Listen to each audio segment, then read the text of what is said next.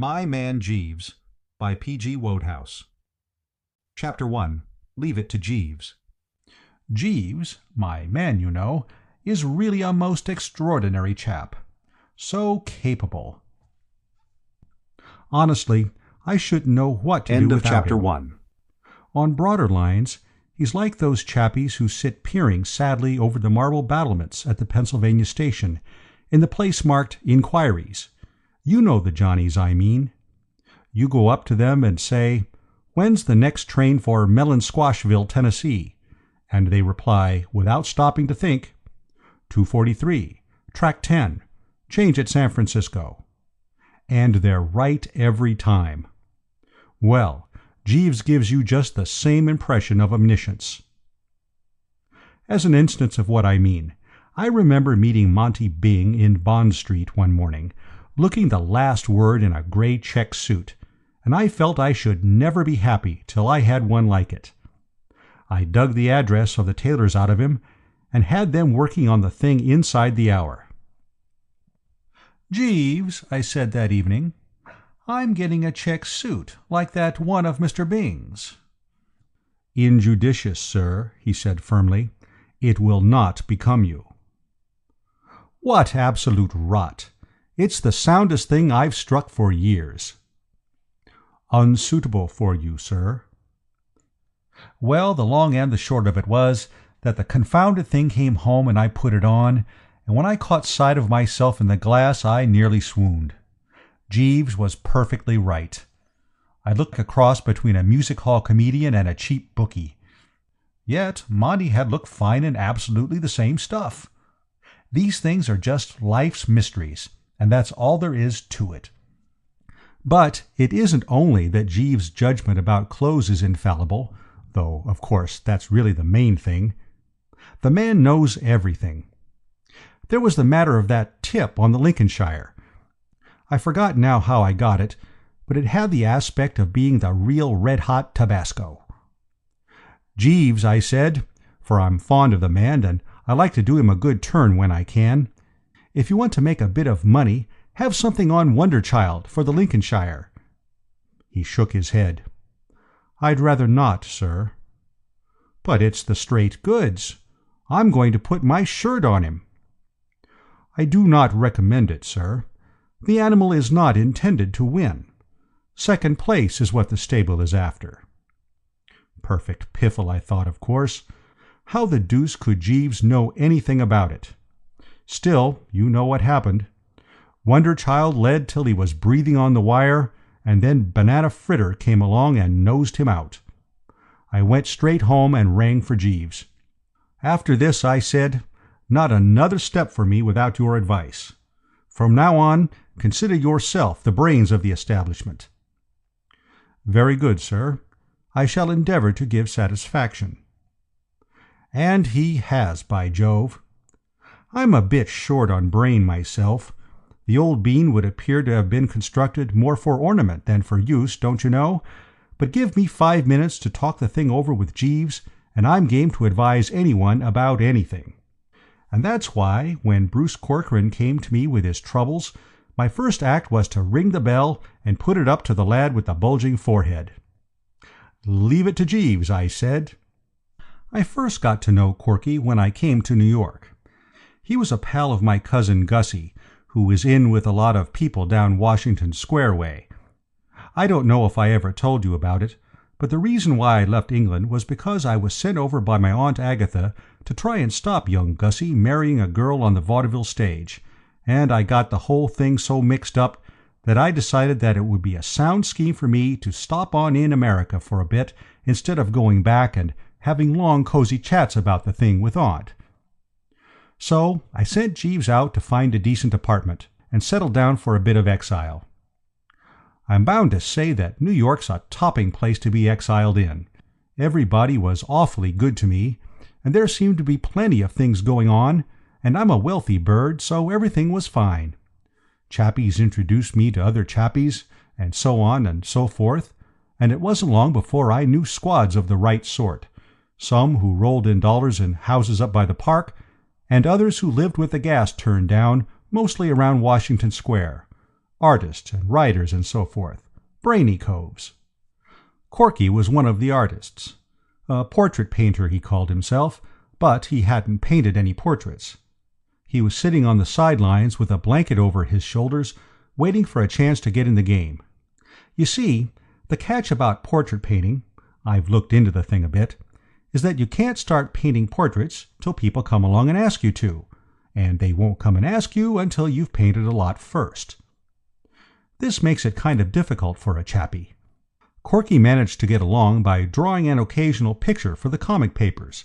He had a rather gift for the funny stuff when he got a good idea, and doing bedsteads and chairs and things for the advertisements.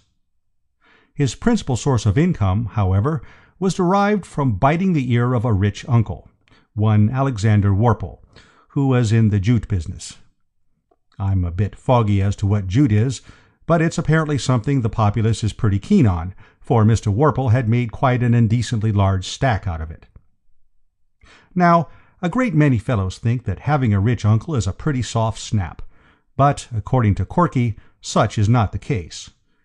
Corky's uncle was a robust sort of cove who looked like living forever. He was 51, but it seemed as if he might go to par. It was not this, however, that distressed poor old Corky, for he was not bigoted, and had no objection to the man going on living. What Corky kicked at was the way the above Worple used to harry him. Corky's uncle, you see, didn't want him to be an artist. He didn't think he had any talent in that direction. He was always urging him to chuck art and go into the jute business, and start at the bottom and work his way up. Jute had apparently become a sort of obsession with him. He seemed to attach an almost spiritual importance to it. And what Corky said was that, while he didn't know what they did at the bottom of the jute business, instinct told him it was something too beastly for words. Corky, moreover, believed in his future as an artist. Some day, he said, he was going to make a hit. Meanwhile, by using the utmost tact and persuasiveness, he was inducing his uncle to cough up very grudgingly a small quarterly allowance. He wouldn't have gotten this if his uncle hadn't had a hobby. Mr. Worple was peculiar in this respect. As a rule, from what I've observed, the American captain of industry doesn't do anything out of business hours.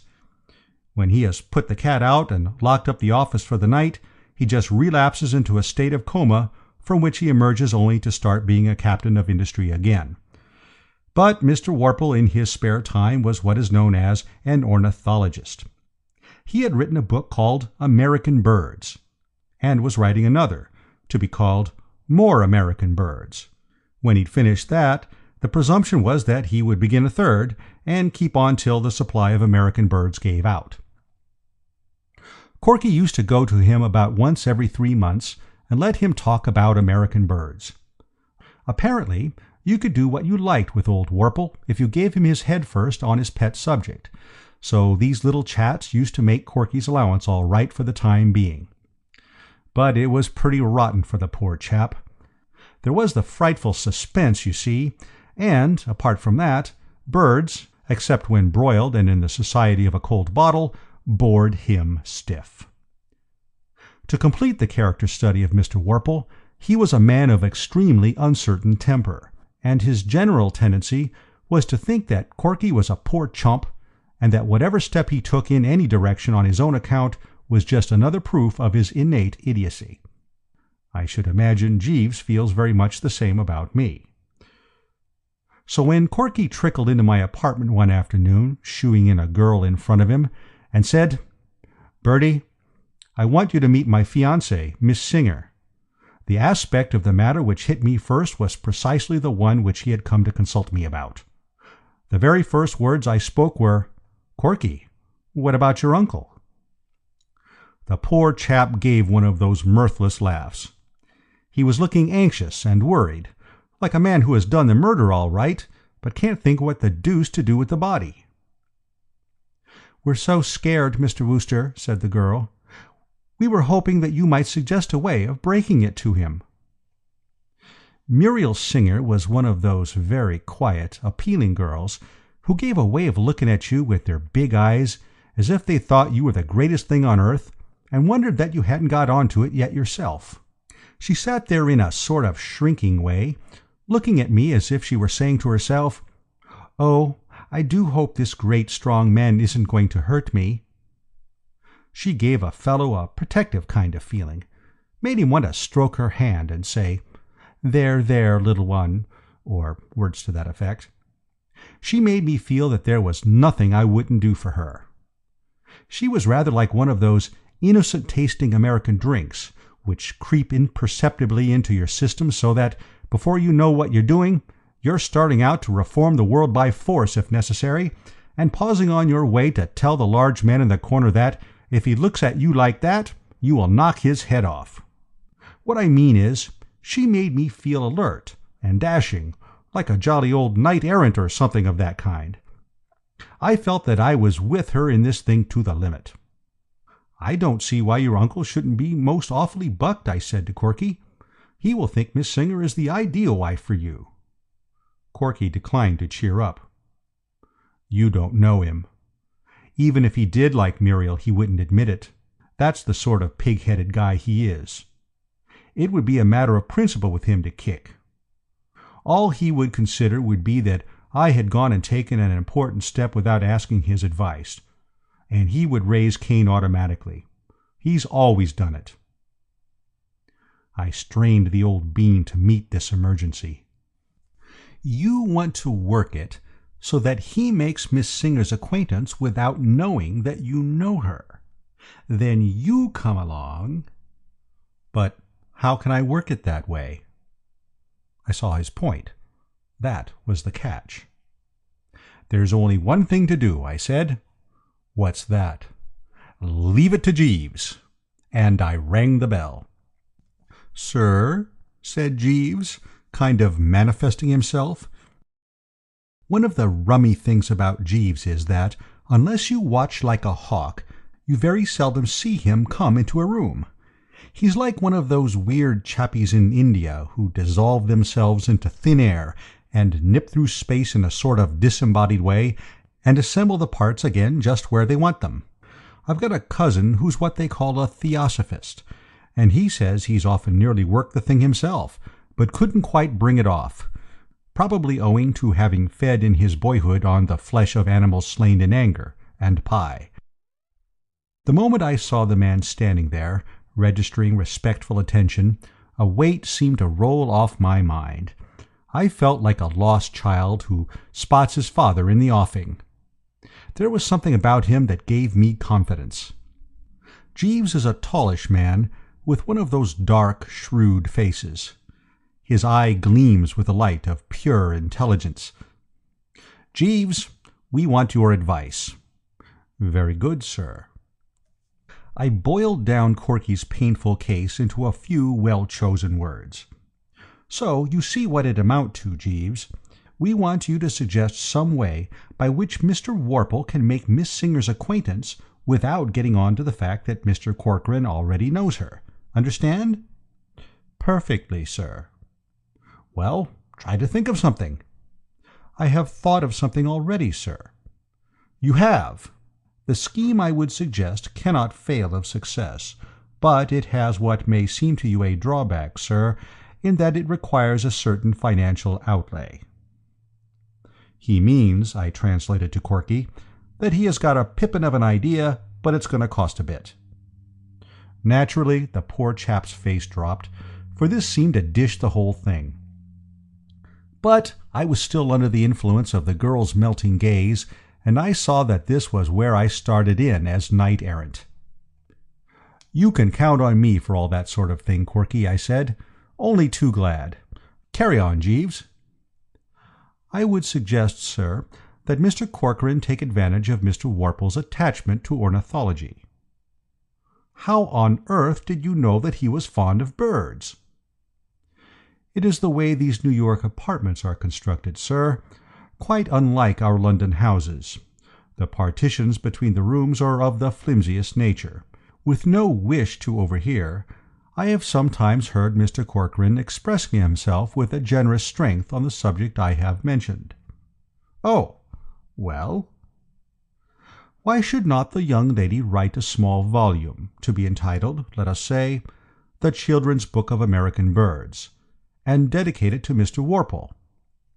A limited edition could be published at your expense, sir, and a great deal of the book would, of course, be given over to eulogistic remarks concerning Mr. Worple's own larger treatise on the same subject. I should recommend the dispatching of a presentation copy to Mr. Worple immediately on publication, accompanied by a letter in which the young lady asks to be allowed to make the acquaintance of one to whom she owes so much. This would, I fancy, produce the desired result, but, as I say, the expense involved would be considerable. I felt like the proprietor of a performing dog on the vaudeville stage when the tyke has just pulled off his trick without a hitch. I had betted on Jeeves all along, and I had known that he wouldn't let me down. It beats me sometimes why a man with his genius is satisfied to hang around pressing my clothes and what not. If I had half Jeeves' brain, I should have a stab at being Prime Minister or something. "Jeeves," I said, "that is absolutely ripping. One of your very best efforts." "Thank you, sir." The girl made an objection. "But I'm sure I couldn't write a book about anything. I can't even write good letters." "Muriel's talents," said Corky, with a little cough, "lie more in the direction of the drama, Bertie. I didn't mention it before, but one of our reasons for being a trifle nervous as to how Uncle Alexander will receive the news is that Muriel is in the chorus of that show, Choose Your Exit, at the Manhattan. It's absurdly unreasonable, but we both feel that that fact might increase Uncle Alexander's natural tendency to kick like a steer." I saw what he meant. Goodness knows there was fuss enough in our family when I tried to marry into musical comedy a few years ago, and the recollection of my Aunt Agatha's attitude in the matter of Gussie and the vaudeville girl was still fresh in my mind. I didn't know why it is. One of these psychology sharps could explain it, I suppose, but uncles and aunts, as a class, are always dead against the drama, legitimate or otherwise. They don't seem able to stick it at any price. But Jeeves had a solution, of course. "I fancy it would be a simple matter, sir, to find some impecunious author who would be glad to do the actual composition of the volume for a small fee. It is only necessary that the young lady's name should appear on the title page." "That's true," said Corky. "Sam Patterson would do it for $100. He writes a novelette, 3 short stories, and 10,000 words of a serial for one of those all-fiction magazines under different names every month. A little thing like this would be nothing to him. I'll get after him right away." "Fine." "Will that be all, sir?" said Jeeves. "Very good, sir. Thank you, sir." I always used to think that publishers had to be devilish intelligent fellows, loaded down with the grey matter, but I've got their number now. All a publisher has to do is write checks at intervals, while a lot of deserving and industrious chappies rally round and do the real work. I know, because I've been one myself. I simply sat tight in the old apartment with a fountain pen, and in due season a topping shiny book came along. I happened to be down at Corky's place when the first copies of The Children's Book of American Birds bobbed up. Muriel Singer was there, and we were talking of things in general when there was a bang at the door and the parcel was delivered. It was certainly some book. It had a red cover with a fowl of some species on it, and underneath the girl's name in gold letters. I opened a copy at random.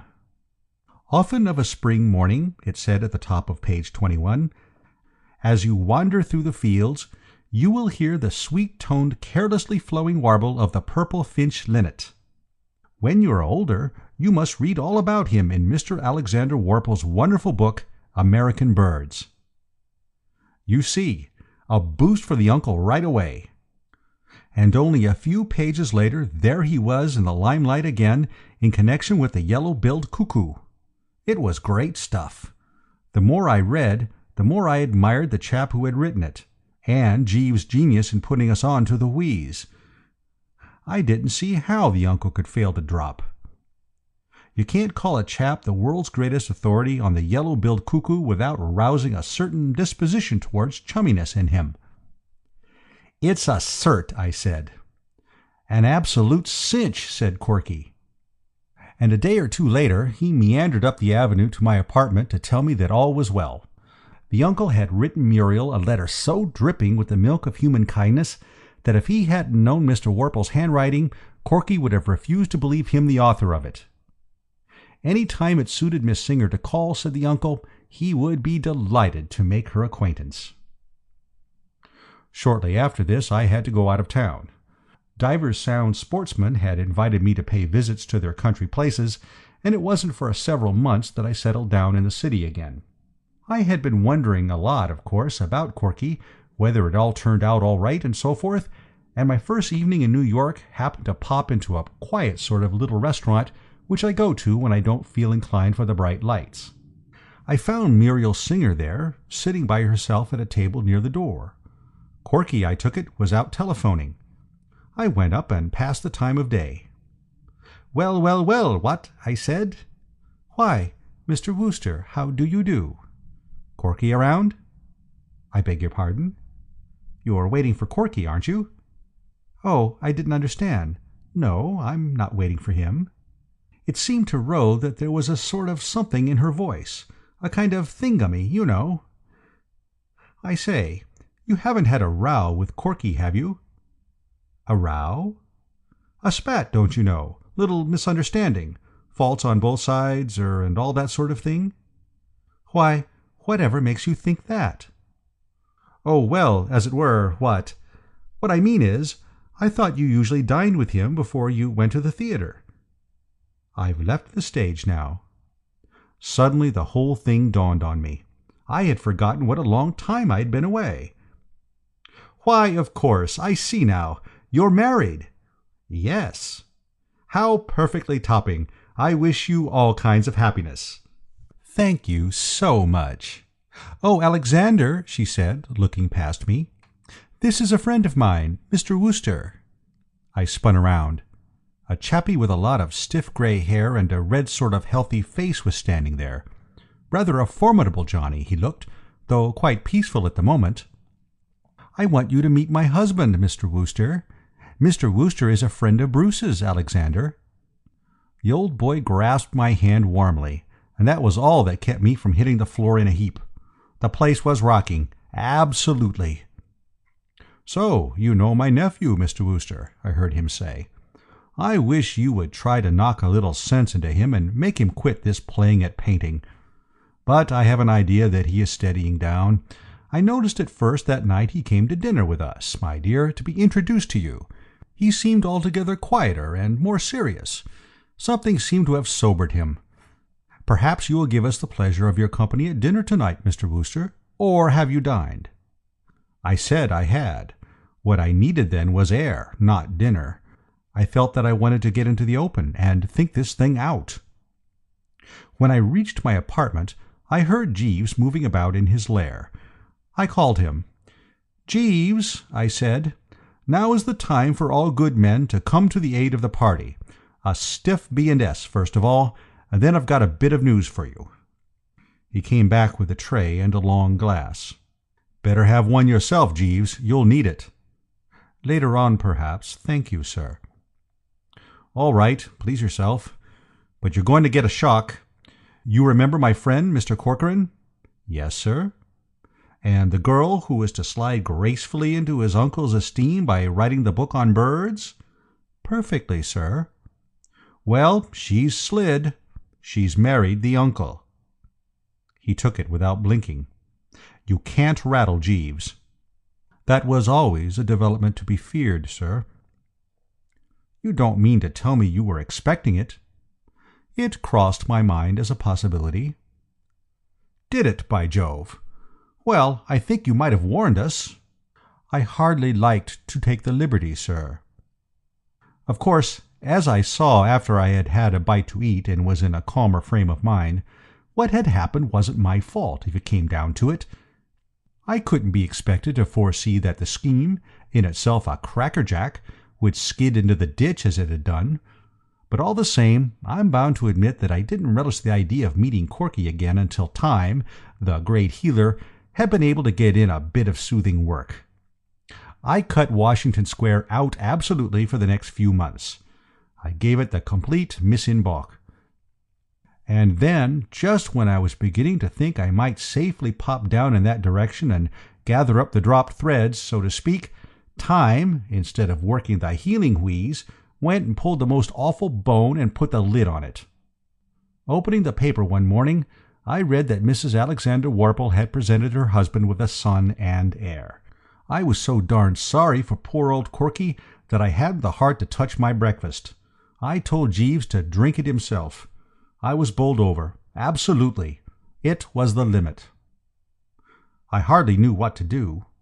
I wanted, of course, to rush down to Washington Square and grip the poor blighter silently by the hand, and then, thinking it over, I hadn't the nerve. Absent treatment seemed the touch. I gave it to him in waves. But after a month or so, I began to hesitate again. It struck me that it was playing it a bit low down on the poor chap, avoiding him like this just when he probably wanted his pals to surge round him most. I pictured him sitting in his lonely studio with no company but his bitter thoughts, and the pathos of it got to me to such an extent that I bounded straight into a taxi and told the driver to go all out for the studio.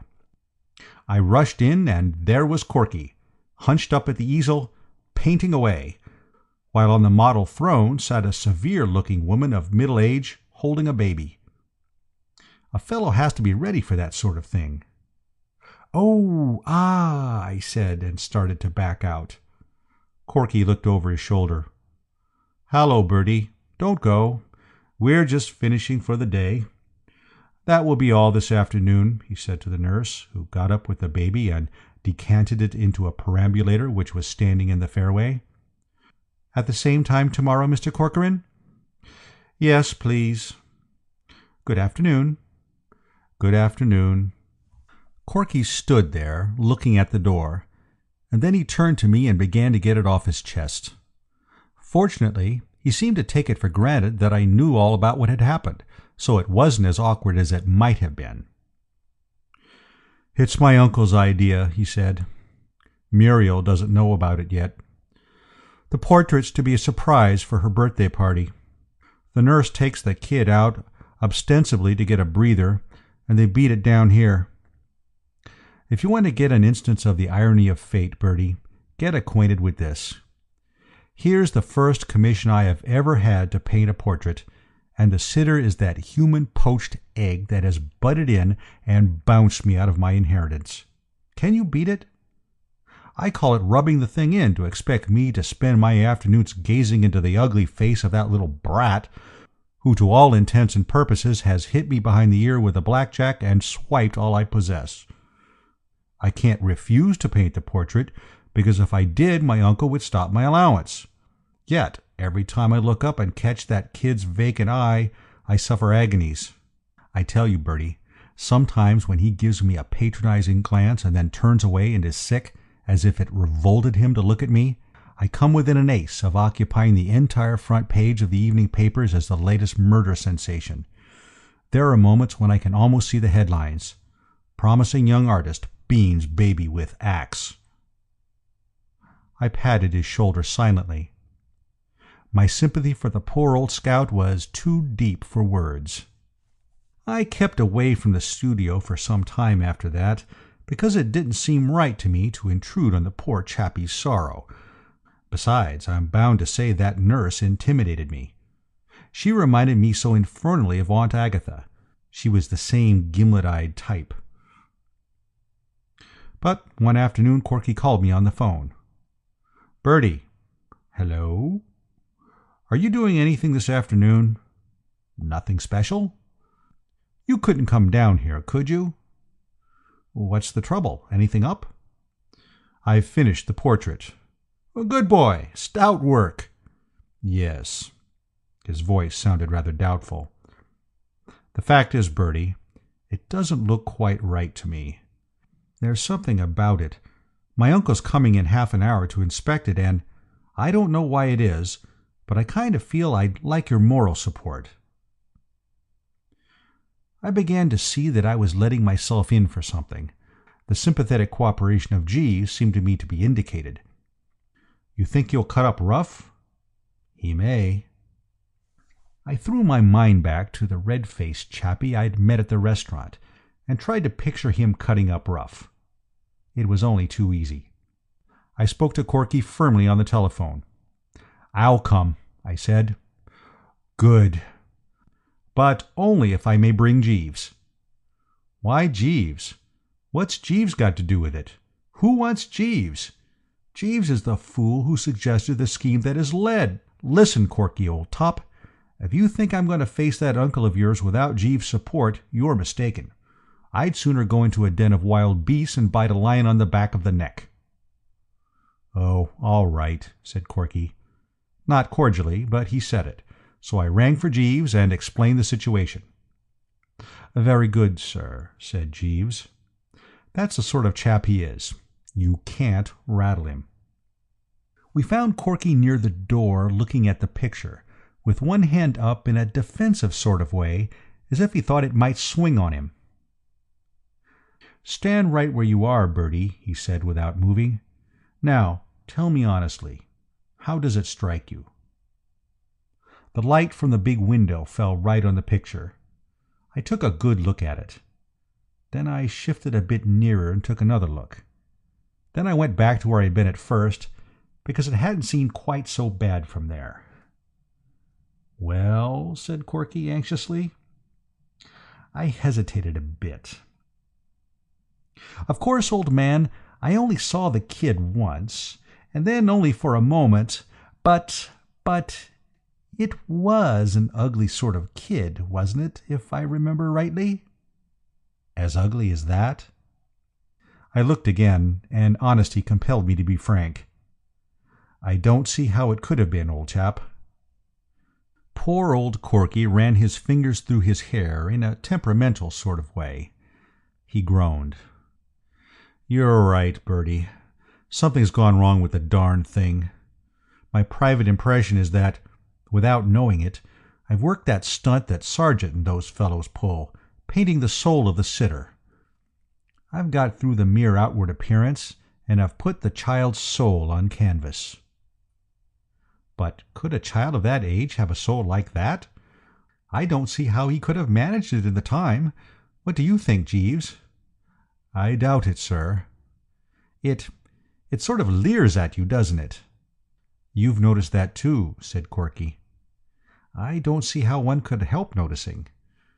All I tried to do was give the little brute a cheerful expression, but as it turned out, he looks positively dissipated."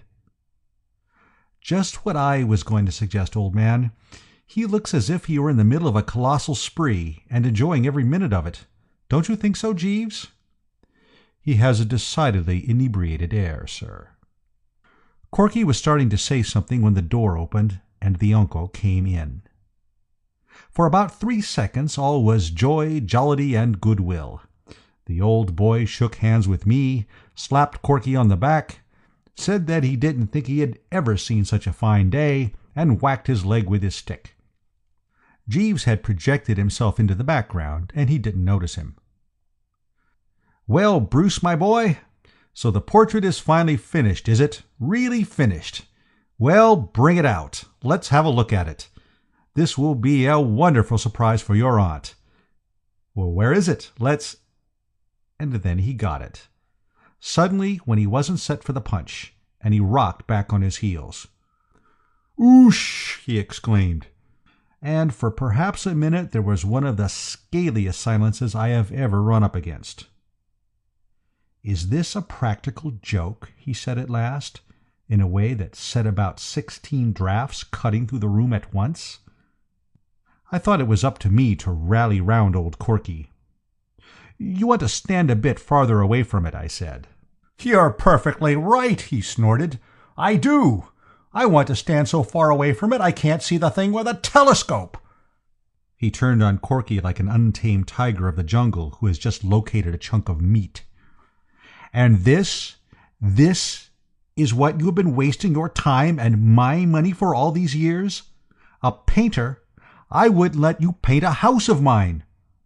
I gave you this commission, thinking that you were a competent worker, and this extract from a comic-colored supplement is the result."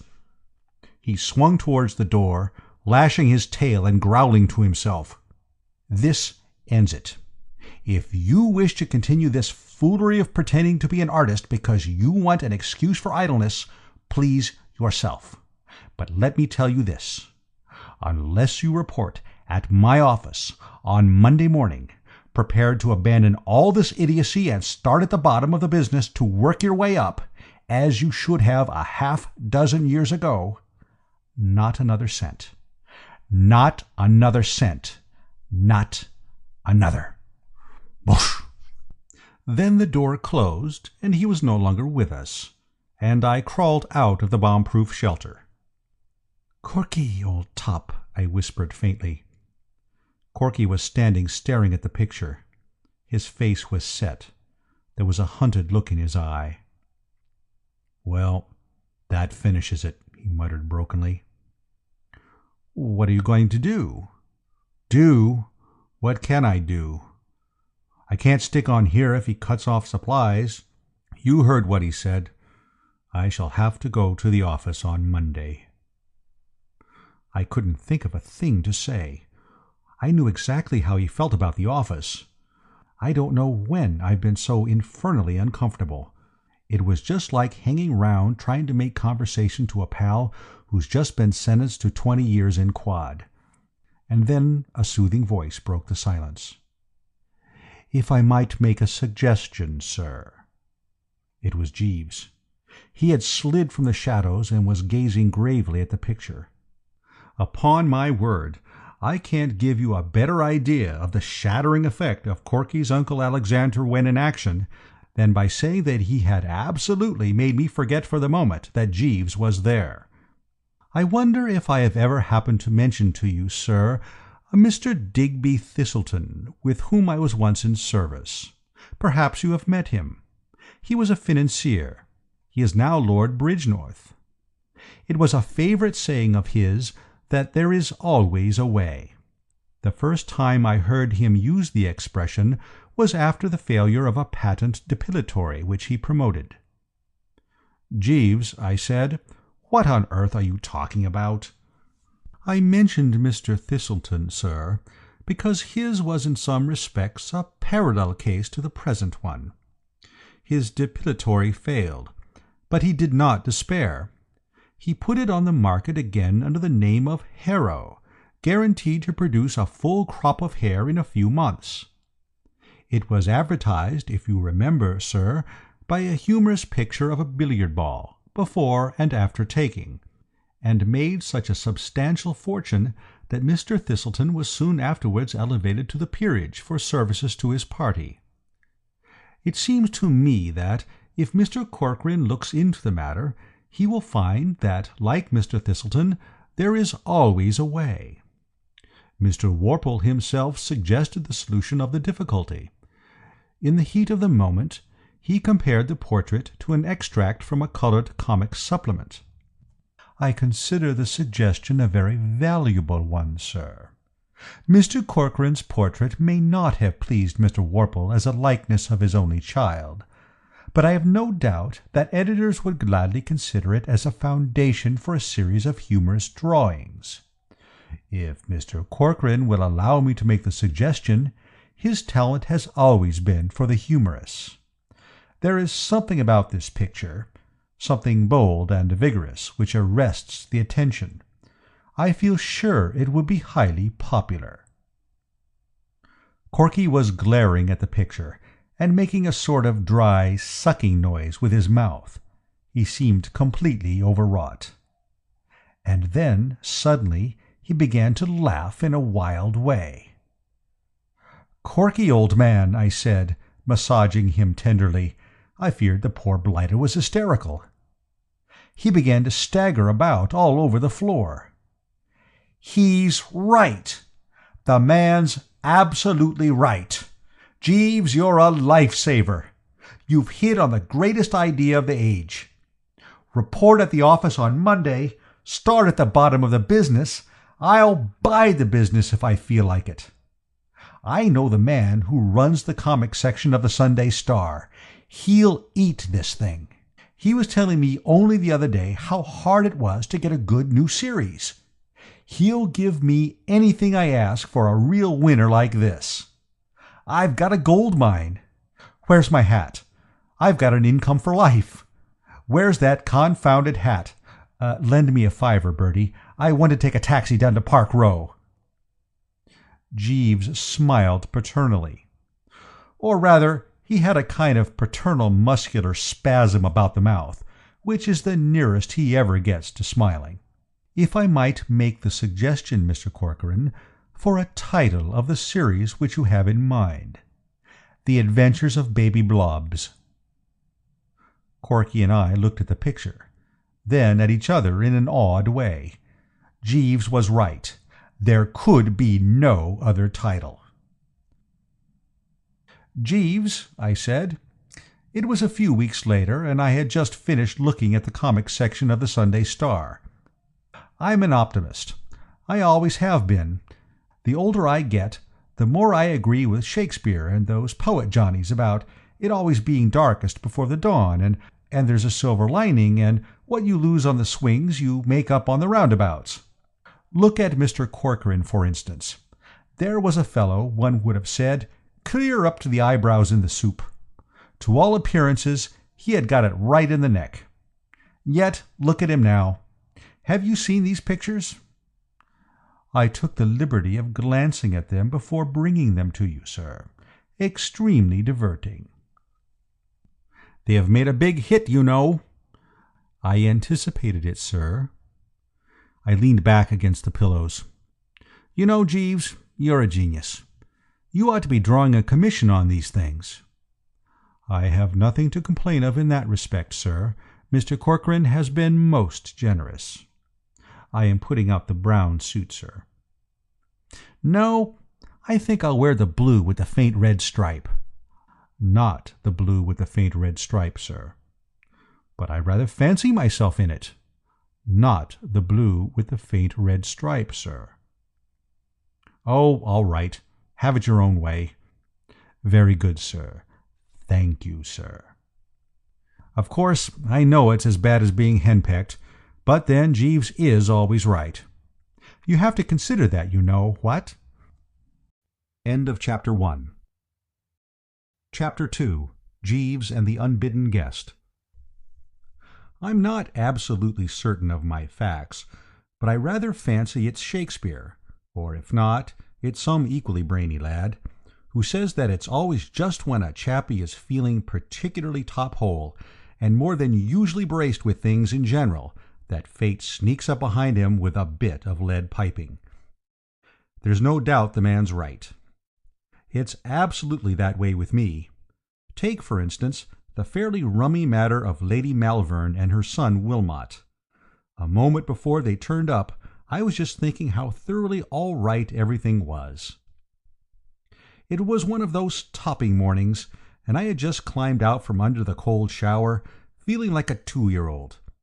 As a matter of fact, I was especially bucked just then, because the day before I had asserted myself with Jeeves. Absolutely asserted myself, don't you know.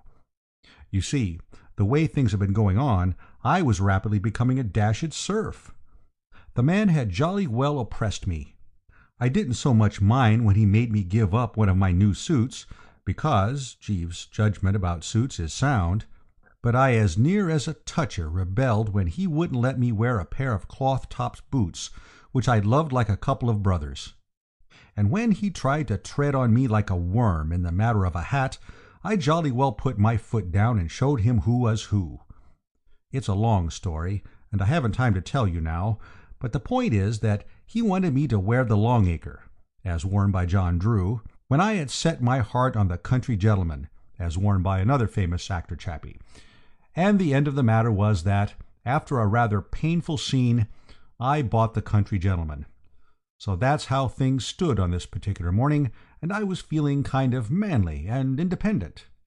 Well, I was in the bathroom, wondering what there was going to be for breakfast while I massaged the good old spine with a rough towel and sang slightly, when there was a tap at the door. I stopped singing and opened the door an inch.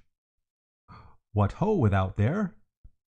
"Lady Malvern wishes to see you, sir," said Jeeves. "Eh?"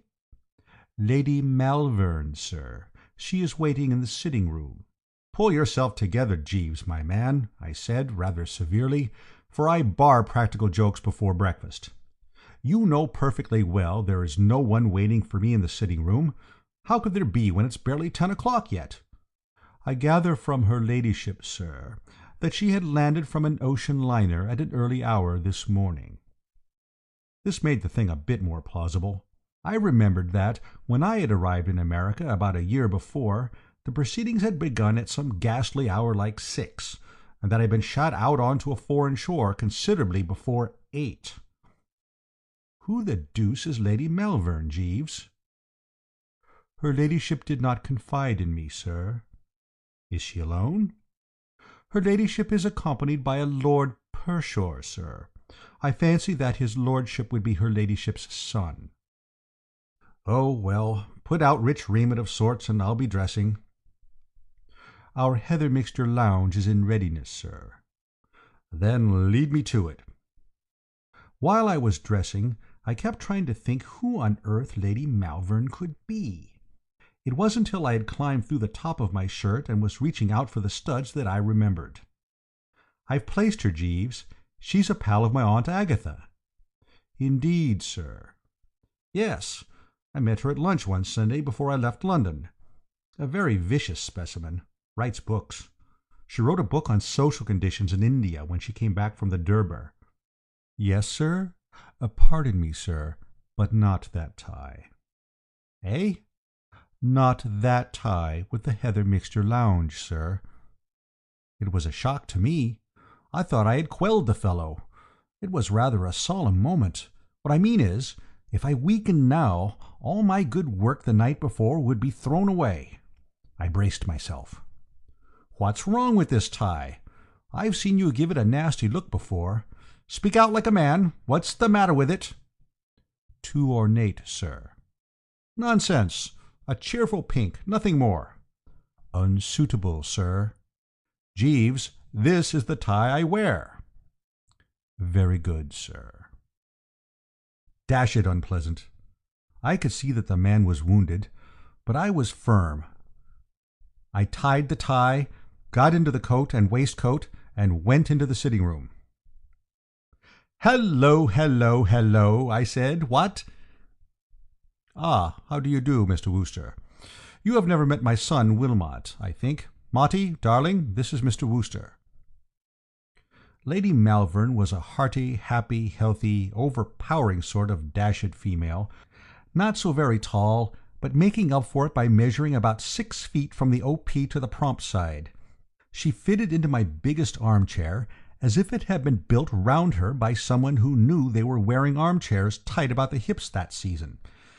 She had bright, bulging eyes and a lot of yellow hair, and when she spoke she showed about 57 front teeth. She was one of those women who kind of numb a fellow's faculties. She made me feel as if I were 10 years old and had been brought into the drawing-room in my Sunday clothes to say how do you do. Altogether, by no means the sort of a thing a chappie would wish to find in his sitting-room before breakfast. Motty, the son, was about 23, tall and thin and meek-looking. He had the same yellow hair as his mother, but he wore it plastered down and parted in the middle. His eyes bulged, too, but they weren't bright. They were a dull gray with pink rims. His chin gave up the struggle about halfway down, and he didn't appear to have any eyelashes. A mild, furtive, sheepish sort of blighter, in short. "Awfully glad to see you," I said. "So, you've popped over, eh? Making a long stay in America?" "About a month. Your aunt gave me your address and told me to be sure and call on you." I was glad to hear this, as it showed that Aunt Agatha was beginning to come round a bit. There'd been some unpleasantness a year before, when she had sent me over to New York to disentangle my cousin Gussie from the clutches of a girl on the music-hall stage. When I tell you that by the time I had finished my operations, Gussie had not only married the girl, but had gone on the stage himself and was doing well, you'll understand that Aunt Agatha was upset to no small extent. I simply hadn't dared to go back and face her, and it was a relief to find that time had healed the wound and all that sort of thing enough to make her tell her pals to look me up. What I mean is, much as I'd liked America, I didn't want to have England barred to me for the rest of my natural, and believe me, England is a jolly sight too small for anyone to live in with Aunt Agatha if she's really on the warpath. So I braced on hearing these kind words and smiled genially on the assemblage. Your aunt said that you would do anything that was in your power to be of assistance to us. Rather? Oh, rather, absolutely. Thank you so much. I want you to put dear Maudie up for a little while. I didn't get this for a moment. Put him up? For my clubs? No, no. Darling Maudie is essentially a home bird. Aren't you, Maudie, darling? Maudie, who was sucking the knob of his stick, uncorked himself. Yes, mother, he said, and corked himself up again. I should not like him to belong to clubs. I mean put him up here. Have him to live with you while I am away. These frightful words trickled out of her like honey. The woman simply didn't seem to understand the ghastly nature of her proposal. I gave Maudie the swift east to west. He was sitting with his mouth nuzzling the stick, blinking at the wall. The thought of having this planted on me for an indefinite period appalled me. Absolutely appalled me, don't you know. I was just starting to say that the shot wasn't on the board at any price, and that the first sign Maudie gave of trying to nestle into my little home I would yell for the police, when she went on, rolling placidly over me, as it were.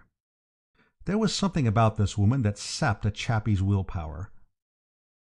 I am leaving New York by the midday train, as I have to pay a visit to Sing Sing prison. I am extremely interested in prison conditions in America. After that I work my way gradually across to the coast, visiting the points of interest on the journey. You see, Mr. Wooster, I am in America principally on business. No doubt you read my book, India and the Indians? My publishers are anxious for me to write a companion volume on the United States. I shall not be able to spend more than a month in the country, as I have to get back for the season, but a month should be ample. I was less than a month in India, and my dear friend Sir Roger Cremorne wrote his America from Within after a stay of only 2 weeks. I should love to take dear Maudie with me, but the poor boy gets so sick when he travels by train. I shall have to pick him up on my return. From where I sat I could see Jeeves in the dining-room, laying the breakfast table. I wished I could have had a minute with him alone. I felt certain that he would have been able to think of some way of putting a stop to this woman. It will be such a relief to know that Maudie is safe with you, Mr. Wooster. I know what the temptations of a great city are. Hitherto dear Maudie has been sheltered from them. He has lived quietly with me in the country. I know that you will look after him carefully, Mr. Wooster. He will give very little trouble. She talked about the poor blighter as if he wasn't there. Not that Maudie seemed to mind. He had stopped chewing his walking-stick and was sitting there with his mouth open. He is a vegetarian and a teetotaler, and is devoted to reading. Give him a nice book, and he will be quite contented. She got up. Thank you so much, Mr. Wooster. I don't know what I should have done without your help. Come, Maudie. We have just time to see a few of the sights before my train goes. But I shall have to rely on you for most of my information about New York, darling. Be sure to keep your eyes open and take notes of your impressions. It will be such a help. Good-bye, Mr. Wooster. I will send Maudie back early in the afternoon. They went out, and I howled for Jeeves. Jeeves! What about it? Sir? What's to be done? You heard it all, didn't you? You were in the dining-room most of the time. That pill is coming to stay here. Pill, sir? The excrescence. I beg your pardon, sir? I looked at Jeeves sharply. This sort of thing wasn't like him. It was as if he was deliberately trying to give me the pip. Then I understood. The man was really upset about that tie. He was trying to get his own back. "Lord Pershore will be staying from here tonight, Jeeves," I said coldly. "Very good, sir. Breakfast is ready, sir." I could have sobbed into the bacon and eggs. That there wasn't any sympathy to be got out of Jeeves was what put the lid on it. For a moment I almost weakened and told him to destroy the hat and tie if he didn't like them, but I pulled myself together again. I was dashed if I was going to let Jeeves treat me like a bally one-man chain gang. But, what with brooding on Jeeves and brooding on Maudie, I was in a pretty reduced sort of state. The more I examined the situation, the more blighted it became. There was nothing I could do. If I slung Maudie out, he would report to his mother, and she would pass it on to Aunt Agatha, and I didn't like to think what would happen then. Sooner or later, I should be wanting to go back to England, and I didn't want to get there and find Aunt Agatha waiting on the quay for me with a stuffed eel skin. There was absolutely nothing for it but to put the fellow up and make the best of it.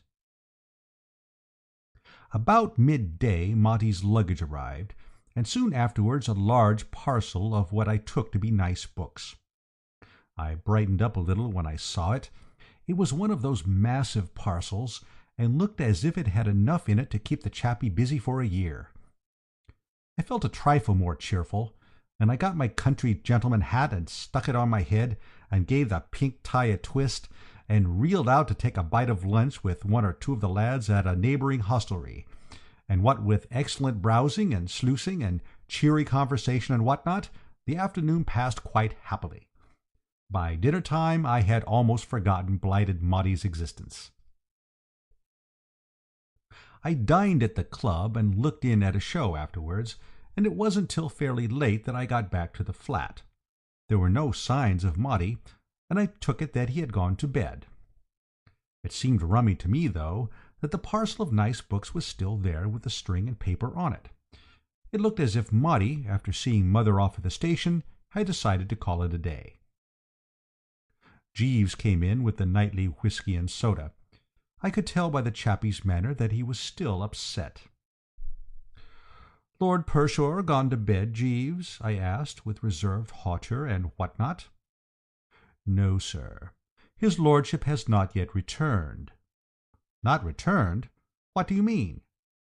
"His lordship came in shortly after 6:30, and, having dressed, went out again." At this moment there was a noise outside the front door, a sort of scrabbling noise, as if somebody were trying to paw his way through the woodwork. Then a sort of thud. "Better go and see what that is, Jeeves." "Very good, sir." He went out and came back in again. "If you would not mind stepping this way, sir, I think we might be able to carry him in." "Carry him in?" "His lordship is lying on the mat, sir." I went to the front door. The man was right. There was Maudie, huddled up outside on the floor. He was moaning a bit. "He's had some sort of dashed fit," I said. I took another look. "Jeeves, someone's been feeding him meat." "Sir?" "He's a vegetarian, you know. He must have been digging into a steak or something. Call up a doctor." "I hardly think it will be necessary, sir. If you will take his lordship's legs while I—" "Great Scott, Jeeves!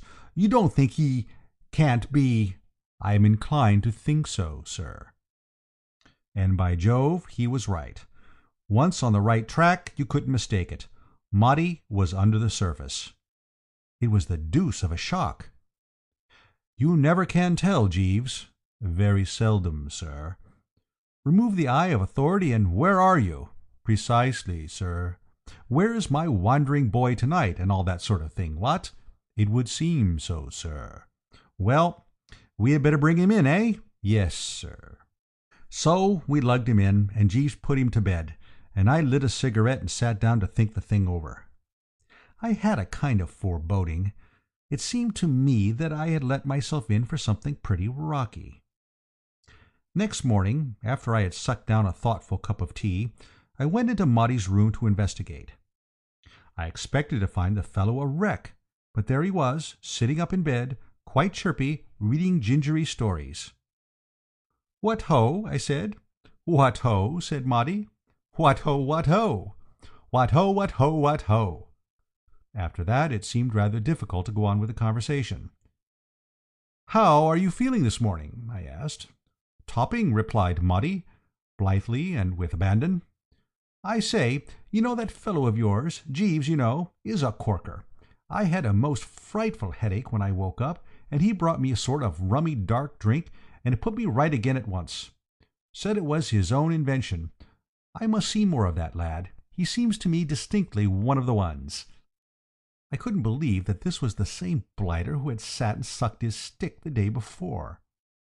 "You ate something that disagreed with you last night, didn't you?" I said, by way of giving him a chance to slide out of it if he wanted to, but he wouldn't have it at any price. "No," he replied firmly, "I didn't do anything of the kind. I drank too much. Much too much. Lots and lots too much. And what's more, I'm going to do it again. I'm going to do it every night. If ever you see me sober, old top," he said, and with a kind of holy exultation, tap me on the shoulder and say, "Tut tut," and I'll apologize and remedy the defect. "But I say, you know, what about me?" "What about you?"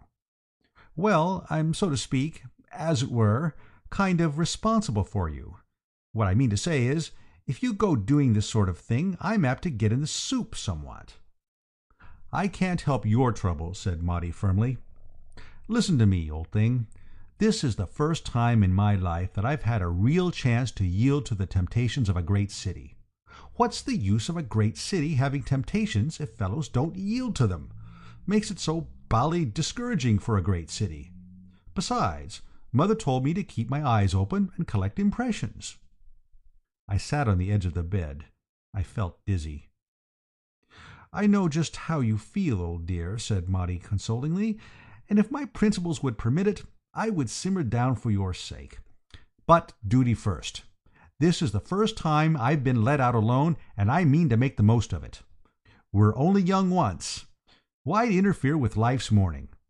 Young man, rejoice in thy youth. Tra-la, what-ho." Put like that, it did seem reasonable. "All my bally life, dear boy," Maudie went on, "I've been cooped up in the ancestral home in Much Middlefold in Shropshire, and till you've been cooped up in Much Middlefold, you don't know what cooping is. The only time we get any excitement is when one of the choir boys is caught sucking chocolate during the sermon. When that happens, we talk about it for days. I've got about a month of New York, and I mean to store up a few happy memories for the long winter evenings. This is my only chance to collect a past, and I'm going to do it. Now tell me, old sport, as man to man, how does one get in touch with that very decent chappie Jeeves? Does one ring the bell or shout a bit? I should like to discuss the subject of a good stiff B&S with him." I had had a sort of vague idea, don't you know, that if I stuck close to Maudie and went about the place with him, I might act as a bit of a damper on the gaiety. What I mean is, I thought that if, when he was being the life and soul of the party, he were to catch my reproving eye, he might ease up a trifle on the revelry. So the next night I took him along to supper with me. It was the last time. I'm a quiet, peaceful sort of chappie who has lived all his life in London, and I can't stand the pace these swift sportsmen from the rural districts set. What I mean to say is this. I'm all for rational enjoyment and so forth, but I think a chappie makes himself conspicuous when he throws soft-boiled eggs at the electric fan. And decent mirth and all that sort of thing are all right, but I do bar dancing on tables and having to dash all over the place dodging waiters, managers, and chuckers out just when you want to sit still and digest. Directly I managed to tear myself away that night and get home. I made up my mind that this was jolly well the last time I went about with Maudie. The only time I met him late at night after that was once when I passed the door of a fairly low-down sort of restaurant and had to step aside to dodge him as he sailed through the air en route for the opposite pavement, with a muscular sort of looking chappie peering out after him with a kind of gloomy satisfaction. In a way, I couldn't help sympathizing with the fellow. He had about 4 weeks to have the good time that ought to have been spread over about 10 years, and I didn't wonder at his wanting to be pretty busy. I should have been just the same in his place. Still, there was no denying that it was a bit thick. If it hadn't been for the thought of Lady Malvern and Aunt Agatha in the background, I should have regarded Maudie's rapid work with an indulgent smile. But I couldn't get rid of the feeling that sooner or later I was the lad who was scheduled to get it behind the ear. And what with brooding on this prospect, and sitting up in the old flat waiting for the familiar footstep, and putting it to bed when it got there, and stealing into the sick chamber the next morning to contemplate the wreckage, I was beginning to lose weight. Absolutely becoming the good old shadow, I give you my honest word. Starting at sudden noises and what not. And no sympathy from Jeeves. That was what cut me to the quick. The man was still thoroughly pipped about the hat and tie, and simply wouldn't rally round. One morning I wanted comforting so much that I sank the pride of the Woosters and appealed to the fellow direct. "Jeeves," I said, "this is getting a bit thick." "Sir?" Business and cold respectfulness. "You know what I mean. This lad seems to have chucked all the principles of a well-spent boyhood. He's got it up his nose." "Yes, sir." "Well, I shall get blamed, don't you know? You know what my Aunt Agatha is." "Yes, sir." "Very well, then." I waited a moment, but he wouldn't unbend. "Jeeves," I said, "haven't you any scheme up your sleeve for coping with this blighter?" "No, sir." And he shimmered off to his lair. Obstinate devil. So dashed absurd, don't you know. It wasn't as if there was anything wrong with that country gentleman hat. It was a remarkably priceless effort, and much admired by the lads. But just because he preferred the Longacre, he left me flat. It was shortly after this that young Maudie got the idea of bringing pals back in the small hours to continue the gay revels in the home. This was where I began to crack under the strain. You see, the part of town where I was living wasn't the right place for that sort of thing. I knew lots of chappies down Washington Square way who started the evening at about 2 a.m., artists and writers and what not, who frolicked considerably till checked by the arrival of the morning milk. That was all right. They like that sort of thing down there. The neighbors can't get to sleep unless there's someone dancing Hawaiian dances over their heads. But on 57th Street the atmosphere wasn't right, and when Maudie turned up at 3 in the morning with a collection of hardy lads, who only stopped singing their college song when they started singing The Old Oaken Bucket, there was a marked peevishness among the old settlers in the flats. The management was extremely terse over the telephone at breakfast time, and took a lot of soothing.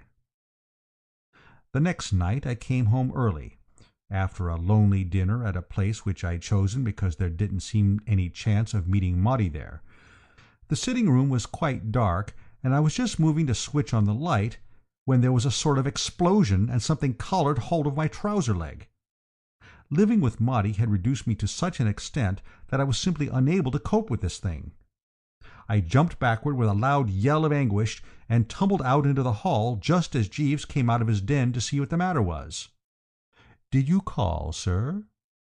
"Jeeves, there's something in there that grabs you by the leg." "That would be Rollo, sir." "Eh?" "I would have warned you of his presence, but I did not hear you come in. His temper is a little uncertain at present, as he has not yet settled down." "Who the deuce is Rollo?" "His lordship's bull-terrier, sir. His lordship won him in a raffle, and tied him to the leg of the table. If you will allow me, sir, I will go in and switch on the light." There really is nobody like Jeeves. He walked straight into the sitting-room, the biggest feat since Daniel in the lion's den, without a quiver.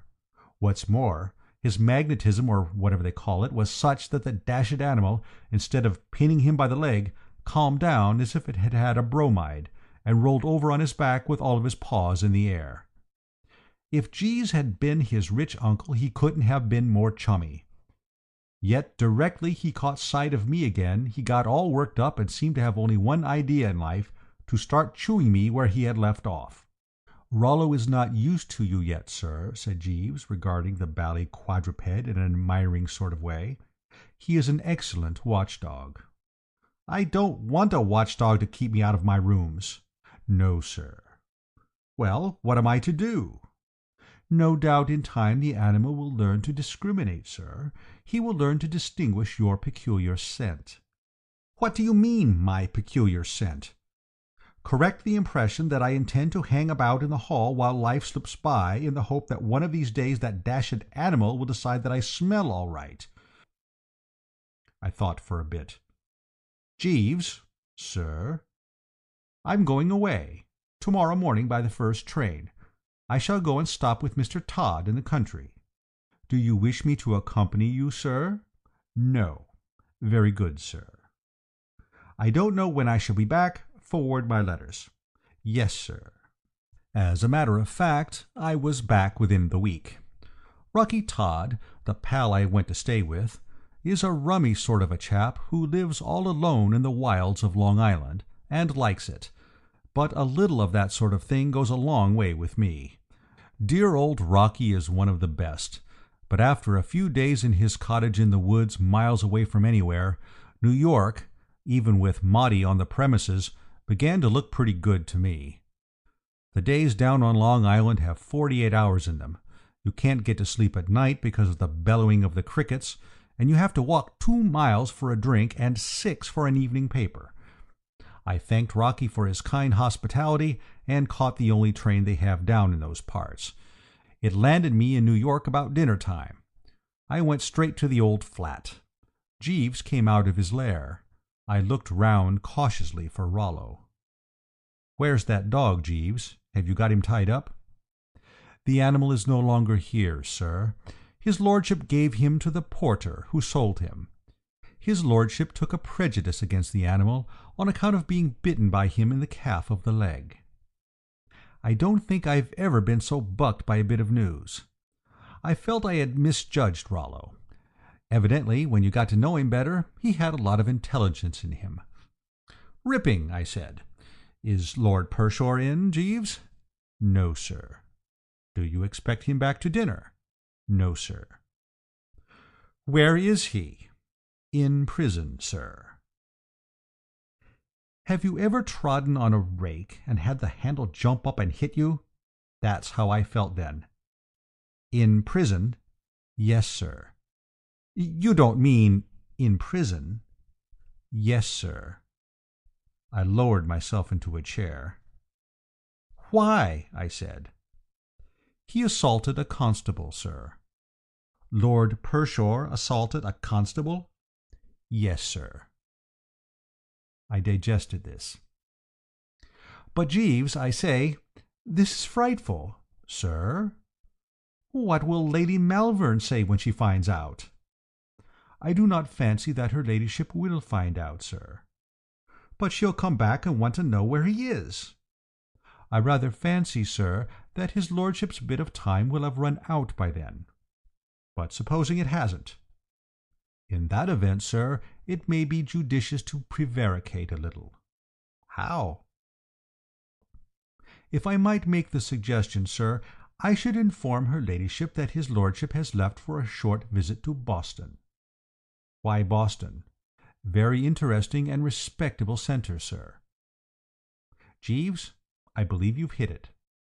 "I fancy so, sir." Why, this is really the best thing that could have happened. If this hadn't turned up to prevent him, young Maudie would have been in a sanatorium by the time Lady Malvern got back. "Exactly, sir." The more I looked at it that way, the sounder this prison wheeze seemed to me. There was no doubt in the world that prison was just what the doctor ordered for Maudie. It was the only thing that could have pulled him up.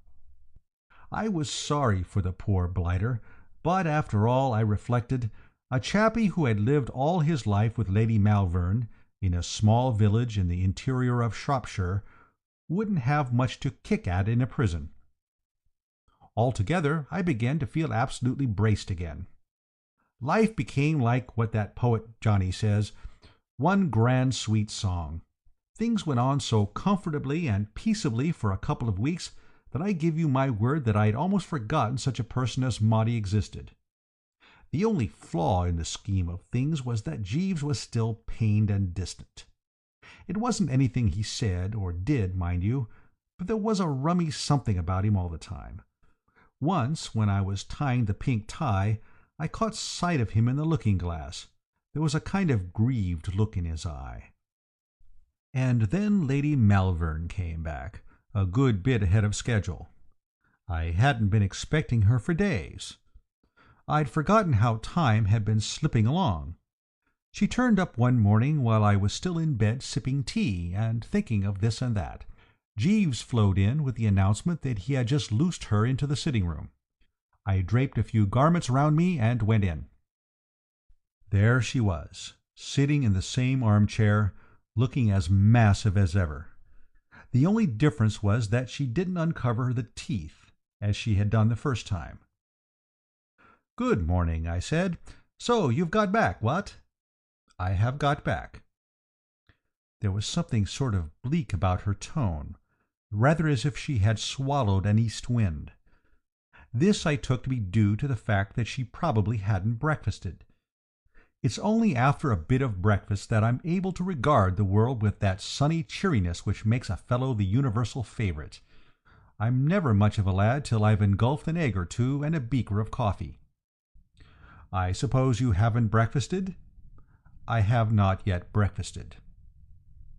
"Won't you have an egg or something, or a sausage or something, "No, thank you." She spoke as if she belonged to an anti-sausage society, or a league for the suppression of eggs. There was a bit of silence. "I called on you last night," she said, "but you were out."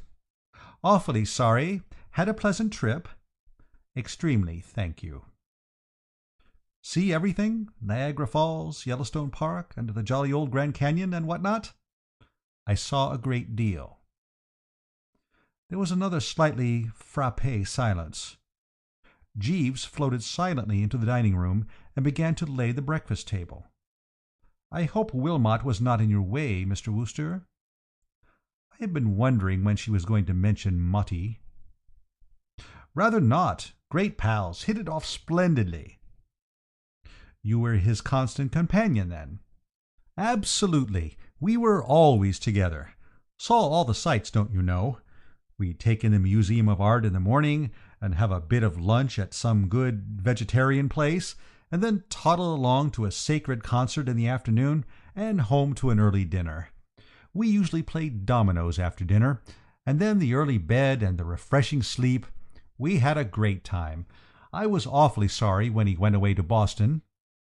"Oh, Wilmot is in Boston?" "Yes. I ought to have let you know, but of course we didn't know where you were. You were dodging all over the place like a snipe. I mean, don't you know, dodging all over the place, and we couldn't get at you. Yes, Maudie went off to Boston." "You're sure he went to Boston?" "Oh, absolutely." I called out to Jeeves, who was now messing about in the next room with forks and so forth. "Jeeves, Lord Pershore didn't change his mind about going to Boston, did he?" "No, sir." I thought I was right. Yes, Maudie went to Boston. "Then how do you account, Mr. Wooster, for the fact that when I went yesterday afternoon to Blackwell's Island Prison to secure material for my book, I saw poor, dear Wilmot there, dressed in a striped suit, seated beside a pile of stones with a hammer in his hands?" I tried to think of something to say, but nothing came. A chappie has to be a lot broader about the forehead than I am to handle a jolt like this. I strained the old bean till it creaked, but between the collar and the hair parting nothing stirred. I was dumb. Which was lucky, because I wouldn't have had a chance to get any persiflage out of my system. Lady Malvern collared the conversation. She had been bottling it up, and now it came out with a rush. "So this is how you have looked after my poor dear boy, Mr. Wooster. So this is how you have abused my trust. I left him in your charge, thinking that I could rely on you to shield him from evil. He came to you innocent, unversed in the ways of the world, confiding, unused to the temptations of a large city, and you led him astray." I hadn't any remarks to make. All I could think of was the picture of Aunt Agatha drinking all this in and reaching out to sharpen the hatchet against my return. "You deliberately—" Far away in the misty distance a soft voice spoke. "If I might explain, your ladyship." Jeeves had projected himself in from the dining-room and materialized on the rug. Lady Malvern tried to freeze him with a look, but you can't do that sort of thing to Jeeves. He is look-proof. "I fancy, your ladyship, that you have misunderstood Mr. Wooster, and that he may have given you the impression that he was in New York when his lordship was removed. When Mr. Wooster informed your ladyship that his lordship had gone to Boston, he was relying on the version I had given him of his lordship's movements. Mr. Wooster was away, visiting a friend in the country at the time, and knew nothing of the matter till your ladyship informed him." Lady Malvern gave a kind of grunt. It didn't rattle Jeeves. "I feared Mr. Wooster might be disturbed if he knew the truth, as he is so attached to his lordship, and has taken such pains to look after him. So I took the liberty of telling him that his lordship had gone away for a visit. It might have been hard for Mr. Wooster to believe that his lordship had gone to prison voluntarily, and from the best motives, but your ladyship, knowing him better, will readily understand." "What?" Lady Malvern goggled at him. "Did you say that Lord Pershore went to prison voluntarily?" "If I might explain, your ladyship, I think that your ladyship's parting words made a deep impression on his lordship. I have frequently heard him speak to Mr. Wooster of his desire to do something to follow your ladyship's instructions and collect material for your ladyship's book on America. Mr. Wooster will bear me out when I say that his lordship was frequently extremely depressed at the thought that he was doing so little to help." "Absolutely, by Jove, quite pipped about it," I said. The idea of making a personal examination into the prison system of the country, from within, occurred to his lordship very suddenly one night. He embraced it eagerly. There was no restraining him. Lady Malvern looked at Jeeves, then at me, then at Jeeves again. I could see her struggling with the thing. "Surely, your ladyship," said Jeeves, "it is more reasonable to suppose that a gentleman of his lordship's character went to prison of his own volition than that he committed some breach of the law which necessitated his arrest?" Lady Malvern blinked. Then she got up. "Mr. Wooster," she said, "I apologize. I have done you an injustice. I should have known Wilmot better. I should have had more faith in his pure, fine spirit." "Absolutely," I said. "Your breakfast is ready, sir," said Jeeves. I sat down and dallied in a dazed sort of way with a poached egg. "Jeeves," I said, "you are certainly a life-saver." "Thank you, sir." Nothing would have convinced my Aunt Agatha that I hadn't lured that blighter into riotous living. "I fancy you are right, sir." I champed on my egg for a bit. I was most awfully moved, don't you know, by the way Jeeves had rallied round. Something seemed to tell me that this was an occasion that called for rich rewards. For a moment I hesitated. Then I made up my mind. "Jeeves?" "Sir?" "That pink tie?" "Yes, sir." "Burn it." "Thank you, sir." "And Jeeves?" "Yes, sir." "Take a taxi and get me that Longacre hat as worn by John Drew." "Thank you very much, sir."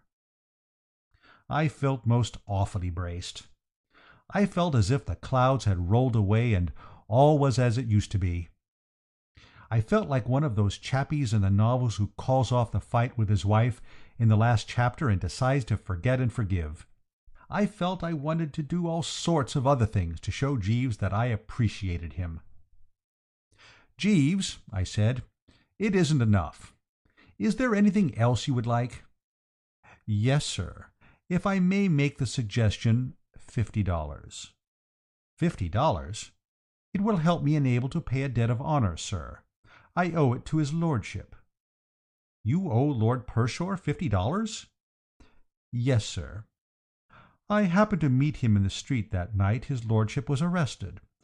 I had been thinking a good deal about the most suitable method of inducing him to abandon his mode of living, sir.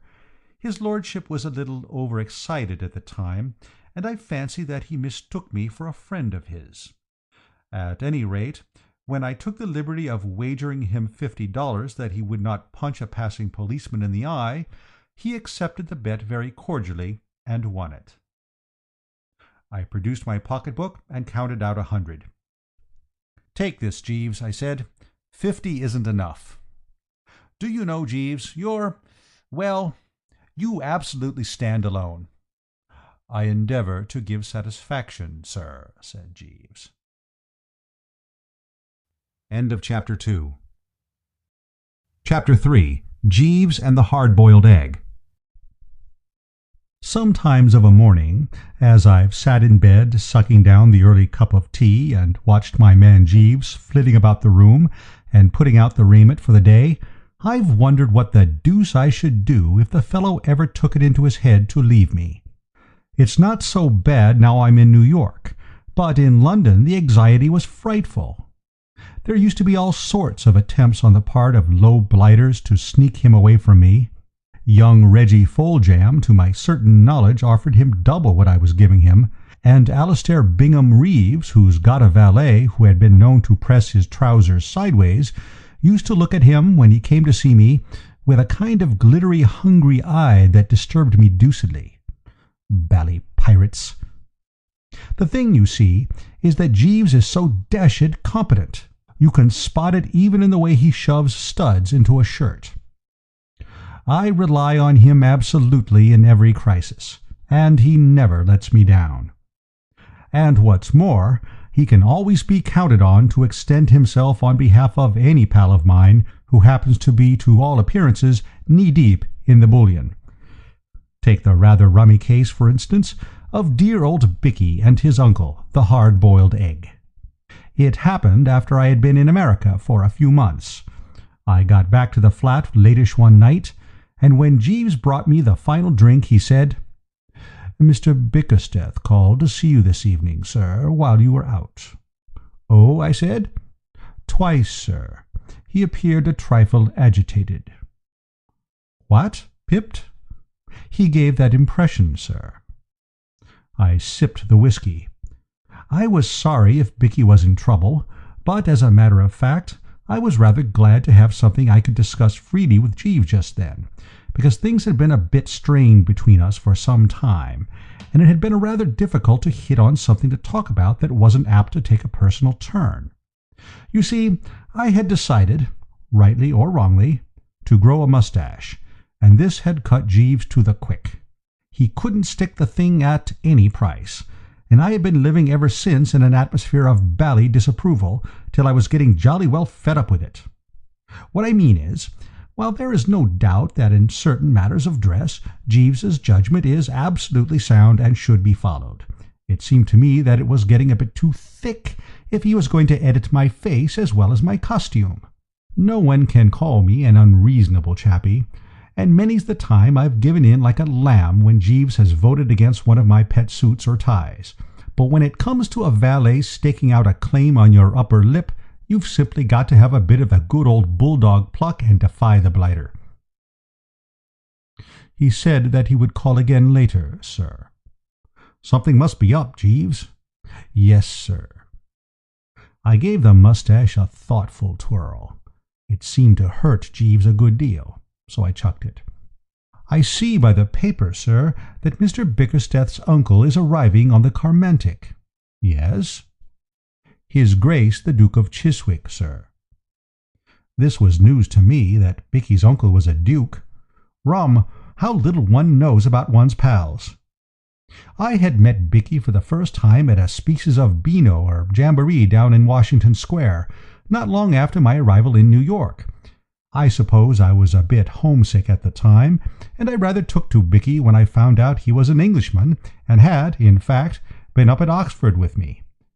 Besides, he was a frightful chump, so we naturally drifted together, and while we were taking a quiet snort in a corner that wasn't all cluttered up with artists and sculptors and what-not, he furthermore endeared himself to me by a most extraordinarily gifted imitation of a bull-terrier chasing a cat up a tree. But, though we had subsequently become extremely pally, all I really knew about him was that he was generally hard up, and had an uncle who relieved the strain a bit from time to time by sending him monthly remittances. "If the Duke of Chiswick is his uncle," I said, "why hasn't he a title? Why isn't he Lord Whatnot?" "Mr. Bickersteth is the son of his Grace's late sister, sir, who married Captain Rollo Bickersteth of the Coldstream Guards." Jeeves knows everything. "Is Mr. Bickersteth's father dead too?" "Yes, sir." "Leave any money?" "No, sir." I began to understand why poor old Bicky was always more or less on the rocks.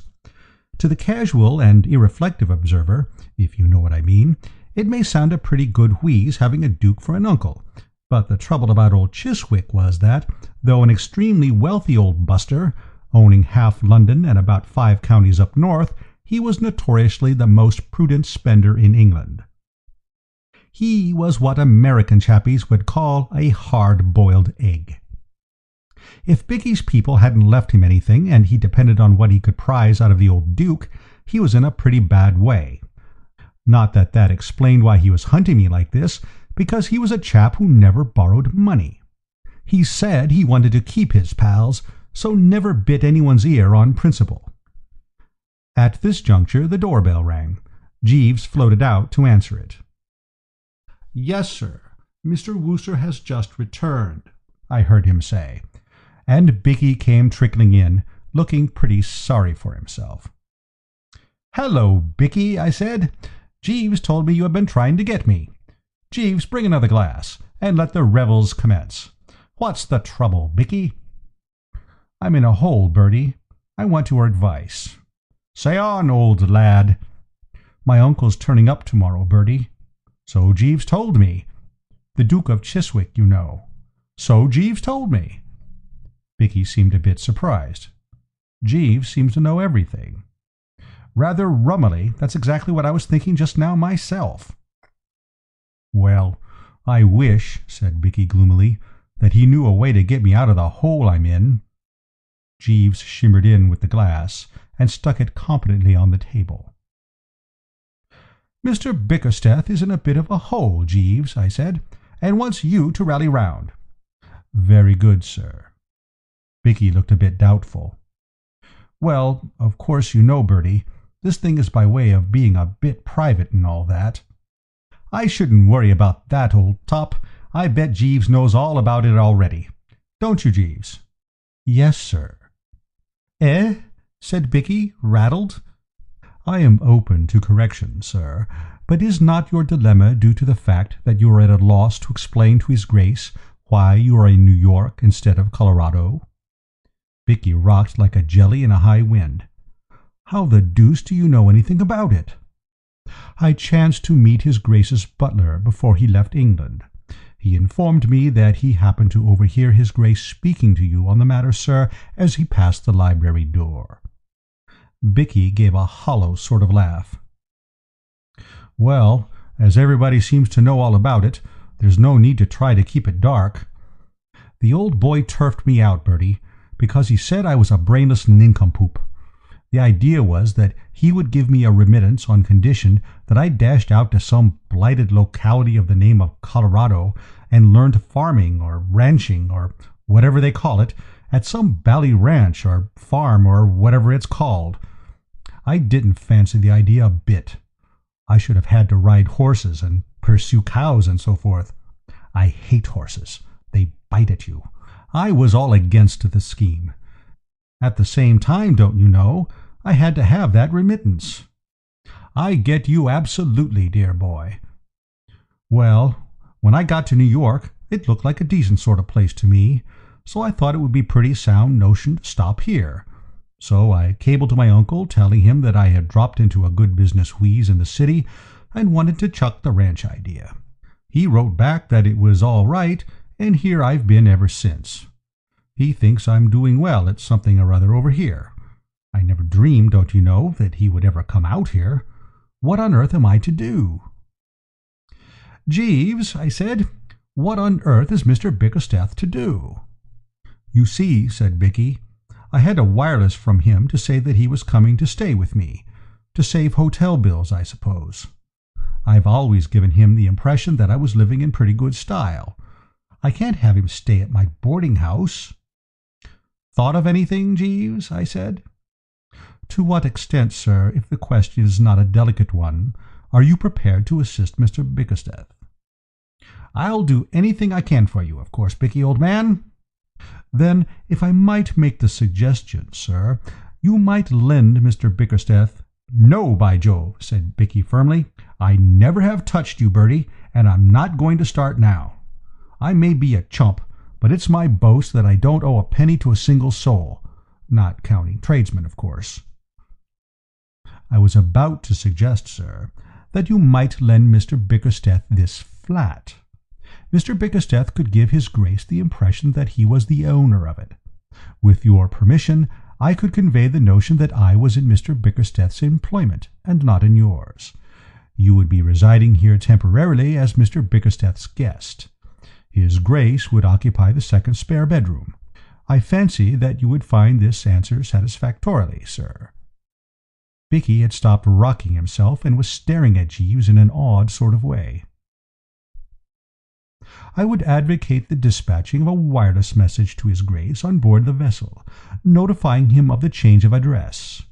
Mr. Bickersteth could meet his Grace at the dock and proceed directly here. Will that meet the situation, sir?" "Absolutely." "Thank you, sir." Bicky followed him with his eye till the door closed. "How does he do it, Bertie?" he said. "I'll tell you what I think it is. I believe it's something to do with the shape of his head. Have you ever noticed his head, Bertie, old man? It sort of sticks out at the back." I hopped out of bed early next morning, so as to be among those present when the old boy should arrive.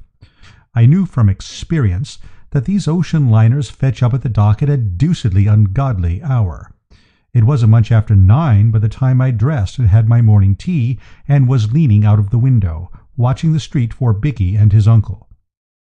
It was one of those jolly, peaceful mornings that make a chappie wish he'd got a soul or something, and I was just brooding on life in general when I became aware of the dickens of a spate in progress down below. A taxi had driven up, and an old boy in a top hat had got out and was kicking up a frightful row about the fare. As far as I could make out, he was trying to get the cab chappie to switch from New York to London prices, and the cab chappie had apparently never heard of London before, and didn't seem to think a lot of it now. The old boy said that in London the trip would have set him back 8 pence, and the cabby said he should worry. I called to Jeeves. "The old Duke has arrived, Jeeves." "Yes, sir." "That'll be him at the door now." Jeeves made a long arm and opened the front door, and the old boy crawled in, looking licked to a splinter. "How do you do, sir?" I said, bustling up and being the ray of sunshine. "Your nephew went down to the dock to meet you, but you must have missed him. My name's Wooster, don't you know. Great pal of Bicky's and all that sort of thing. I'm staying with him, you know. Would you like a cup of tea? Jeeves, bring a cup of tea." Old Chiswick had sunk into an armchair and was looking about the room. "Does this luxury flat belong to my nephew Francis?" "Absolutely." "It must be terribly expensive." "Pretty well, of course. Everything costs a lot over here, you know." He moaned. Jeeves filtered in with the tea. Old Chiswick took a stab at it to restore his tissues, and nodded. "A terrible country, Mr. Wooster. A terrible country. Nearly 8 shillings for a short cab drive. Iniquitous." He took another look around the room. It seemed to fascinate him. "Have you any idea how much my nephew pays for this flat, Mr. Wooster?" "About $200 a month, I believe." "What? £40 a month?" I began to see that, unless I made the thing a bit more plausible, the scheme might turn out a frost. I could guess what the old boy was thinking. He was trying to square all this prosperity with what he knew of poor old Bicky. And one had to admit that it took a lot of squaring, for dear old Bicky, though a stout fellow and absolutely unrivaled as an imitator of bull terriers and cats, was in many ways one of the most pronounced fatheads that ever pulled on a suit of gents' underwear. "I suppose it seems rummy to you," I said, "but the fact is, New York often bucks chappies up and makes them show a flash of speed that you wouldn't have imagined them capable of. It sort of develops them. Something in the air, don't you know? I imagine that Bicky in the past, when you knew him, may have been something of a chump, but it's quite different now. Devilish efficient sort of chappie, and looked in on commercial circles as quite the nib." "I'm amazed. What is the nature of my nephew's business, Mr. Wooster?" "Oh, just business, don't you know? The same sort of thing Carnegie and Rockefeller and all those coves do, you know." I slid for the door. "Awfully sorry to leave you, but I've got to meet some of the lads elsewhere." Coming out of the lift, I met Bicky bustling in from the street. "Hello, Bertie. I missed him. Has he turned up?" "He's upstairs now, having some tea." "What does he think of it all?" "He's absolutely rattled." "Ripping. I'll be toddling up then. Toodaloo, Bertie, old man. See you later." "Pip pip, Bicky, dear boy." He trotted off, full of merriment and good cheer, and I went off to the club to sit in the window and watch the traffic coming up one way and going down the other. It was latish in the evening when I looked in at the flat to dress for dinner. "Where's everybody, Jeeves?" I said, finding no little feet pattering about the place. "Gone out?" "His Grace desired to see some of the sights of the city, sir. Mr. Bickersteth is acting as his escort. I fancy their immediate objective was Grant's tomb." "I suppose Mr. Bickersteth is a bit braced up the way things are going, what?" "Sir?" "I say, I take it that Mr. Bickersteth is tolerably full of beans." "Not altogether, sir." "What's his trouble now?" "The scheme which I took the liberty of suggesting to Mr. Bickersteth and yourself has, unfortunately, not answered entirely satisfactorily, sir." "Surely the Duke believes that Mr. Bickersteth is doing well in business, and all that sort of thing?" "Exactly, sir, with the result that he has decided to cancel Mr. Bickersteth's monthly allowance, on the ground that, as Mr. Bickersteth is doing so well on his own account, he no longer requires pecuniary assistance." "Great Scott, Jeeves, this is awful." "Somewhat disturbing, sir." "I never expected anything like this." "I confess I scarcely anticipated the contingency myself, sir." "I suppose it bowled the poor blighter over, absolutely." Mr. Bickersteth appeared somewhat taken aback, sir. My heart bled for Bicky. "We must do something, Jeeves." "Yes, sir."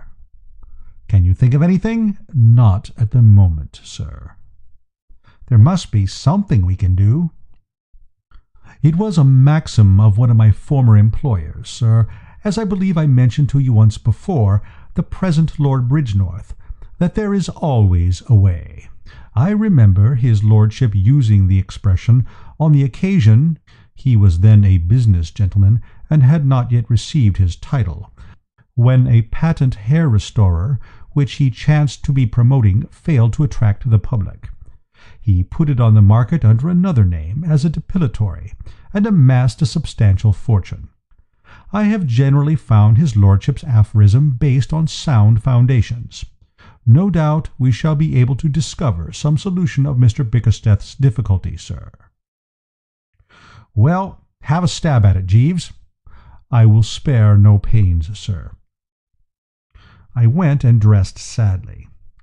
It will show you pretty well how pipped I was when I tell you that I near as toucher put on a white tie with a dinner jacket. I sallied out for a bit of food more to pass the time than because I wanted it. It seemed brutal to be wading into the bill of fare with poor old Bicky headed for the breadline.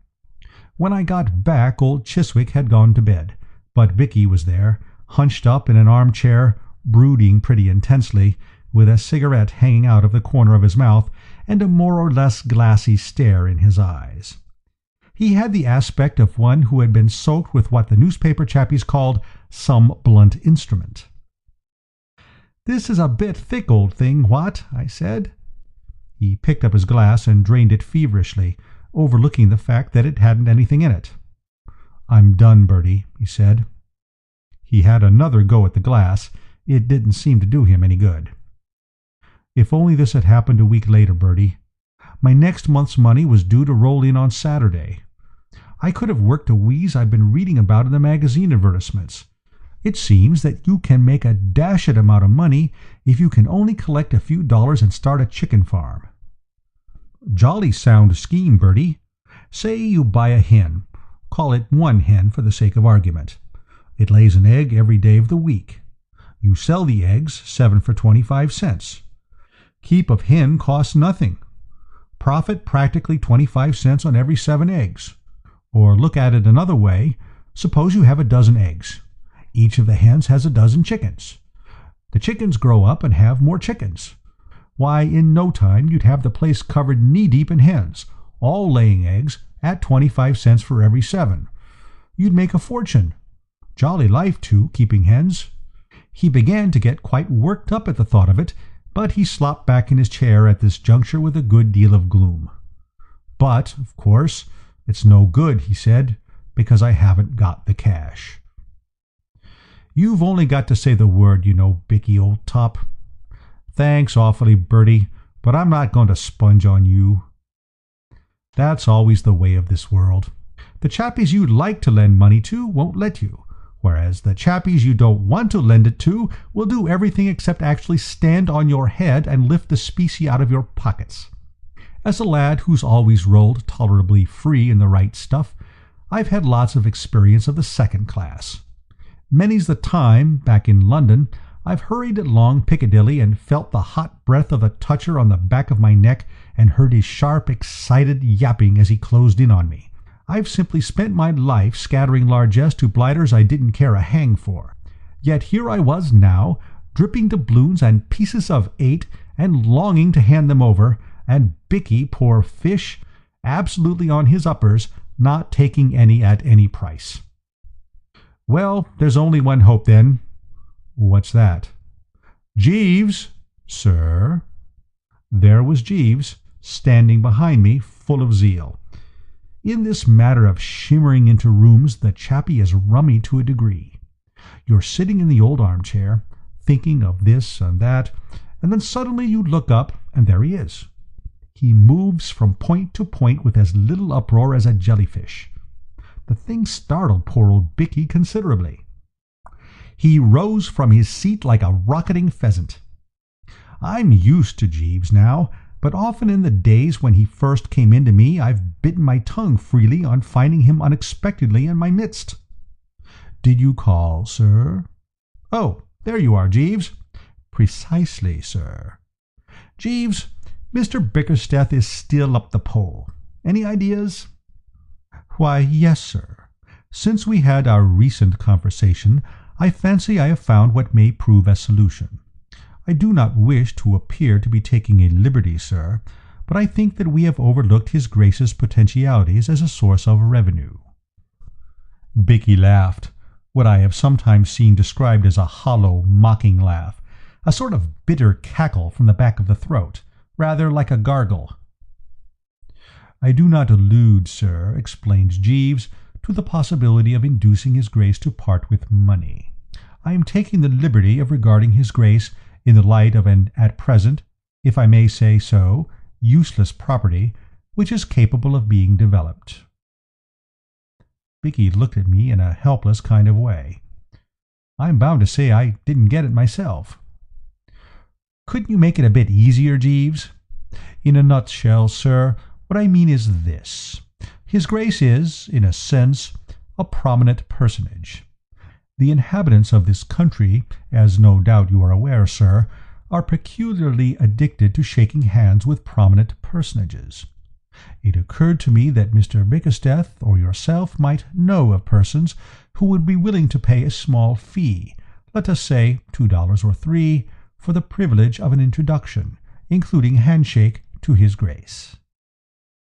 Bicky didn't seem to think much of it. Do you mean to say that anyone would be mug enough to part with solid cash just to shake hands with my uncle? I've an aunt, sir, who paid 5 shillings to a young fellow for bringing a moving picture actor to tea at her house one Sunday. It gave her social standing among the neighbors. Bicky wavered. If you think it could be done, I feel convinced of it, sir. What do you think, Bertie? I'm for it, old boy, absolutely. A very brainy wheeze. Thank you, sir. Will there be anything further? Good night, sir. And he floated out, leaving us to discuss the details. Until we started this business of floating old Chiswick as a money-making proposition, I had never realized what a perfectly foul time those stock exchange chappies must have when the public isn't biting freely. Nowadays I read that bit they put in the financial reports about the market opened quietly with a sympathetic eye, for, by Jove, it certainly opened quietly for us. You'd hardly believe how difficult it was to interest the public and make them take a flutter on the old boy. By the end of the week, the only name we had on our list was a delicatessen store keeper down in Bicky's part of the town, and as he wanted us to take it out in sliced ham instead of cash, that didn't help much. There was a gleam of light when the brother of Bicky's pawnbroker offered $10, money down, for an introduction to old Chiswick, but the deal fell through, owing to its turning out that the chap was an anarchist, and intended to kick the old boy instead of shaking hands with him. At that, it took me the deuce of a time to persuade Bicky not to grab the cash and let things take their course. He seemed to regard the pawnbroker's brother rather as a sportsman and benefactor of his species than otherwise. The whole thing, I'm inclined to think, would have been off if it hadn't been for Jeeves. There is no doubt that Jeeves is in a class of his own. In the matter of brain and resource, I don't think I have ever met a chappie so supremely like Mother Maid. He trickled into my room one morning with a good old cup of tea, and intimated that there was something doing. Might I speak to you with regard to the matter of His Grace, sir? It's all off. We've decided to chuck it. Sir? It won't work. We can't get anybody to come. I fancy I can arrange that aspect of the matter, sir. Do you mean to say you've managed to get anybody? Yes, sir. 87 gentlemen from Birdsburg, sir. I sat up in bed and spilt the tea. Birdsburg? Birdsburg, Missouri, sir. How did you get them? I happened last night, sir, as you had intimated that you would be absent from home, to attend a theatrical performance, and entered into conversation between the acts with the occupant of the adjoining seat. I had observed that he was wearing a somewhat ornate decoration in his buttonhole, sir, a large blue button with the words "Boost for Birdsburg" on it in red letters, scarcely a judicious addition to a gentleman's evening costume. To my surprise, I noticed that the auditorium was full of persons similarly decorated. I ventured to inquire the explanation, and was informed that these gentlemen, forming a party of 87, are a convention from a town of the name of Birdsburg. I ventured to inquire the explanation, and was informed that these gentlemen, forming a party of 87, are a convention from a town of the name of Birdsburg in the state of Missouri. Their visit, I gathered, was purely of a social and pleasurable nature, and my informant spoke at some length of the entertainments arranged for their stay in the city. It was when he related with a considerable amount of satisfaction and pride that a deputation of their number had been introduced to and had shaken hands with a well-known prize-fighter, that it occurred to me to broach the subject of His Grace. To make a long story short, sir, I have arranged, subject to your approval, that the entire convention shall be presented to His Grace tomorrow afternoon. I was amazed. This chappie was a Napoleon. 87, Jeeves? At how much a head? I was obliged to agree to a reduction for quantity, sir. The terms finally arrived at were $150 for the party. I thought a bit. Payable in advance? No, sir. I endeavored to obtain payment in advance, but was not successful. Well, anyway, when we get it, I'll make it up to $500. Bicky'll never know. Do you suspect Mr. Bickersteth would suspect anything, Jeeves, if I made it up to $500? I fancy not, sir.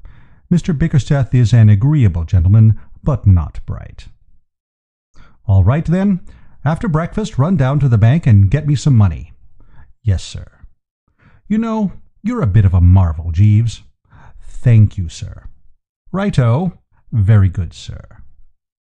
When I took dear old Bicky aside in the course of the morning and told him what had happened, he nearly broke down. He tottered into the sitting-room and buttonholed old Chiswick, who was reading the comic section of the morning paper with a kind of grim resolution. "Uncle," he said, "are you doing anything special tomorrow afternoon? I mean to say, I've asked a few of my pals in to meet you, don't you know?" The old boy cocked a speculative eye at him. "There will be no reporters among them?" "Reporters? Rather not. Why?"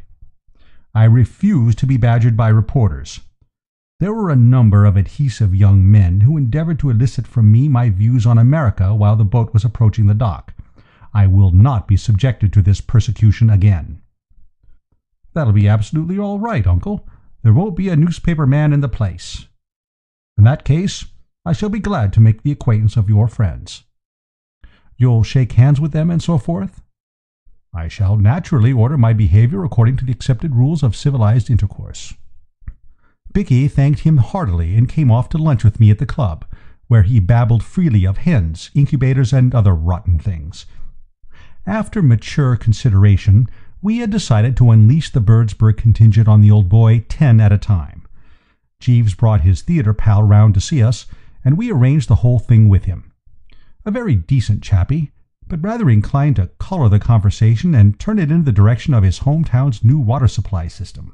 We settled that, as an hour was about all he would be likely to stand, each gang should consider itself entitled to 7 minutes of the Duke's society by Jeeves' stopwatch, and that when their time was up, Jeeves would slide into the room and cough meaningly. Then we parted with what I believe are called mutual expressions of goodwill, the Birdsburg chappie extending a cordial invitation to us all to pop out some day and take a look at the new water supply system, for which we thanked him. Next day the deputation rolled in. The first shift consisted of the cove we had met and 9 others almost exactly like him in every respect. They all looked deuced keen and businesslike, as if from youth up they had been working in the office and catching the boss's eye and what not.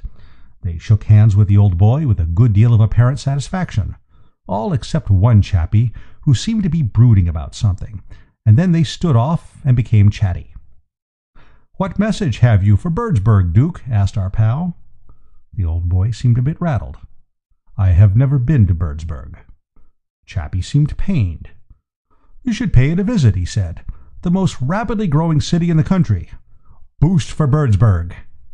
"Boost for Birdsburg," said the other chappies reverently. The chappie who had been brooding suddenly gave tongue. "Say!" He was a stout sort of well-fed cove with one of those determined chins and a cold eye. The assemblage looked at him. "As a matter of business," said the chappie, "mind you, I'm not questioning anybody's good faith, but as a matter of strict business, I think this gentleman here ought to put himself on record before witnesses as stating that he really is a duke." "What do you mean, sir?" cried the old boy, getting purple. "No offense, simply business. I'm not saying anything, mind you, but there's one thing that seems kind of funny to me. This gentleman here says his name's Mr. Bickersteth, as I understand it. Well, if you're the Duke of Chiswick, why isn't he Lord Percy something? I've read English novels, and I know all about it." "This is monstrous." "Now, don't get hot under the collar. I'm only asking. I have a right to know. You're going to take our money, so it's only fair that we should see that we get our money's worth." The water-supplied cove chipped in. "You're quite right, Sims. I overlooked that when making the agreement. You see, gentlemen, as businessmen, we've a right to reasonable guarantees of good faith. we're paying Mr. Bickersteth here $150 for this reception, and we naturally want to know." Old Chiswick gave Bicky a searching look. Then he turned to the water supply chappie. He was frightfully calm. "I can assure you that I know nothing of this," he said, quite politely. "I should be grateful if you would explain." "Well, we arranged with Mr. Bickersteth that 87 citizens of Birdsburg should have the privilege of meeting and shaking hands with you for a financial consideration mutually arranged. And what my friend Sims here means, and I'm with him, is that we have only Mr. Bickersteth's word for it, and he is a stranger to us, that you are the Duke of Chiswick at all." Old Chiswick gulped. "Allow me to assure you, sir," he said in a rummy kind of voice, "that I am the Duke of Chiswick." "Then that's all right," said the chappie heartily. "That was all we wanted to know. Let the thing go on." "I am sorry to say," said old Chiswick, "that it cannot go on. I am feeling a little tired. I fear I must ask to be excused." "But there are 87 of the boys waiting around the corner at this moment, Duke, to be introduced to you." "I fear I must disappoint them." "But in that case the deal would have to be off." "That is a matter for you and my nephew to discuss." The chappie seemed troubled. "You really won't meet the rest of them?" "No." "Well then, I guess we'll be going." They went out, and there was a pretty solid silence. Then old Chiswick turned to Bicky. "Well?" Bicky didn't seem to have anything to say. "Was it true what that man said?" "Yes, uncle." "What do you mean by playing this trick?" Bicky seemed pretty well knocked out, so I put in a word. "I think you better explain the whole thing, Bicky, old top." Bicky's Adam's apple jumped about a bit, then he started. "You see, you had cut off my allowance, uncle, and I wanted a bit of money to start a chicken farm. I mean to say, it's an absolute cert if you once get a bit of capital. You buy a hen, and it lays an egg every day of the week, and you sell the eggs, say 7 for 25 cents. Keep of the hens costs nothing, profit practically. What is all this nonsense about hens? You led me to suppose you were a substantial businessman." "Old Bicky rather exaggerated, sir," I said, helping the chappie out. "The fact is, the poor old lad is absolutely dependent on that remittance of yours, and when you cut it off, don't you know, he was pretty solidly in the soup, and had to think of some way of closing in on a bit of the ready pretty quick. That's why we thought of this handshaking scheme." Old Chiswick foamed at the mouth. "So you have lied to me. You have deliberately deceived me as to your financial status." "Poor old Bicky didn't want to go to that ranch," I explained. "He doesn't like cows and horses, but he rather thinks he would be hot stuff among the hens. All he wants is a bit of capital. Don't you think it would be rather a wheeze if you were to, after what has happened? After this deceit and foolery?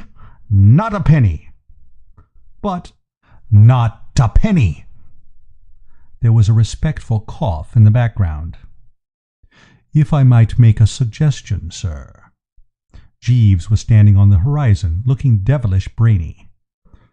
"Go ahead, Jeeves," I said. "I would merely suggest, sir, that if Mr. Bickersteth is in need of a little ready money, and is at a loss to obtain it elsewhere, he might secure the sum he requires by describing the occurrences of this afternoon for the Sunday issue of one of the more spirited and enterprising newspapers." "By Jove," I said. "By George," said Bicky. "Great heavens," said old Chiswick. "Very good, sir," said Jeeves. Bicky turned to old Chiswick with a gleaming eye. "Jeeves is right. I'll do it. The Chronicle would jump at it. They eat that sort of stuff." Old Chiswick gave a kind of moaning howl. "I absolutely forbid you, Francis, to do this thing." "That's all very well," said Bicky, wonderfully braced, "but if I can't get the money any other way—" "Wait. Wait, my boy. You are so impetuous. We might arrange something." "I won't go to that bally ranch." No, my boy. I would not suggest it. I would not for a moment suggest it. I think he seemed to have a bit of a struggle with himself. I think that, on the whole, it would be best if you returned with me to England. I might. In fact, I think I see my way I might be able to utilize your services in some secretarial position. I shouldn't mind that. I should not be able to offer you a salary, but as you know, in English political life, the unpaid secretary is a recognized figure. The only figure I'll recognize, said Bicky firmly, is 500 quid a year, paid quarterly. My dear boy, absolutely. But your recompense, my dear Francis, would consist in the unrivaled opportunities you would have as my secretary to gain experience, to accustom yourself to the intricacies of political life, in fact, you would be in an exceedingly advantageous position. 500 a year, said Bicky, rolling it round his tongue. Why, that would be nothing to what I could make if I started a chicken farm. It stands to reason. Suppose you have a dozen hens. Each of the hens has a dozen chickens. After a bit, the chickens grow up and have a dozen chickens each themselves, and then they all start laying eggs. There's a fortune in it. You can get anything you like for eggs in America. Chappies keep them on ice for years and years and don't sell them till they fetch about $1 a whirl. You'd think I'm going to chuck a future like this for anything under 500 goblins a year? What? A look of anguish passed over old Chiswick's face. Then he seemed to be resigned to it. Very well, my boy, he said. What-ho, said Bicky. All right, then. Jeeves, I said. Bicky had taken the old boy off to dinner to celebrate, and we were alone. Jeeves, this has been one of your best efforts. Thank you, sir. It beats me how you do it. Yes, sir. The only trouble is, you haven't got much out of it, what? I fancy Mr. Bickersteth intends, I judge from his remarks, to signify his appreciation of anything I have been fortunate enough to do to assist him at some later date when he is in a more favorable position to do so. It isn't enough, Jeeves, sir. It was a wrench, but I felt it was the only possible thing to be done. Bring my shaving things. A gleam of hope shone in the chappie's eyes, mixed with doubt. You mean, sir, and shave off my mustache. There was a moment's silence.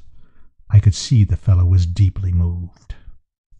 Thank you very much indeed, sir, he said in a low voice, and popped off. End of Chapter 3. Chapter 4. Absent Treatment. I want to tell you all about my dear old Bobby Cardew. It's a most interesting story. I can't put in any literary style and all that, but I don't have to, don't you know, because it goes on its moral lesson.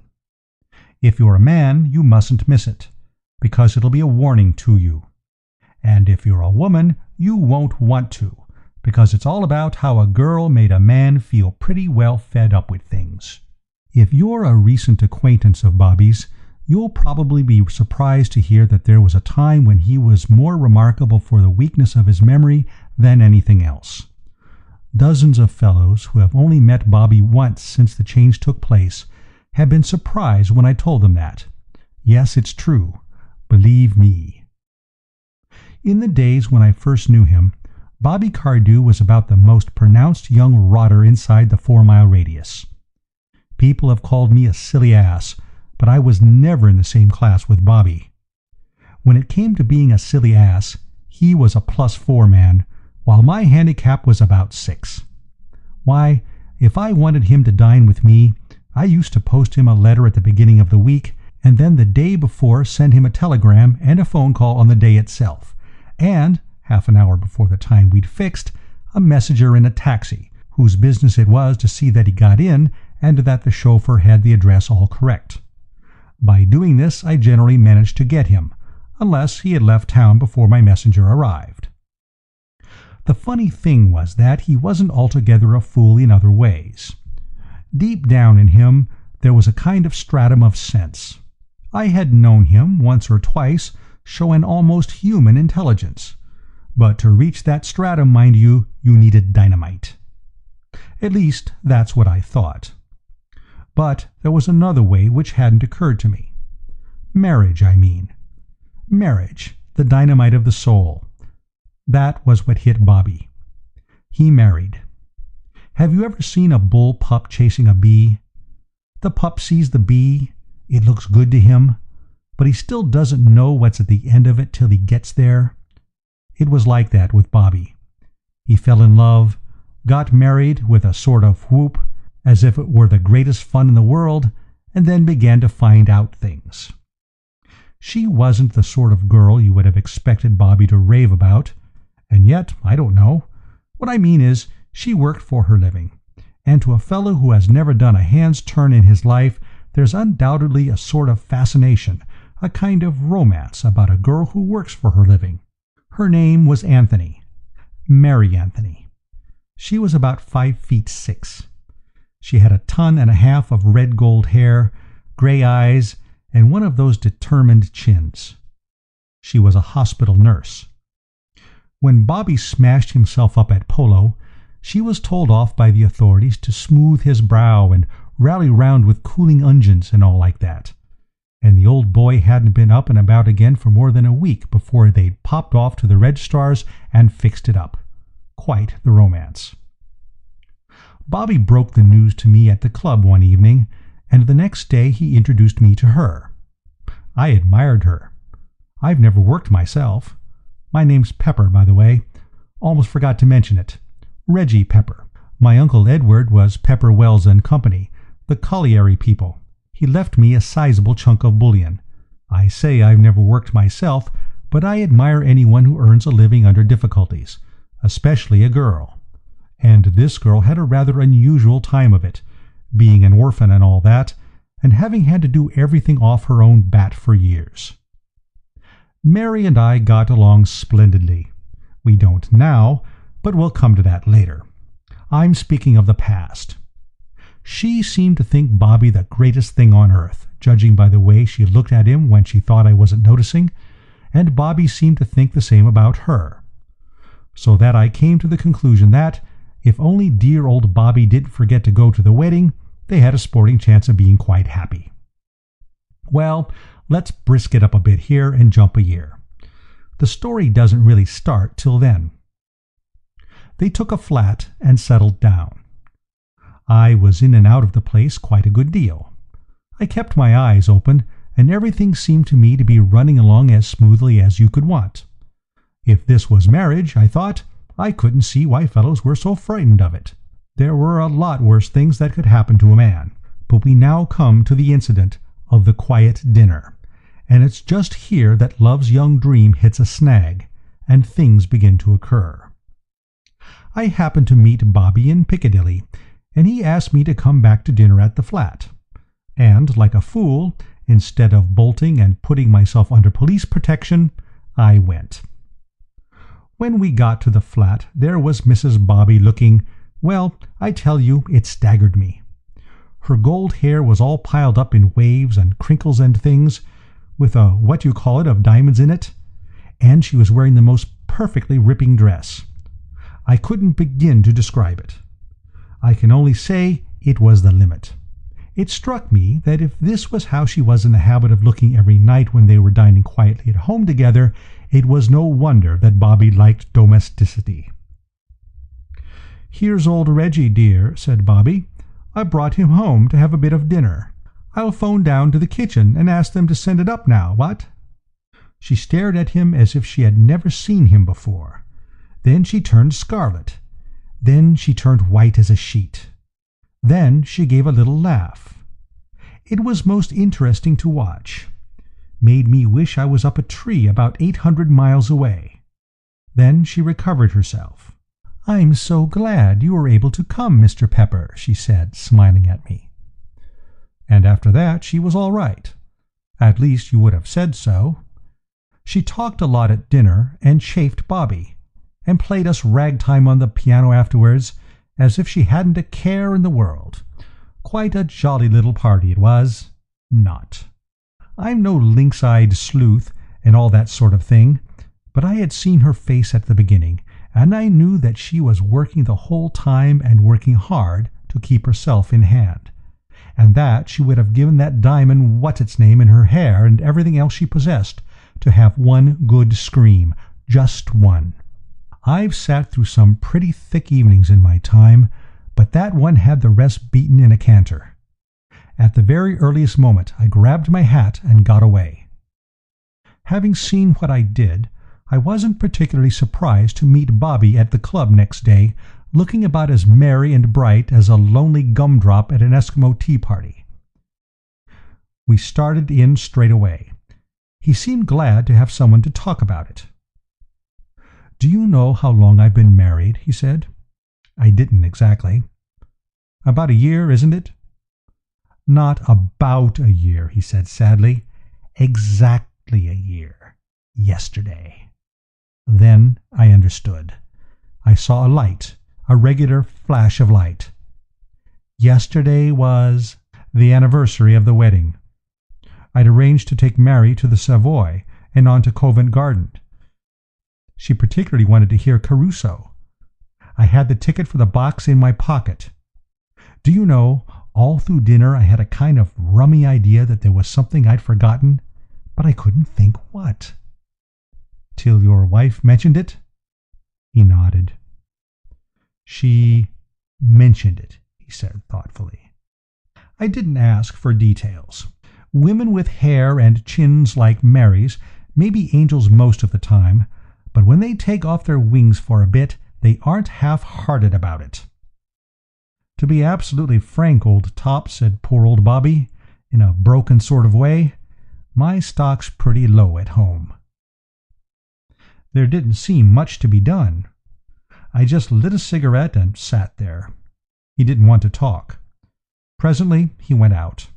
I stood at the window of our upper smoking room, which looks out onto Piccadilly, and watched him. He walked slowly along for a few yards, stopped, then walked on again, and finally turned into a jeweler's. Which is an instant of what I mean when I say that deep down in him there was a certain stratum of sense. It was from now on that I began to be really interested in this problem of Bobby's married life. Of course, one's always mildly interested in one's friends' marriages, hoping they'll turn out well and all that, but this was different. The average man isn't like Bobby, and the average girl isn't like Mary. It was like that old business of the immovable mass and the irresistible force. There was Bobby, ambling gently through life, a dear old chap in 100 ways, but undoubtedly a chump of the first water. And there was Mary, determined that he shouldn't be a chump. And nature, mind you, on Bobby's side. When nature makes a chump like dear old Bobby, she's proud of him, and doesn't want her handiwork disturbed. She gives him a sort of natural armor to protect him against outside interference. And that armor is shortness of memory.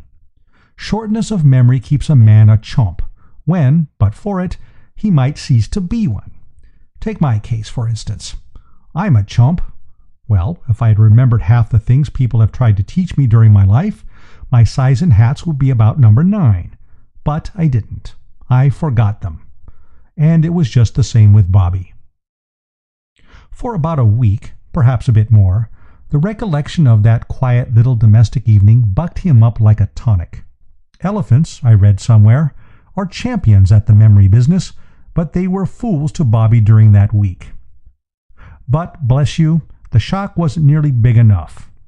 It had dinted the armor, but it hadn't made a hole in it. Pretty soon he was back at the old game. It was pathetic, don't you know? The poor girl loved him, and she was frightened. It was the thin edge of the wedge, you see, and she knew it. A man who forgets what day he was married, when he's been married 1 year, will forget, at about the end of the 4th, that he's married at all. If she meant to get him in hand at all, she had got to do it now, before he began to drift away. I saw that clearly enough, and I tried to make Bobby see it, when he was by way of pouring out his troubles to me one afternoon. I can't remember what it was that he had forgotten the day before, but it was something she had asked him to bring home for her. It may have been a book. "It's such a little thing to fuss about," said Bobby, "and she knows it simply because I've got such an infernal memory about everything. I can't remember anything. Never could." He talked on for a while, and just as he was going, he pulled out a couple of sovereigns. "Oh, by the way," he said. "What's this for?" I asked, though I knew. "I owe it to you." "How's that?" I said. "Why, that bet on Tuesday. In the billiard room, Murray and Brown were playing 100 up, and I gave you 2-1 that Brown would win, and Murray beat him by 20 odd. "So you do remember some things," I said. He got quite excited, said that if I thought he was the sort of rotter who forgot to pay when he lost a bet, it was pretty rotten of me after knowing him all these years, and a lot more like that. "Subside, laddie," I said. Then I spoke to him like a father. "What you've got to do, my old college chum," I said, "is to pull yourself together, and jolly quick, too. As things are shaping, you're due for a nasty knock before you know what's hit you. You've got to make an effort. Don't say you can't. This 2 quid business shows that, even if your memory is rocky, you can remember some things. What you've got to do is to see that wedding anniversaries and so on are included on the list. It may be a brain strain, but you can't get out of it." "I suppose you're right," said Bobby, "but it beats me why she thinks such a lot of these rotten little dates. What's it matter if I forgot what day we were married on, or what day she was born on, or what day the cat had the measles? She knows I love her just as much as if I were a memorizing freak at the halls." "That's not enough for a woman," I said. "They want to be shown. Bear that in mind, and you'll be all right. Forget it, and there'll be trouble." He chewed the knob of his stick. "Women are frightfully rummy," he said gloomily. "You should have thought of that before you married one," I said. I don't see that I could have done any more. I'd put the whole thing in a nutshell for him. You would have thought he would have seen the point, and that it would have made him brace up and get a hold of himself. But no. Off he went again in the same old way. I gave up arguing with him.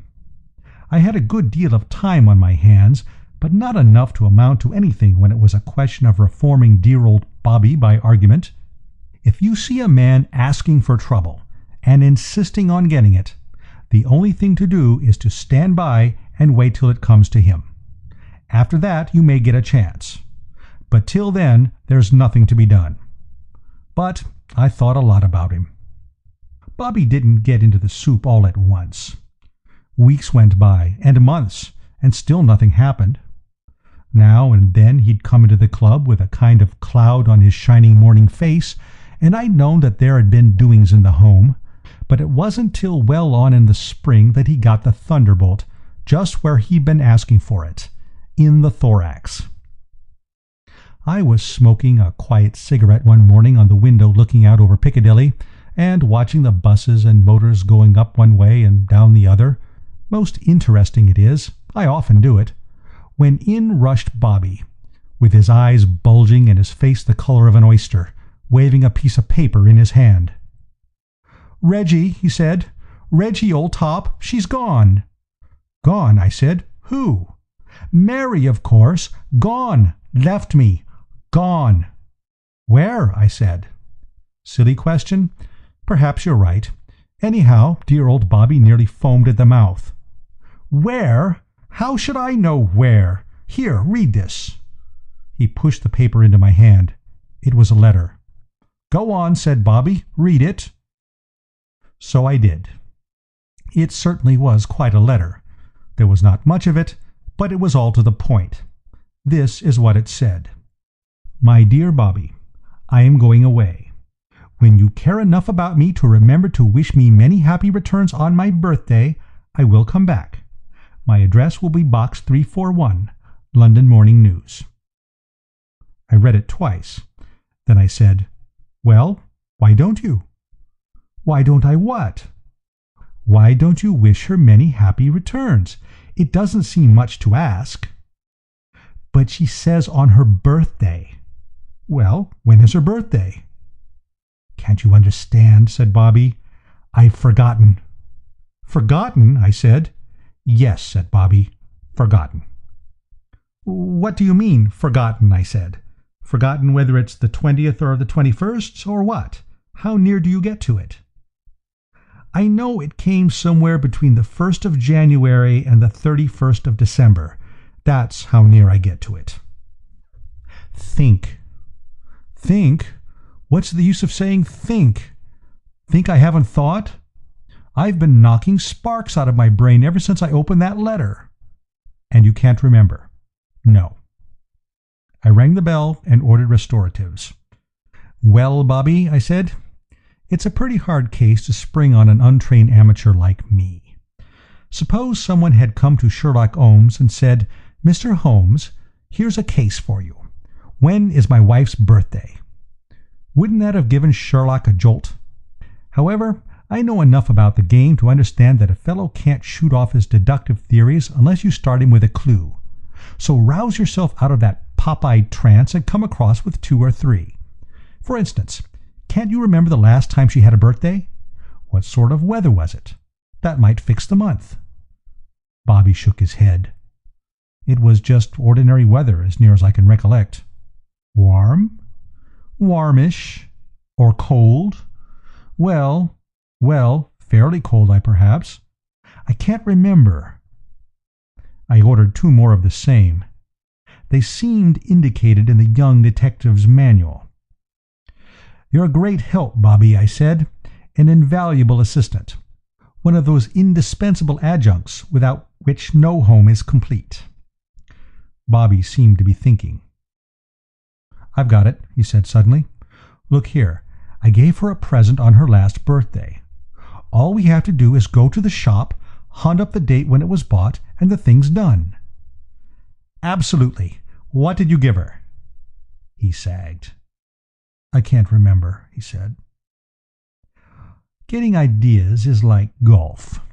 Some days you're right off. Others, it's as easy as falling off a log. I don't suppose dear old Bobby had ever had 2 ideas in the same morning before in his life. But now he did it without an effort. He just loosed another dry martini into the undergrowth, and before you could turn around, it had flushed quite a brainwave.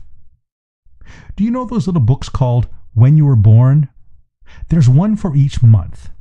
They tell you your character, your talents, your strong points, and your weak points at 4p halfpenny a go. Bobby's idea was to buy the whole 12 and go through them till we found out which month hit off Mary's character. That would give us the month, and narrow it down a whole lot. A pretty hot idea for a non-thinker like dear old Bobby. We sallied out at once. He took half, and I took half, and we settled down to work. As I say, it sounded good, but when we came into the thing, we saw that there was a flaw. There was plenty of information, all right, but there wasn't a single month that didn't have something that exactly hit off Mary. For instance, in the December book it said, December people are apt to keep their own secrets. They are extensive travelers. Well, Mary had certainly kept her secret, and she had traveled quite extensively enough for Bobby's needs. Then October people were born with original ideas and loved moving. You couldn't have summed up Mary's little jaunt more neatly. February people had wonderful memories, Mary's speciality. We took a bit of a rest, then had another go at the thing. Bobby was all for May, because the book said that women born in that month were inclined to be capricious, which is always a barrier to a happy married life. But I plumped for February, because February women are unusually determined to have their own way, are very earnest, and expect a full return in their companion or mates. Which he owned was about as like Mary as anything could be. In the end he tore the books up, stamped on them, burnt them, and went home. It was wonderful what a change the next few days made in dear old Bobby. Have you ever seen that picture, The Soul's Awakening? It represents a flapper of sorts, gazing in a startled sort of way into the middle distance, with a look in her eyes that seems to say, Surely that is George's step I hear on the mat. Can this be love? Well, Bobby had a soul's awakening too. I don't suppose he had ever troubled to think in his life before, not really think. But now he was wearing his brain to the bone. It was painful in a way, of course, to see a fellow human being so thoroughly in the soup, and I felt strongly that it was all for the best. I could see as plainly as possible that all these brainstorms were improving Bobby out of knowledge. When it was all over, he might possibly become a rotter again of a sort, but it would only be a pale reflection of the rotter he had been. It bore out the idea I had always had that what he needed was a really good jolt. I saw a great deal of him these days. I was his best friend, and he came to me for sympathy. I gave it to him, too, with both hands, but I never failed to hand him the moral lesson when I had him weak. One day he came to me as I was sitting in the club, and I could see that he had had an idea. He looked happier than he'd done in weeks. "Reggie," he said, "I'm on the trail. This time I'm convinced that I shall pull it off. I've remembered something of vital importance." "Yes?" I said.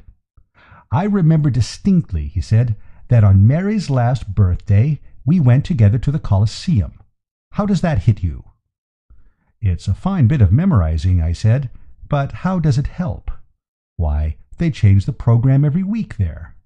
"Ah," I said, "now you're talking." "And the week we went, one of the turns was Professor someone's Terpsichorean cats. I recollect them distinctly. Now, are we narrowing it down, or aren't we, Reggie? I'm going round to the Colosseum this minute, and I'm going to dig the date of those Terpsichorean cats out of them if I have to use a crowbar." So that got him within 6 days, for the management treated us like brothers, brought out the archives, and ran agile fingers over the pages till they treed the cats in the middle of May. "I told you it was May," said Bobby. "Maybe you'll listen to me another time." "If you've any sense," I said, "there won't be another time." And Bobby said that there wouldn't. Once you get your money on the run, it parts as if it enjoyed doing it. I had just got off to sleep that night when my telephone bell rang. It was Bobby, of course. He didn't apologize. "Reggie," he said, "I've got it now for certain. It's just come to me. We saw those Terpsichorean cats at a matinee, old man." "Yes?" I said. "Well, don't you see that brings it down to 2 days? It must have been either Wednesday the 7th or Saturday the 10th. "Yes," I said, "if they didn't have daily matinees at the Colosseum." I heard him give a sort of howl. "Bobby," I said.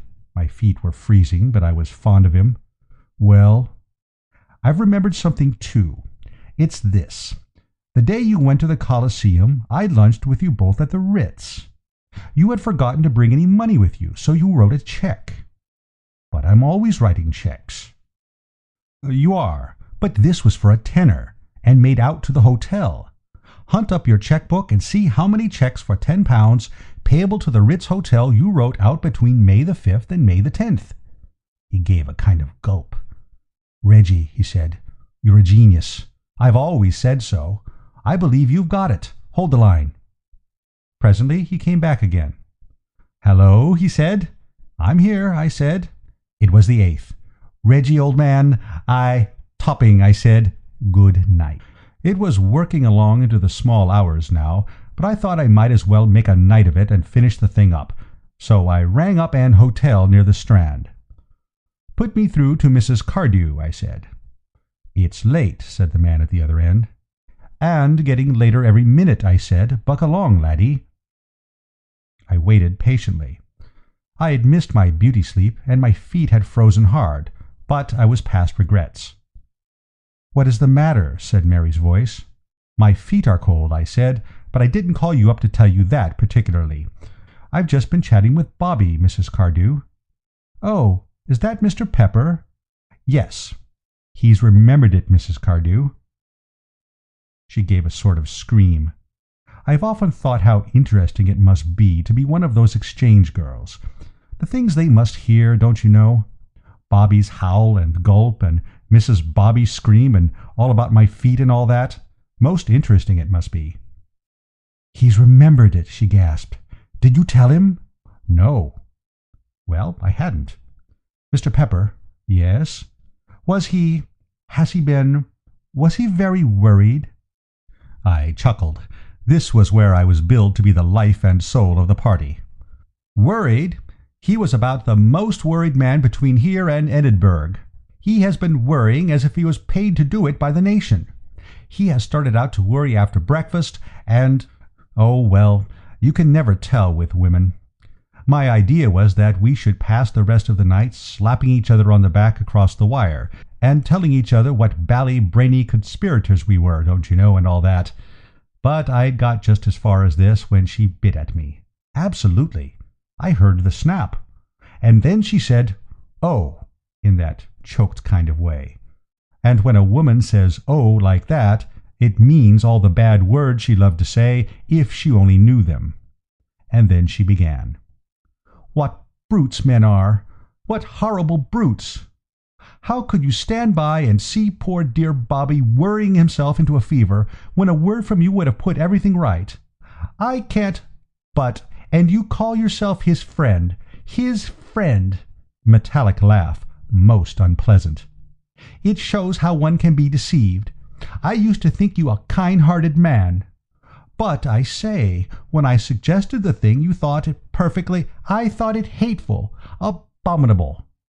But you said it was absolutely top. I said nothing of the kind, and if I did, I didn't mean it. I don't wish to be unjust, Mr. Pepper, but I must say that to me there seems to be something positively fiendish in a man who could go out of his way to separate a husband from his wife, simply in order to amuse himself by gloating over his agony. But when one single word would have— But you made me promise not to, I bleated. And if I did, do you suppose I didn't expect you to have the sense to break your promise? I had finished. I had no further observations to make. I hung up the receiver and crawled into bed. I still see Bobby when he comes to the club, but I do not visit the old homestead.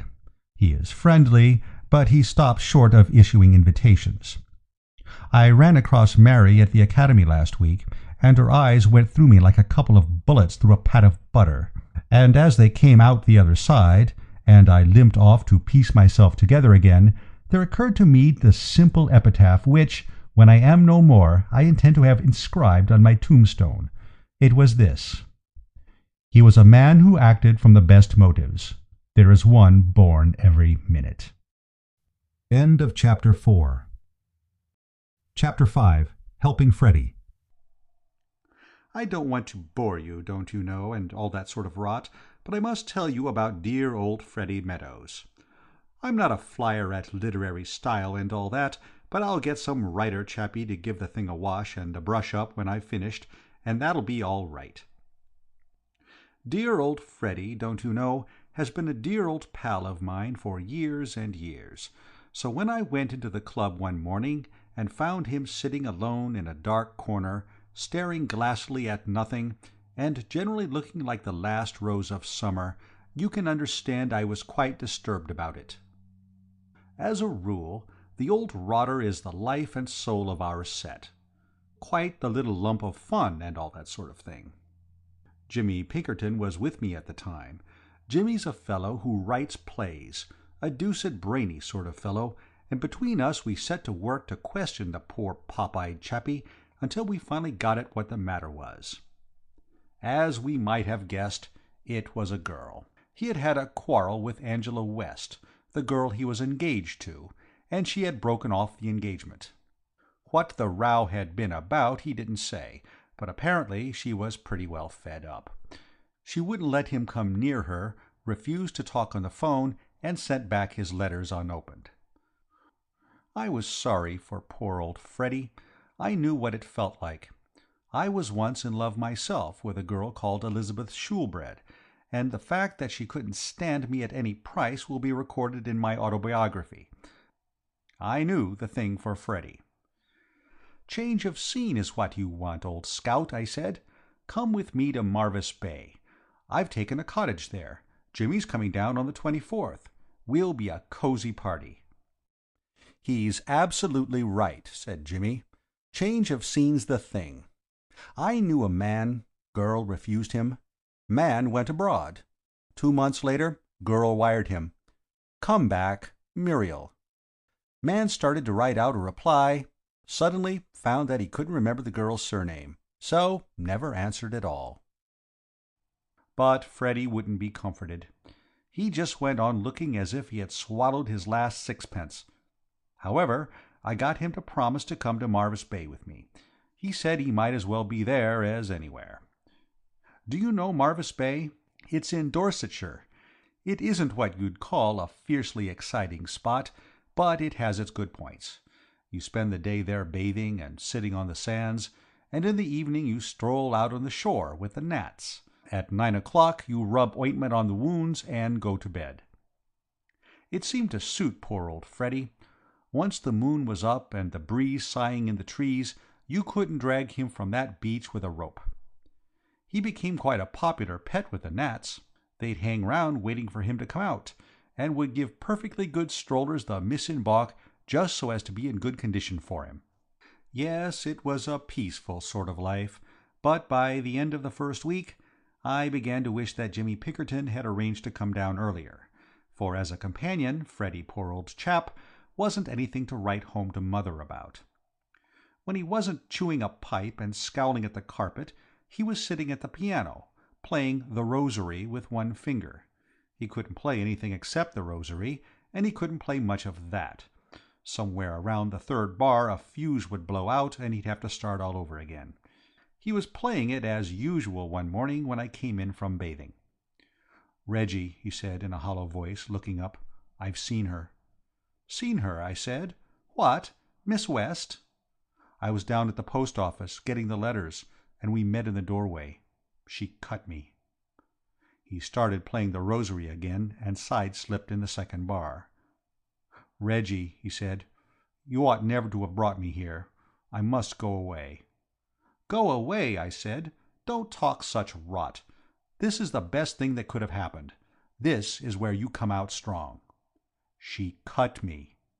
"Never mind. Be a sportsman. Have another dash at her." "She looked clean through me." "Of course she did. But don't mind that.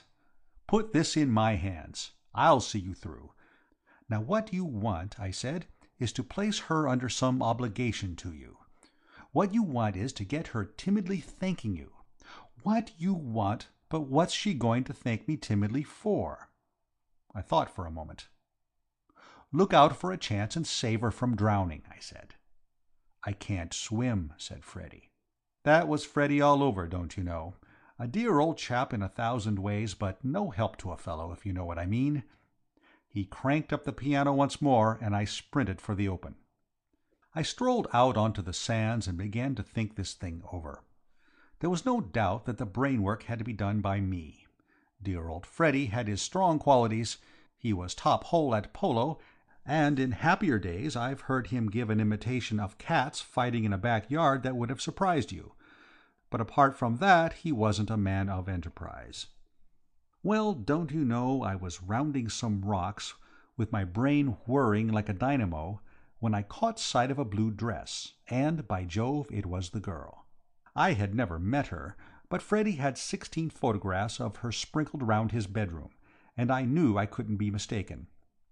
She was sitting on the sand, helping a small, fat child build a castle. On a chair close by was an elderly lady reading a novel. I heard the girl call her aunt. So, doing the Sherlock Holmes business, I deduced that the fat child was her cousin. It struck me that if Freddie had been there he would probably have tried to work up some sentiment about the kid on the strength of it. Personally, I couldn't manage it. I don't think I ever saw a child who made me feel less sentimental. He was one of those round, bulging kids.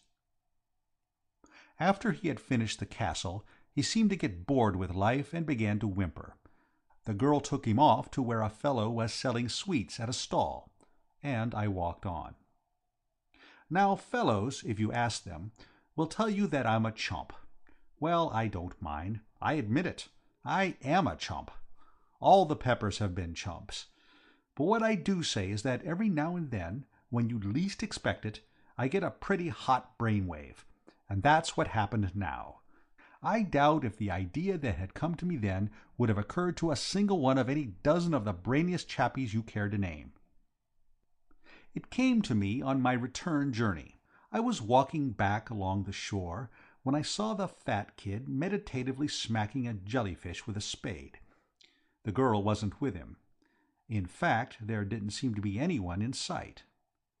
I was just going to pass on when I got the brainwave. I thought the whole thing out in a flash, don't you know. From what I had seen of the two, the girl was evidently fond of this kid. And anyhow, he was her cousin, so what I said to myself was this. If I kidnap this young heavyweight for the moment, and if, when the girl has got frightfully anxious about where he can have got to, dear old Freddie suddenly appears leading the infant by the hand and telling a story to the effect that he has found him wandering at large about the country and practically saved his life, why, the girl's gratitude is bound to make her chuck hostilities and be friends again. So I gathered in the kid and made off with him. All the way home I pictured that scene of reconciliation. I could see it so vividly, don't you know, that by George it gave me quite a choky feeling in my throat. Freddie, dear old chap, was rather slow at getting on to the fine points of the idea. When I appeared, carrying the kid, and dumped him down in our sitting room, he didn't absolutely effervesce with joy, if you know what I mean. The kid had started to bellow by this time, and poor old Freddie seemed to find it rather trying. "Stop it," he said. "Do you think nobody's got any troubles except you? What the deuce is all this, Reggie?" The kid came back at him with a yell that made the window rattle. I raced to the kitchen and fetched a jar of honey. It was the right stuff. The kid stopped bellowing and began to smear his face with the stuff. "Well," said Freddie, when silence had set in. I explained the idea. After a while it began to strike him.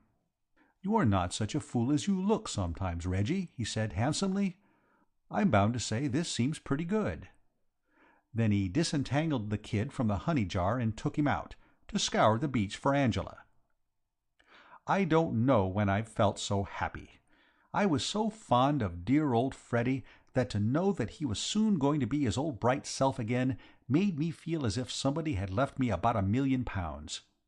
I was leaning back in a chair on the veranda, smoking peacefully, when down the road I saw the old boy returning, and, by George, the kid was still with him. And Freddie looked as if he hadn't a friend in the world. "Hello," I said. "Couldn't you find her?" "Yes, I found her," he replied, with one of those bitter, hollow laughs. "Well, then—" Freddie sank into a chair and groaned. "This isn't her cousin, you idiot," he said. "He's no relation at all. He's just a kid she happened to meet on the beach. She had never seen him before in her life." "What? Who is he, then?" "I don't know. Oh, Lord, I've had a time. Thank goodness you'll probably spend the next few years of your life at Dartmoor for kidnapping. That's my only consolation. I'll come and jeer at you through the bars." "Tell me all, old boy," I said. It took him a good long time to tell the story, for he broke off in the middle of nearly every sentence to call me names, but I gathered gradually what had happened. She had listened like an iceberg while he told the story he had prepared, and then, well, she didn't actually call him a liar, but she gave him to understand in a general sort of way that if he and Dr. Cook ever happened to meet and started swapping stories, it would be about the biggest duel on record. And then he had crawled away with the kid, licked to a splinter. "And mind, this is your affair," he concluded. "I'm not mixed up in it at all. If you want to escape your sentence, you better go and find the kid's parents and return him before the police come for you." By Jove, you know, till I started to tramp the place with this infernal kid, I never had a notion it would have been so deuced difficult to restore a child to its anxious parents. It's a mystery to me how kidnappers ever get caught. I searched Marvis Bay like a bloodhound, but nobody came forward to claim the infant. You'd have thought, from the lack of interest in him, that he was stopping there all by himself in a cottage of his own. It was until, by an inspiration, I thought to ask the sweet-stall man that I had found out his name was Medwin, and that his parents lived at a place called Ocean Rest, in Beach Road. I shot off there like an arrow and knocked at the door. Nobody answered. I knocked again. I could hear movement inside, but nobody came. I was just going to get to work on that knocker in such a way that the idea would filter through into these people's heads that I wasn't standing there just for the fun of the thing, when a voice from somewhere above shouted, "Hi!" I looked up and saw a round pink face, with grey whiskers east and west of it, staring down from an upper window. "Hi!" it shouted again. "What the deuce do you mean by hi?" I said. "You can't come in," said the face. "Hello, is that Toodles?" "My name is not Toodles, and I don't want to come in," I said. "Are you Mr. Medwin? I've brought back your son." "I see him." "Peep-o, Toodles, Dada can see you." The voice disappeared with a jerk. I could hear voices. The face reappeared. "Hi!" I churned the gravel madly. "Do you live here?" said the face. "I'm staying here for a few weeks." "What's your name?" "Pepper, but—" "Pepper? Any relation to Edward Pepper, the colliery owner?" "My uncle. But I used to know him well. Dear old Edward Pepper. I wish I was with him now." "I wish you were," I said. He beamed down at me. "This is most fortunate," he said. "We were wondering what we were to do with Toodles. You see, we have the mumps here. My daughter Boodles has just developed mumps. Toodles must not be exposed to the risk of infection. We could not think what we were to do with him. It was most fortunate your finding him. He strayed from his nurse. I would hesitate to trust him to the care of a stranger, but you are different. Any nephew of Edward Pepper's has my implicit confidence. You must take Toodles to your house. It will be an ideal arrangement. I have written to my brother in London to come and fetch him. He may be here in a few days." "May?" "He is a busy man, of course, but he should certainly be here within a week. Till then Toodles can stop with you. It's an excellent plan. Very obliged to you. Your wife will like Toodles." "I haven't got a wife!" I yelled, but the window had closed with a bang, as if the man with the whiskers had found a germ trying to escape, don't you know, and had headed it off just in time. I breathed a deep breath and wiped my forehead. The window flew up again. "Hi!" A package weighing about a ton hit me on the head and burst like a bomb. "Did you catch it?" said the face, reappearing. "Dear me, you missed it. Never mind, you can get it at the grocer's. Ask for Bailey's granulated breakfast chips. Toodles loves them for breakfast with a little milk. Be certain to get Bailey's." My spirit was broken, if you know what I mean. I accepted the situation. Taking Toodles by the hand, I walked slowly away. Napoleon's retreat from Moscow was a picnic by the side of it. As we turned up the road we met Freddie's Angela. The sight of her had a marked effect on the kid Toodles. He pointed at her and said, "Wah!" The girl stopped and smiled. I loosed the kid and he ran to her. "Well, baby," she said, bending down to him, "so father found you again, did he? Your little son and I made friends on the beach this morning," she said to me. This was the limit. Coming on top of that interview with the whiskered lunatic, it so utterly unnerved me, don't you know, that she had nodded good-bye and was halfway down the road before I caught up with my breath enough to deny the charge of being the infant's father. I hadn't expected dear old Freddie to sing with joy when he found out what had happened, but I did think he might have shown a little more manly fortitude. He leaped up, glared at the kid, and clutched his head. He didn't speak for a long time, but on the other hand, when he began he did not leave off for a long time. He was quite emotional, dear old boy. It beat me where he could have picked up such expressions. "Well," he said when he had finished, "say something. Heavens, man, why don't you say something?" "You don't give me a chance, old top," I said soothingly. "What are you going to do about it?" "What can we do about it?" We can't spend our time acting as nurses to this exhibit." He got up. "I'm going back to London," he said. "Freddie!" I cried. "Freddie, old man!" My voice shook. "Would you desert a pal at a time like this?" "I would.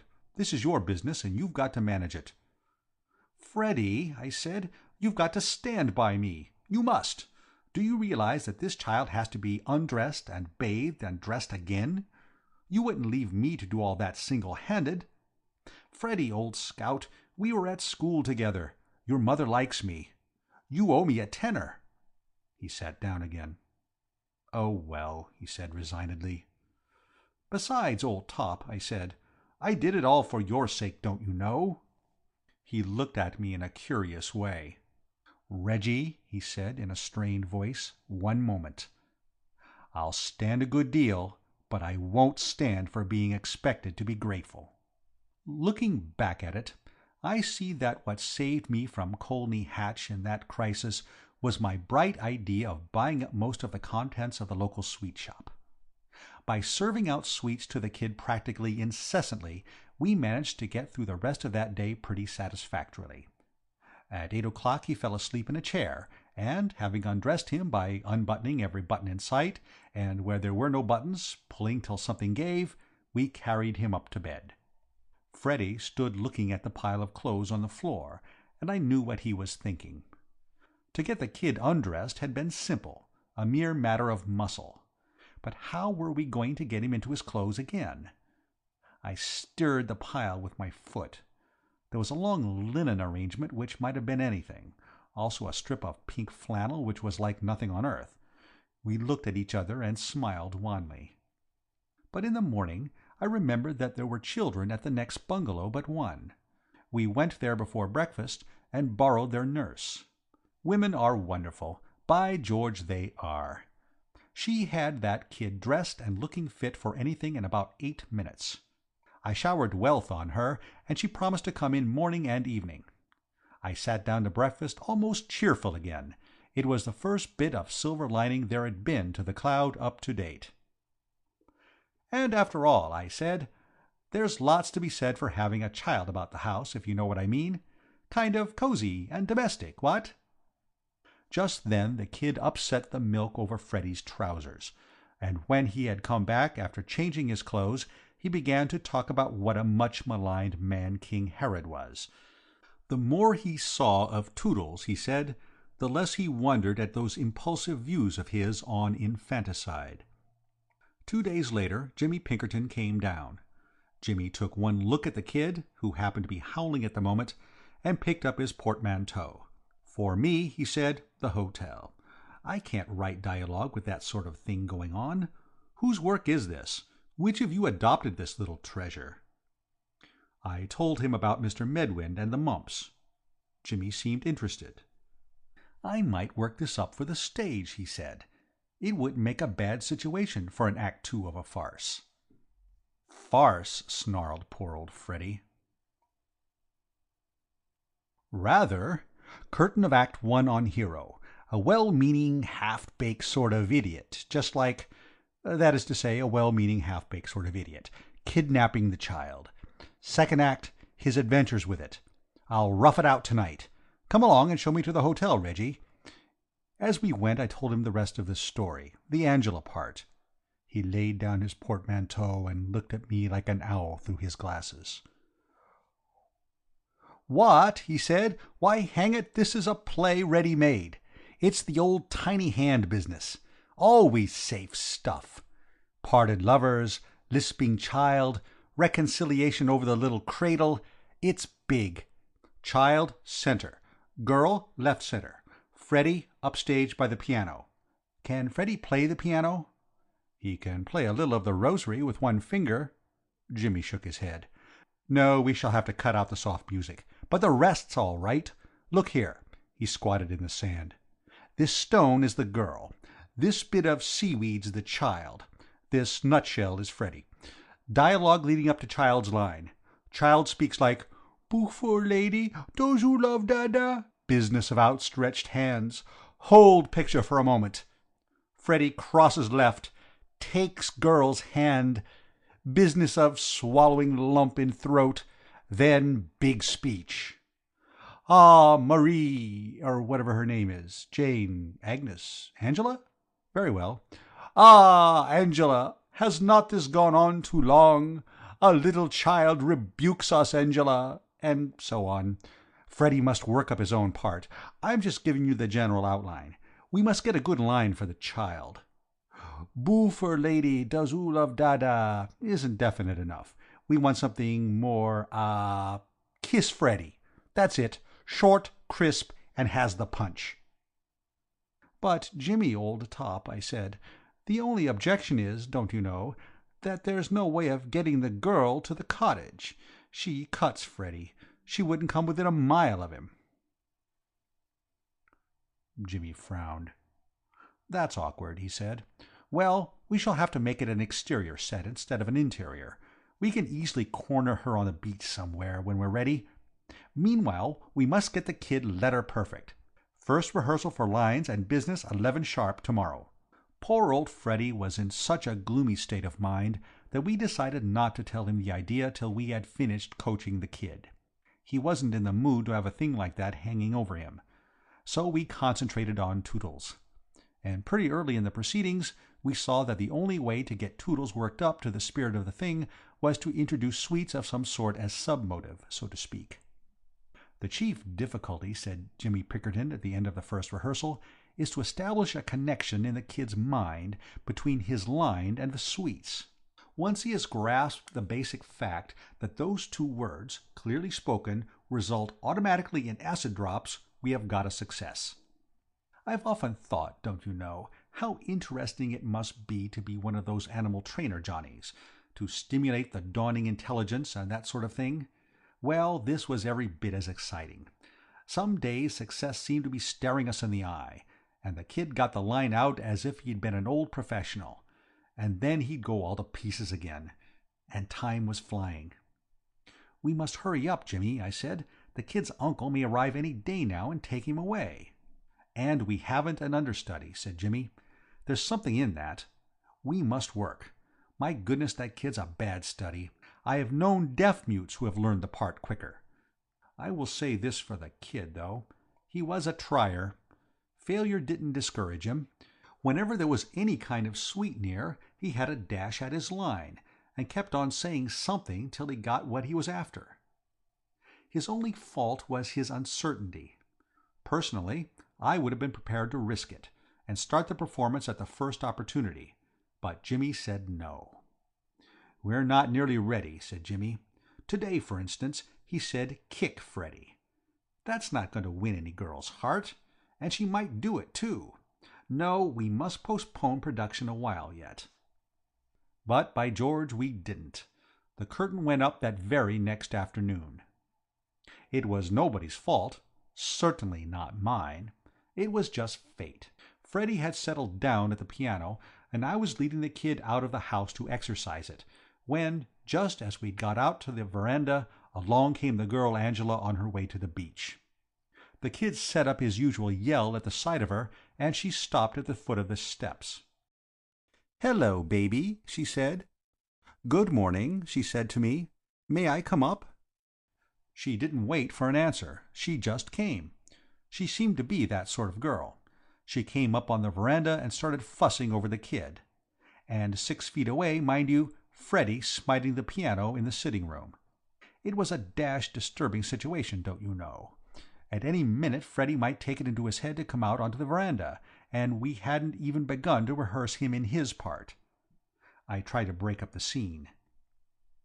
"We were just going down to the beach," I said. "Yes," said the girl. She listened for a moment. "So you're having your piano tuned?" she said. "My aunt has been trying to find a tuner for hours. Do you mind if I go in and tell this man to come on to us when he's finished here?" Not yet," I said. "Not yet, if you don't mind. He can't bear to be disturbed when he's working. It's the artistic temperament. I'll tell him later." "Very well," she said, getting up to go. "Ask him to come to Pine Bungalow. West is the surname. Oh, he seems to have stopped. I suppose he'll be out in a minute now. I'll wait." "Don't you think," "Shouldn't we be going to the beach?" I said. She had started talking to the kid and didn't hear. She was feeling in her pocket for something. "The beach," I babbled. "See what I've brought for you, baby?" she said, and by George, don't you know, she held up in front of the kid's bulging eyes a chunk of toffee the size of the Automobile Club. That finished it. We had just been having a long rehearsal, and the kid was all worked up in his part. He got it right the first time. "Kiss Freddie!" he shouted. And the front door opened, and Freddie came out onto the veranda for all the world as if he had been taking a cue. He looked at the girl, and the girl looked at him. I looked at the ground, and the kid looked at the toffee. "Kiss Freddie!" he yelled. "Kiss Freddie!" The girl was still holding up the toffee, and the kid did what Jimmy Pinkerton would have called business of outstretched hands towards it. "Kiss Freddie!" he shrieked. "What does this mean?" said the girl, turning to me. "You'd better give it to him, don't you know," I said. "He'll go on till you do." She gave the kid his toffee, and he subsided. Poor old Freddie still stood there, gaping, without a word. "What does it mean?" said the girl again. Her face was pink, and her eyes were sparkling in that sort of way, don't you know, that makes a fellow feel as if he hadn't any bones in him, if you know what I mean. Did you ever tread on your partner's dress at a dance and tear it, and see her smile at you like an angel and say, "Please don't apologize, it's nothing," and then suddenly meet her clear blue eyes and feel as if you had stepped on the teeth of a rake and had the handle jump up and hit you in the face? Well, that's how Freddie's Angela looked. "Well," she said, and her teeth gave a little click. I gulped. Then I said it was nothing. Then I said it was nothing much. Then I said, "Oh, well, it was this way," and after a few brief remarks about Jimmy Pinkerton, I told her all about it. And all the while idiot Freddie stood there gaping without a word. And the girl didn't speak either. She just stood listening. And then she began to laugh. I never heard a girl laugh so much. She leaned against the side of the veranda and shrieked. And all the while Freddie, the world's champion chump, stood there saying nothing. Well, I sidled towards the steps. I had said all I had to say, and it seemed to me that about here the stage direction exit was written in my part. I gave poor old Freddie up in despair. If only he had said a word, it might have been all right. But there he stood, speechless. What can a fellow do with a fellow like that? Just out of sight of the house I met Jimmy Pinkerton. "Hello, Reggie," he said. "I was just coming to you. Where's the kid? We must have a big rehearsal today." "No good," I said sadly. "It's all over. The thing's finished. Poor dear old Freddie has made an ass of himself and killed the whole show." "Tell me," said Jimmy. I told him. "Fluffed his lines, did he?" said Jimmy, nodding thoughtfully. "It's always the way with these amateurs. We must go back at once. Things look bad, but it may not be too late," he said as we started. "Even now a few well-chosen words from a man of the world and—" "Great Scott!" I cried. "Look!" In front of the cottage stood 6 children, a nurse, and the fellow from the grocer's, staring. From the windows of the houses opposite projected about 400 heads of both sexes staring. Down the road came galloping 5 more children, a dog, 3 men, and a boy, about to stare. And on our porch, as unconscious of the spectators as if they had been alone in the Sahara, stood Freddie and Angela, clasped in each other's arms. Dear old Freddie may have been fluffy in his lines, but by George, his business had certainly gone with a bang. End of Chapter 5. Chapter 6. Rallying Round Old George. I think one of the rummiest affairs I was ever mixed up with, in the course of a lifetime devoted to butting into other people's business, was that affair of George Latimer at Monte Carlo. I wouldn't bore you, don't you know, for the world, but I think you ought to hear about it. We had come to Monte Carlo on the yacht Kirke, belonging to an old sportsman of the name of Marshall. Among those present were myself, my man Vowles, a Mrs. Vanderley, her daughter Stella, Mrs. Vanderley's maid Pilbeam, and George. George was a dear old pal of mine. In fact, it was I who had worked him into the party. You see, George was due to meet his Uncle Augustus, who was scheduled, George having just reached his 25th birthday, to hand over to him a legacy left by one of George's aunts, for which he had been trustee. The aunt had died when George was quite a kid. It was a date that George had been looking forward to, for though he had a sort of income, an income after all is only an income, whereas a chunk of goblins is a pile. George's uncle was in Monte Carlo, and he had written George that he would come to London and unbelt. But it struck me that a far better plan was for George to go to his uncle at Monte Carlo instead. Kill two birds with one stone, don't you know? Fix up his affairs and have a pleasant holiday simultaneously. So George had tagged along, and at the time when the trouble started, we were anchored in Monaco Harbour, and Uncle Augustus was due next day. Looking back, I may say that, so far as I was mixed up in it, the thing began at 7 o'clock in the morning, when I was aroused from a dreamless sleep by the dickens of a scrap in progress outside my stateroom door. The chief ingredients were a female voice that sobbed and said, "Oh, Harold," and a male voice, raised in anger, as they say, which after considerable difficulty I identified as Vowles's. I hardly recognized it. In his official capacity, Vowles talks exactly like you'd expect a statue to talk, if it could. In private, however, he evidently relaxed to some extent, and to have that sort of thing going on in my midst at that hour was too much for me. "Vowles!" I yelled. Spion Kop ceased with a jerk. There was a silence, then sobs diminishing in the distance, and finally a tap at the door. Vowles entered with that impressive "My lord, the carriage waits" look, which is what I pay him for. You wouldn't have believed he had a drop of any sort of emotion in him.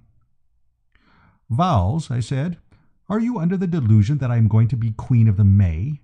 You've called me early, all right. It's only just 7.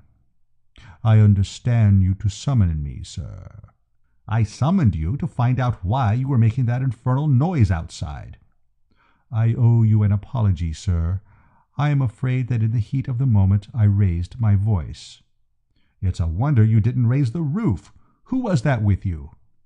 "Miss Pilbeam, sir, Mrs. Vanderley's maid." "What was all that trouble about?" "I was breaking our engagement, sir." I couldn't help gaping. Somehow one didn't associate Vowles with engagements. Then it struck me that I'd no right to butt in on his secret sorrows, so I switched the conversation. "I think I'll get up," I said. "Yes, sir." "I can't wait to breakfast with the rest. Can you get me some right away?" "Yes, sir." So I had a solitary breakfast and went up on the deck to smoke. It was a lovely morning. Blue sea, gleaming casino, cloudless sky, and all the rest of the hippodrome. Presently the others began to trickle up. Stella Vanderley was one of the first. I thought she looked a bit pale and tired. She said she hadn't slept well. That accounted for it. Unless you get your 8 hours, where are you? "Seen George?" I asked. I couldn't help thinking the name seemed to freeze her a bit, which was queer, because all the voyage she and George had been particularly close pals. In fact, at any moment I expected George to come to me and slip his little hand in mine and whisper, "I've done it, old scout. She loves me." "I have not seen Mr. Latimer," she said. I didn't pursue the subject. George's stock was apparently low that a.m. The next item in the day's program occurred a few minutes later, when the morning papers arrived. Mrs. Vanderley opened hers and gave a scream. "The poor dear prince," she said. "What a shocking thing," said old Marshall. "I knew him in Vienna," said Mrs. Vanderley. "He waltzed divinely." Then I got at mine and saw what they were talking about. The paper was full of it. It seemed that late the night before, His Serene Highness the Prince of Saxburg-Liegnitz, I always wonder why they call these chaps serene, had been murderously assaulted in a dark street on his way back from the casino to his yacht. Apparently he had developed the habit of going out without an escort, and some roughneck, taking advantage of this, had laid for him and slugged him with considerable vim. The prince had been found lying pretty well beaten up and insensible in the street by a passing pedestrian, and had been taken back to his yacht, where he still lay unconscious. "This is going to do somebody no good," I said. "What do you get for slugging a Serene Highness? I wonder if they'll catch the fellow." "Later," read old Marshall, "the pedestrian who discovered his Serene Highness proves to have been Mr. Denman Sturgis, the eminent private investigator. Mr. Sturgis has offered his services to the police, and is understood to be in possession of a most important clue. That's the fellow who had charge of that kidnapping case in Chicago. If anybody can catch the man, he can." About 5 minutes later, just as the rest of them were going to move off to breakfast, a boat hailed us and came alongside. A tall, thin man came up the gangway. He looked round the group, and fixed on old Marshall as the probable owner of the yacht. "Good morning," he said. "I believe you have a Mr. Latiker on board, Mr. George Latiker?" "Yes," said Marshall. "He's down below. Want to see him? Whom shall I say?" "He would not know my name. I should like to see him for a moment on somewhat urgent business." "Take a seat. He'll be up in a moment. Reggie, my boy, go and hurry him up." I went down to George's stateroom. "George, old man," I shouted. No answer. I opened the door and went in. The room was empty. What's more, the bunk hadn't been slept in. I don't know when I've been more surprised. I went on deck. "He isn't there," I said. "Not there," said old Marshall. "Where is he, then? Perhaps he's gone for a stroll ashore. But he'll be back soon for breakfast. You better wait for him. Have you breakfasted? No? Then will you join us?" The man said he would, and just then the gong went and they trooped down, leaving me alone on the deck. I sat smoking and thinking, and then smoking a bit more, when I thought I heard somebody call my name in a sort of hoarse whisper. I looked over my shoulder, and, by Jove, there at the top of the gangway, in evening dress, dusty to the eyebrows and without a hat, was dear old George. "Great Scott!" I cried. "Shh!" he whispered. "Anyone about?" "They're all down at breakfast." He gave a sigh of relief, sank into my chair, and closed his eyes. I regarded him with pity. The poor old boy looked a wreck. "I say," I said, touching him on the shoulder. He leaped out of the chair with a smothering yell. "Did you do that? What did you do it for? What's the sense of it? How do you suppose you can ever make yourself popular if you go about touching people on the shoulder? My nerves are sticking a yard out of my body this morning, Reggie." "Yes, old boy." "I did a murder last night." "What?" "It's the sort of thing that might happen to anybody. Directly Stella Vanderley broke off our engagement—" "Broke off your engagement? How long were you engaged?" "About 2 minutes. It might have been less. I hadn't a stopwatch. I proposed to her at 10 last night in the saloon. She accepted me. I was just going to kiss her when we heard someone coming. I went out. Coming along the corridor was that infernal what's-her-name, Mrs. Vanderley's maid, Pilbeam. Have you ever been accepted by a girl you love, Reggie?" "Never. I've been refused dozens. Then you won't understand how I felt. I was off my head with joy. I hardly knew what I was doing. I just felt I had to kiss the nearest thing handy. I couldn't wait. It might have been the ship's cat. It wasn't. It was Pilbeam." "You kissed her?" "I kissed her. And just at that moment the door of the saloon opened, and out came Stella." "Great Scott!" "Exactly what I said. It flashed across me that to Stella, dear girl, not knowing the circumstances, the thing might seem a little odd. It did. She broke off the engagement, and I got out the dinghy and rowed off. I was mad. I didn't care what became of me. I simply wanted to forget. I went ashore. It's just on the cards that I may have drowned my sorrows a bit. Anyhow, I don't remember a thing, except that I can recollect having the deuce of a scrap with somebody in a dark street, and somebody falling, and myself falling, and myself legging it for all I was worth. I woke up this morning in the casino gardens. I've lost my hat." I dived for the paper. "Read," I said. "It's all there." He read. "Good heavens," he said. "You didn't do a thing to his serene nibs, did you?" "Reggie, this is awful." "Cheer up. They'll say he'll recover." "That doesn't matter. It does to him." He read the paper again.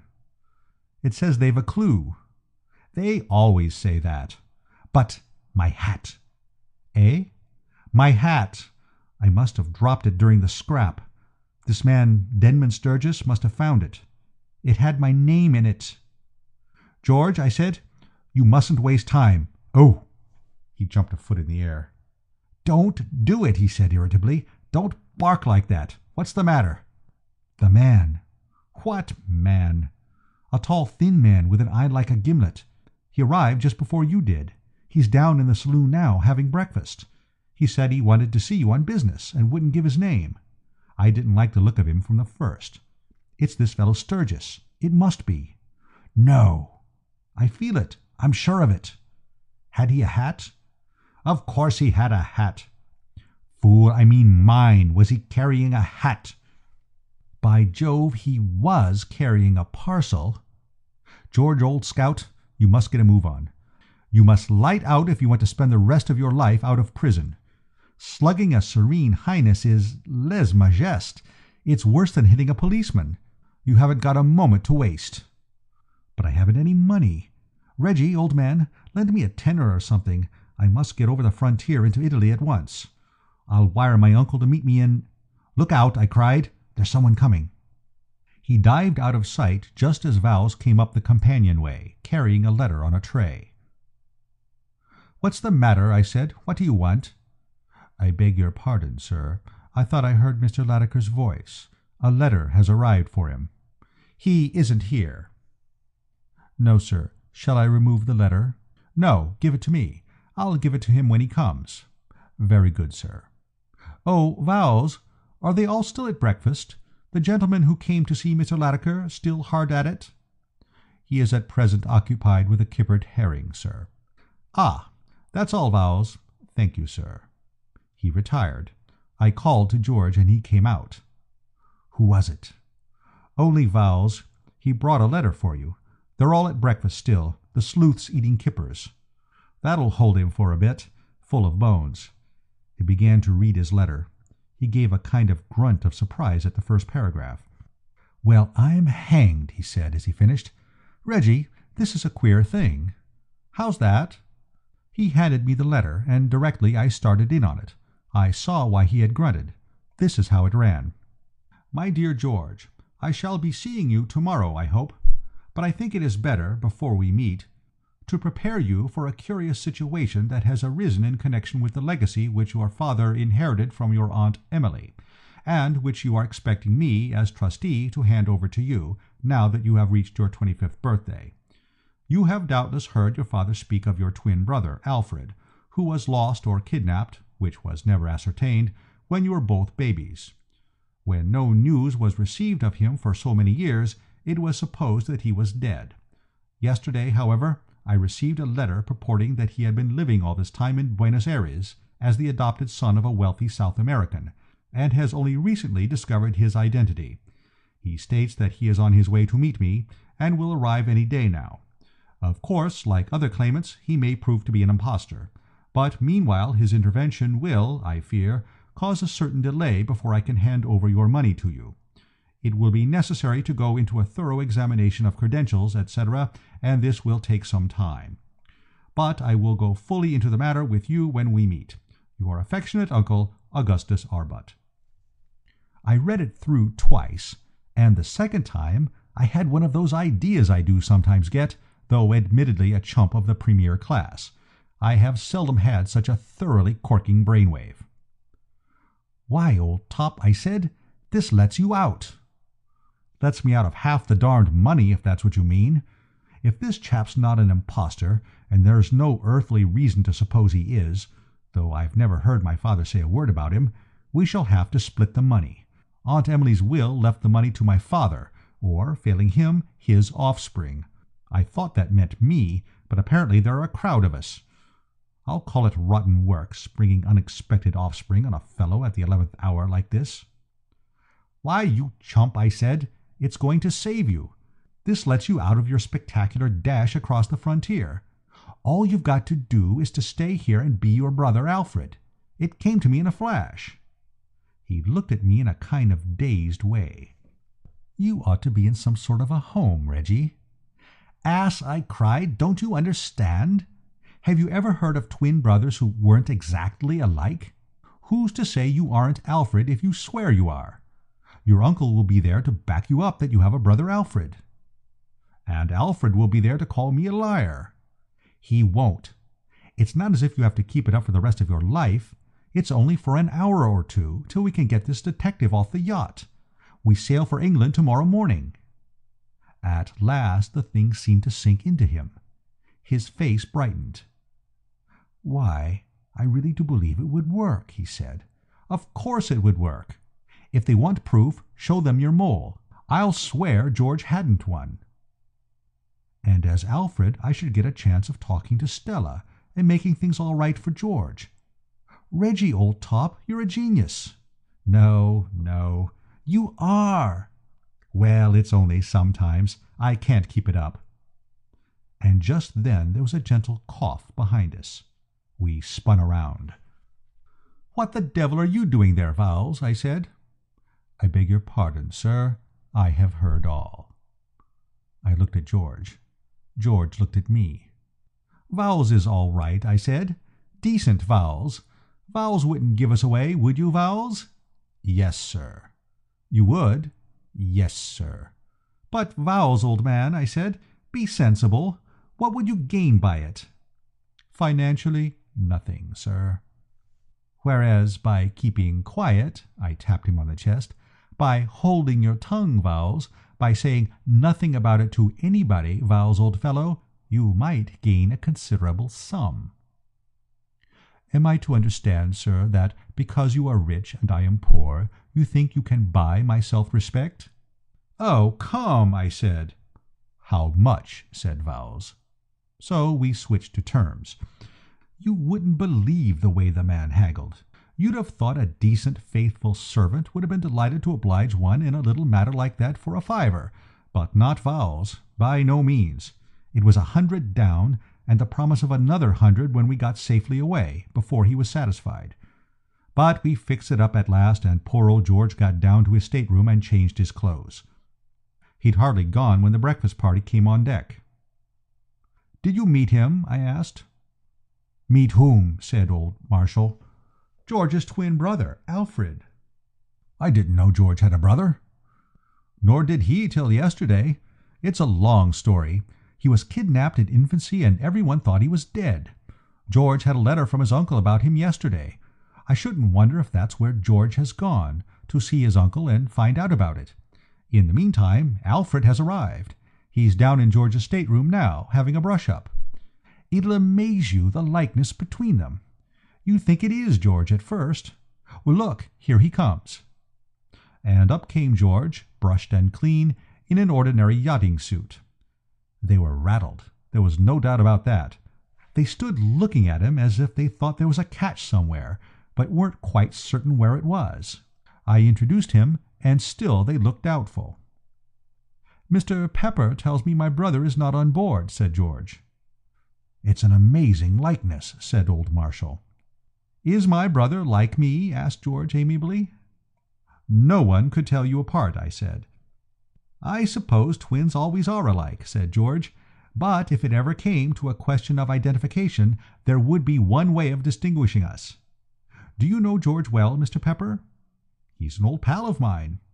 "You've been swimming with him, perhaps?" "Every day last August." "Well, then, you would have noticed it if he had a mole like this on the back of his neck, wouldn't you?" He turned his back and stooped and showed the mole. His collar hid it in ordinary times. I had seen it often when we were bathing together. "Has George a mole like that?" he asked. "No," I said. "Oh, no." "You would have noticed if he had?" "Yes," I said. "Oh, yes." "I'm glad of that," said George. "It would be a nuisance not to be able to prove one's own identity." That seemed to satisfy them all. They couldn't get away from it. It seemed to me that from now on the thing was a walkover. And I think George felt the same, for when old Marshall asked him if he had had breakfast, he said he had not, went below, and pitched in as if he hadn't a care in the world. Everything went right till lunchtime. George sat in the shade on the foredeck talking to Stella most of the time. "It's all right," he said.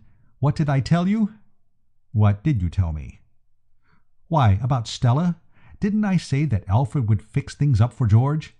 I told her she looked worried, and got her to tell me what the trouble was, and then you must have shown a flash of speed if you got her to confide in you after knowing you for about 2 hours." "Perhaps I did," said George modestly. "I had no notion till I became him what a persuasive sort of chap my brother Alfred was. Anyway, she told me all about it, and I started in to show her that George was a pretty good sort of fellow on the whole, who oughtn't to be turned down for what was evidently merely temporary insanity. She saw my point." "And it's all right?" "Absolutely. If only we could produce George. How much longer does that infernal sleuth intend to stay here? He seems to have taken root." "I fancy he thinks that you're bound to come back sooner or later, and is waiting for you." "He's an absolute nuisance," said George. We were moving towards the companionway to go below for lunch when a boat hailed us. We went to the side and looked over. "It's my uncle," said George. A stout man came up the gangway. "Hallo, George," he said. "Get my letter?" "I think you are mistaking me for my brother," said George. "My name is Alfred Latiker." "What's that?" "I am George's brother Alfred. Are you my Uncle Augustus?" The stout man stared at him. "You're very like George," he said. "So everyone tells me." "And you're really Alfred?" "I am." "I'd like to talk business with you for a moment." He cocked his eye at me. I sidled off and went below. At the foot of the companion steps I met Vowles. "I beg your pardon, sir," said Vowles.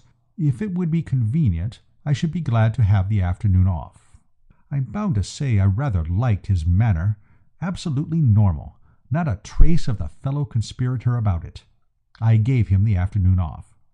I had lunch. George didn't show up, and as I was going out I was waylaid by the girl Pilbeam.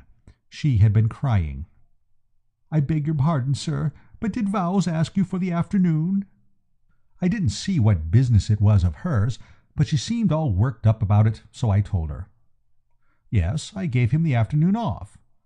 She broke down, absolutely collapsed. Devilish unpleasant it was.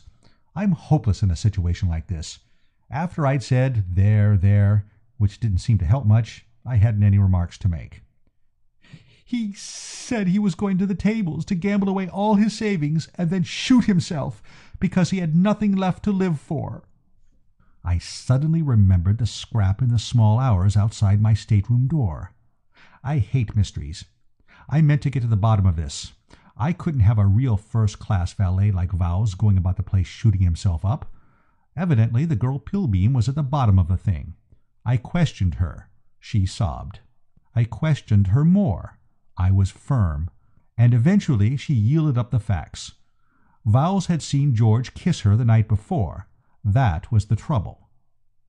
Things began to piece themselves together. I went to interview George. There was going to be another job for persuasive Alfred. Vowles's mind had to be eased as Stella's had been. I couldn't afford to lose a fellow with his genius for preserving a trouser crease. I found George on the foredeck.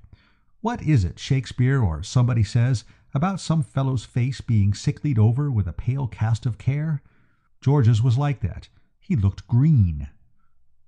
"Finished with your uncle?" I said. He grinned a ghostly grin. "There isn't any uncle," he said. "There isn't any Alfred. And there isn't any money." "Explain yourself, old top," I said. "It won't take long. The old crook has spent every penny of the trust money. He's been at it for years, ever since I was a kid. When the time came to cough up, and I was due to see what he did, he went to the tables in the hope of a run of luck, and lost the last remnant of his stuff. He had to find a way of holding me for a while and postponing the squaring of accounts while he got away, and he invented this twin brother business. He knew I should find out sooner or later, but meanwhile he would be able to get off to South America, which he has done. He's on his way now." "You let him go?" "Oh, what could I do? I can't afford to make a fuss with that man Sturgis around. I can't prove there's no Alfred when my only chance of avoiding prison is to be Alfred." "Well, you've made things right for yourself with Stella Vanderley anyway," I said, trying to cheer him up. "What's the good of that now? I've hardly any money and no prospects. How can I marry her?" I pondered. "It looks to me, old top," I said at last, "as if things were in a bit of a mess." "You've guessed it," said poor old George. I spent the afternoon musing on life. If you come to think of it, what a queer thing life is. So unlike anything else, don't you know, if you see what I mean. At any moment you may be strolling peacefully along, and all the time life's waiting around the corner to fetch you one. You can't tell when you may be going to get it. It's all dashed puzzling. Here was poor old George, as well-meaning a fellow as ever stepped, getting swatted all over the ring by the hand of fate. Why? That's what I asked myself. Just life, don't you know? That's all there was about it. It was close on 6 o'clock when our third visitor of the day arrived. We were sitting on the afterdeck in the cool of the evening, old Marshall, Denman Sturgis, Mrs. Vanderley, Stella, George, and I, when he came up. We had been talking of George, and old Marshall was suggesting the advisability of sending out search parties. He was worried. So was Stella Vanderley. So, for the matter, were George and I, only not for the same reason. We were just arguing the thing out when the visitor arrived. He was a well-built, stiff sort of fellow. He spoke with a German accent. "Mr. Marshall," he said, "I am Count Fritz von Kozlin, equerry to His Serene Highness." He clicked his heels together and saluted. "The Prince of Saxburg-Leignitz." Mrs. Vanderley jumped up. "Why, Count," she said, "what ages since we met in Vienna? You remember?" "Could I ever forget? And the charming Miss Stella, she is well, I suppose not?" "Stella, you remember Count Fritz?" Stella shook hands with him. "And how is the poor dear prince?" asked Mrs. Vanderley. "What a terrible thing to have happened." "I rejoice to say that my high-born master is better. He has regained consciousness and is sitting up and taking nourishment." "That's good," said old Marshall. "In a spoon only," sighed the Count. "Mr. Marshall, with your permission, I should like a word with Mr. Sturgis." "Mr. who?" The gimlet-eyed sportsman came forward. "I am Denman Sturgis, at your service." "The deuce you are! What are you doing here?" "Mr. Sturgis," explained the Count, "graciously volunteered his services." "I know, but what's he doing here?" "I am waiting for Mr. George Latimer, Mr. Marshall." "Eh?" "You have not found him?" asked the Count anxiously. "Not yet, Count, but I hope to do so shortly. I know what he looks like now. This gentleman is his twin brother. They are doubles." "You are sure this gentleman is not Mr. George Latimer?" George put his foot down firmly on the suggestion. "Don't go mixing me up with my brother," he said. "I'm Alfred. You can tell by my mole." He exhibited the mole. He was taking no risks. The Count clicked his tongue regretfully. "I am sorry," he said. George didn't offer to console him. "Don't worry," said Sturgis. "He won't escape me. I shall find him." "Do, Mr. Sturgis, do, and quickly. Find swiftly the noble young man." "What?" shouted George. "That noble young man, George Latimer, who at the risk of his life saved my high-born master from the assassin." George sat down suddenly. "I don't understand," he said feebly. "We were wrong, Mr. Sturgis," went on the Count. "We leaped to the conclusion, was it not so, that the owner of the hat you found was also the assailant of my high-born master. We were wrong. I have heard the story from His Serene Highness's own lips. He was passing down a dark street when a ruffian in a mask sprang out upon him. Doubtless he had been followed from the casino, where he had been winning heavily. My high-born master was taken by surprise. He was felled. But before he lost consciousness, he perceived a young man in evening dress, wearing the hat you found, running swiftly towards him. The hero engaged the assassin in combat, and my high-born master remembers no more. His Serene Highness asks repeatedly, 'Where is my brave preserver?' His gratitude is princely. He seeks for this man to reward him. Ah, you should be proud of your brother, sir." thanks," said George limply. "And you, Mr. Sturgis, you must redouble your efforts. You must search the land. You must scour the sea to find George Latimer." "He needn't take all the trouble," said a voice from the gangway. It was Vowles. His face was flushed, his hat was on the back of his head, and he was smoking a fat cigar. "I'll tell you where to find George Latimer," he shouted. He glared at George, who was staring at him. "Yes, look at me," he yelled. "Look at me. You won't be the first this afternoon who stared at the mysterious stranger who's won for 2 hours without a break. I'll be even with you now, Mr. Blooming Latimer. I'll learn you to break a poor man's heart. Mr. Marshal and gents, this morning I was on deck, and I overheard him plotting up a game on you. They'd spotted that gent there as a detective, and they arranged that Blooming Latimer was to pass himself off as his own twin brother. And if you wanted proof, Blooming Pepper tells them to show him his mole, and he'd swear George hadn't one. Those were his very words. That man there is George Latimer, Esquire, and let him deny it if he can."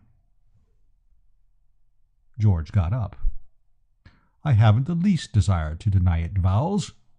"Mr. Vowles, if you please." "It's true," said George, turning to the Count. "The fact is, I had a rather foggy recollection of what happened last night. I only remember knocking someone down, and, like you, I jumped to the conclusion that I must have assaulted His Serene Highness." "Then you are really George Latimer?" asked the Count. "I am." "'Ere, what does all this mean?" demanded Vowles. "Merely that I saved the life of His Serene Highness, the Prince of Saxburg-Liegnitz, Mr. Vowles." "It's a swindle," began Vowles, when there was a sudden rush, and the girl Pilbeam cannoned into the crowd, sending me into old Marshall's chair, and flung herself into the arms of Vowles. "Oh, Harold," she cried, "I thought you were dead.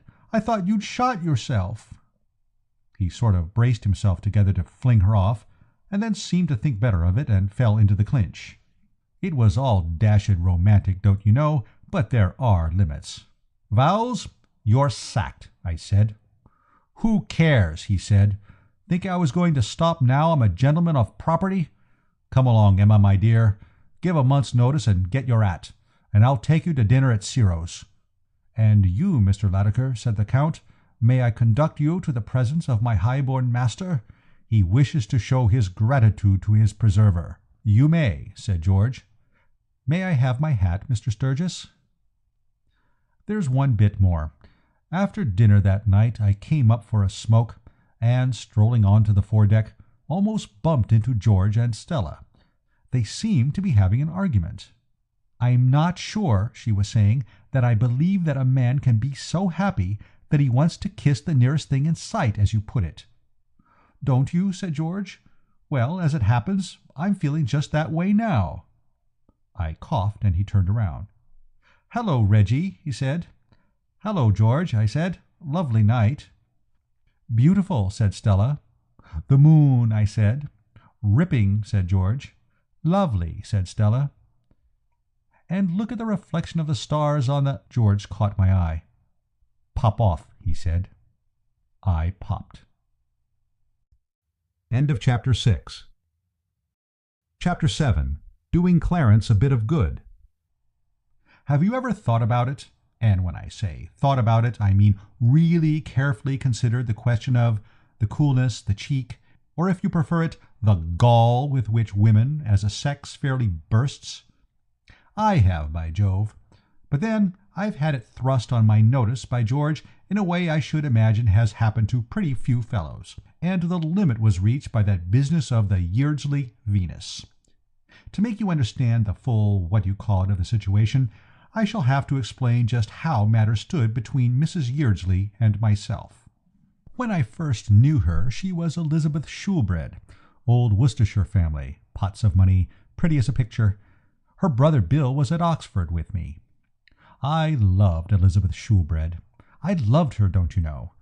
And there was a time, for about a week, when we were engaged to be married. But just as I was beginning to take a serious view of life and study furniture catalogues and feel pretty solemn when the restaurant orchestra played The Wedding Glide, I'm hanged if she didn't break it off, and a month later she was married to a fellow of the name of Yeardsley, Clarence Yeardsley, an artist.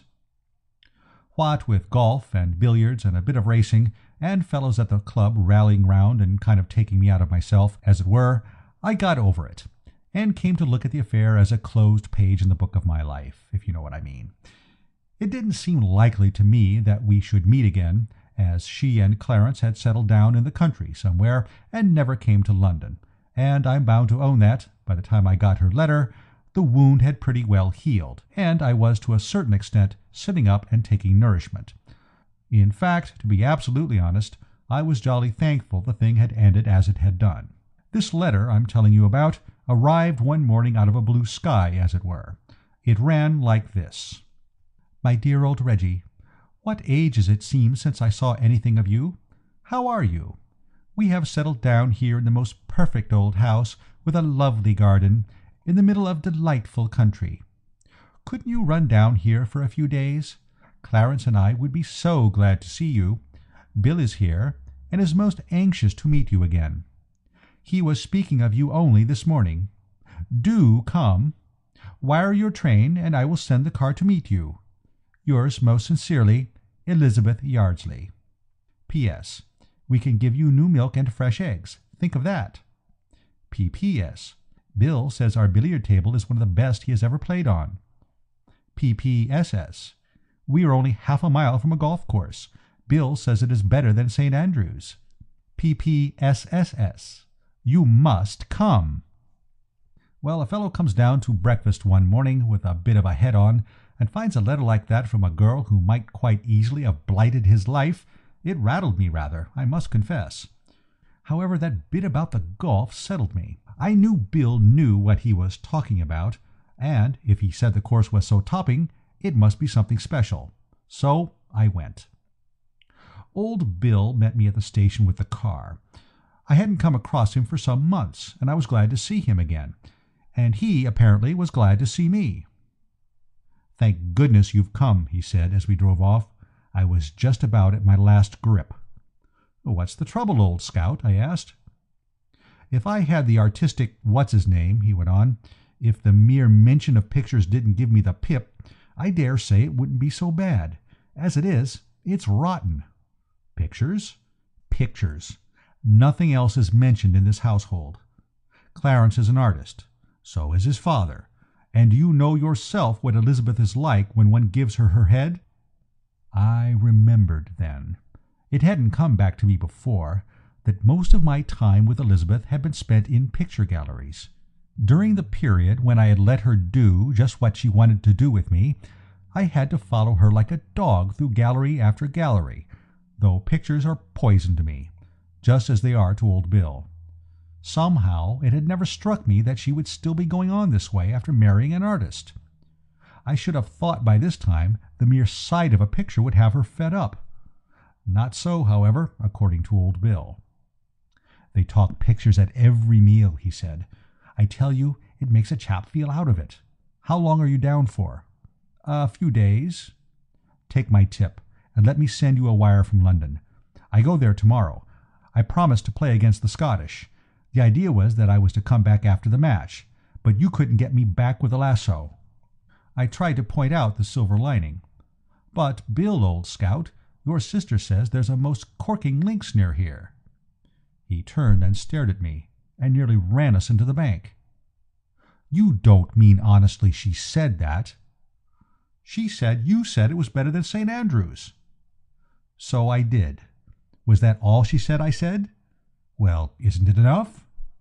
She didn't happen to mention that I added the words, I don't think? No, she forgot to tell me that. It's the worst course in Great Britain. I felt rather stunned, don't you know. Whether it's a bad habit to have got into or not, I can't say, but I simply can't do without my daily allowance of golf when I'm not in London. I took another whirl at the silver lining. We'll have to take it out in billiards, I said.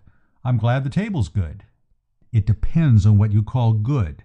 It's half size, and there's a 7-inch cut just out of baulk where Clarence's cue slipped. Elizabeth has mended it with pink silk. Very smart and dressy it looks, but it doesn't improve the thing as a billiard table." "But she said you said must have been pulling your leg." We turned in at the drive gates of a good-sized house, standing well back from the road. It looked black and sinister in the dusk, and I couldn't help feeling, like one of those Johnnies you read about in stories who are lured into lonely houses for rummy purposes and hear a shriek just as they get there. Elizabeth knew me well enough to know that a specially good golf course was a safe draw to me, and she had deliberately played on her knowledge. What was the game? That is what I wanted to know. And then a sudden thought struck me which brought me out in a cold perspiration. She had some girl down here and was going to have a stab at marrying me off. I've often heard that young married women are all over that sort of thing. Certainly she had said there was nobody at the house but Clarence and herself, and Bill and Clarence's father, but a woman who could take the name of St. Andrews in vain, as she had done, wouldn't be likely to stick at a trifle. "Bill, old scout," I said, "there aren't any frightful girls or any rot of that sort stopping here, are there?" "Wish there were," he said. "No such luck." As we pulled up at the front door, it opened and a woman's figure appeared. "Have you got him, Bill?" she said, which in my present frame of mind struck me as a jolly creepy way of putting it, the sort of thing Lady Macbeth might have said to Macbeth, don't you know. "Do you mean me?" I said. She came down into the light. It was Elizabeth, looking just the same as in the old days. "Is that you, Reggie? I'm so glad you were able to come. I was afraid you might have forgotten all about it. You know what you are. Come along in and have some tea. Have you ever been turned down by a girl who afterwards married and then been introduced to her husband? If so, you'll understand how I felt when Clarence burst on me. You know the feeling. First of all, when you hear about the marriage, you say to yourself, 'I wonder what he's like.' Then you meet him and think, 'There must be some mistake. She can't have preferred this to me.' That's what I thought when I set eyes on Clarence. He was a little thin, nervous-looking chappie of about 35. His hair was getting grey at the temples and straggly on top. He wore pince-nez, and he had a drooping moustache. I'm no Bombardier Wells myself, but in front of Clarence I felt quite a nut. And Elizabeth, mind you, is one of those tall, splendid girls who looks like princesses. Honestly, I believe women do it out of pure cussedness. "How do you do, Mr. Pepper? Hark! Can you hear a mewing cat?" said Clarence, all in one breath, don't you know. "Eh?" I said. "A mewing cat. I feel sure I hear a mewing cat. Listen." While we were listening, the door opened, and a white-haired old gentleman came out. He was built on the same lines as Clarence, but was an earlier model. I took him correctly to be Mr. Yeardsley, Senior. Elizabeth introduced us.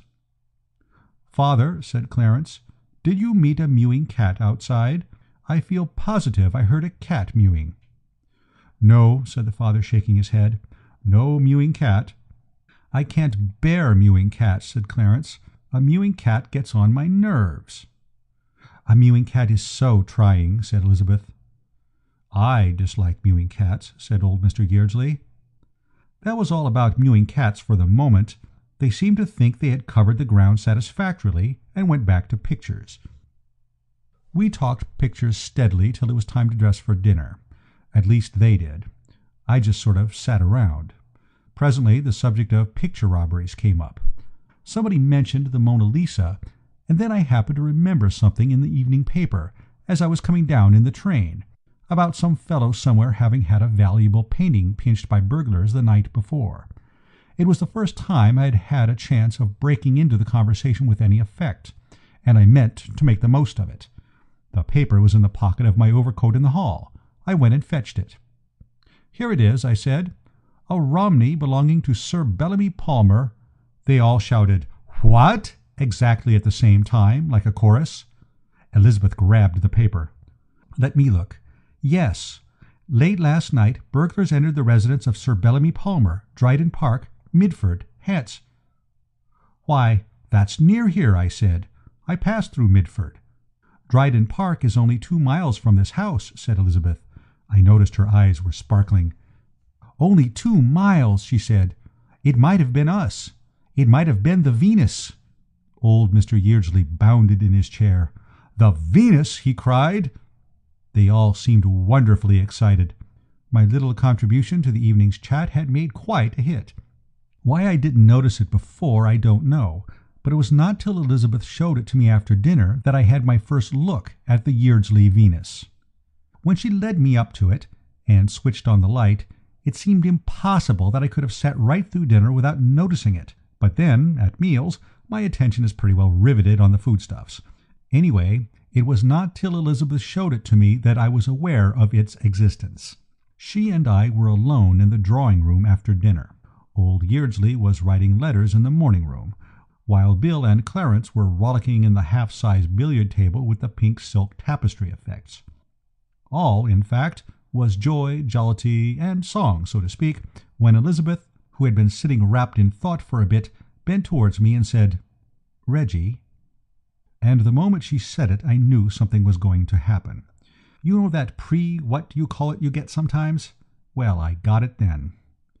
"What-oh?" I said nervously. "Reggie," she said, "I want to ask a favor of you." "Yes?" She stooped down and put a log on the fire, and went on with her back to me. "Do you remember, Reggie, once you said you would do anything in the world for me?" There, that's what I meant when I said about the cheek of woman as a sex.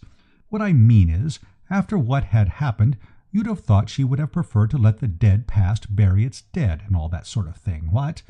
Mind you, I had said I would do anything in the world for her. I admit that. But it was a distinctly pre-Clarence remark. He hadn't appeared on the scene then, and it stands to reason that a fellow who might have been a perfect knight-errant to a girl when he was engaged to her doesn't feel nearly so keen on spreading himself in that direction when she has given him the miss in baulk, and gone and married a man who reason and instinct both tell him is a decided blighter. I couldn't think of anything to say but, "Oh, yes. There's something you can do for me now which will make me everlastingly grateful." "Yes," I said. "Do you know, Reggie," she said suddenly, "that only a few months ago Clarence was very fond of cats?"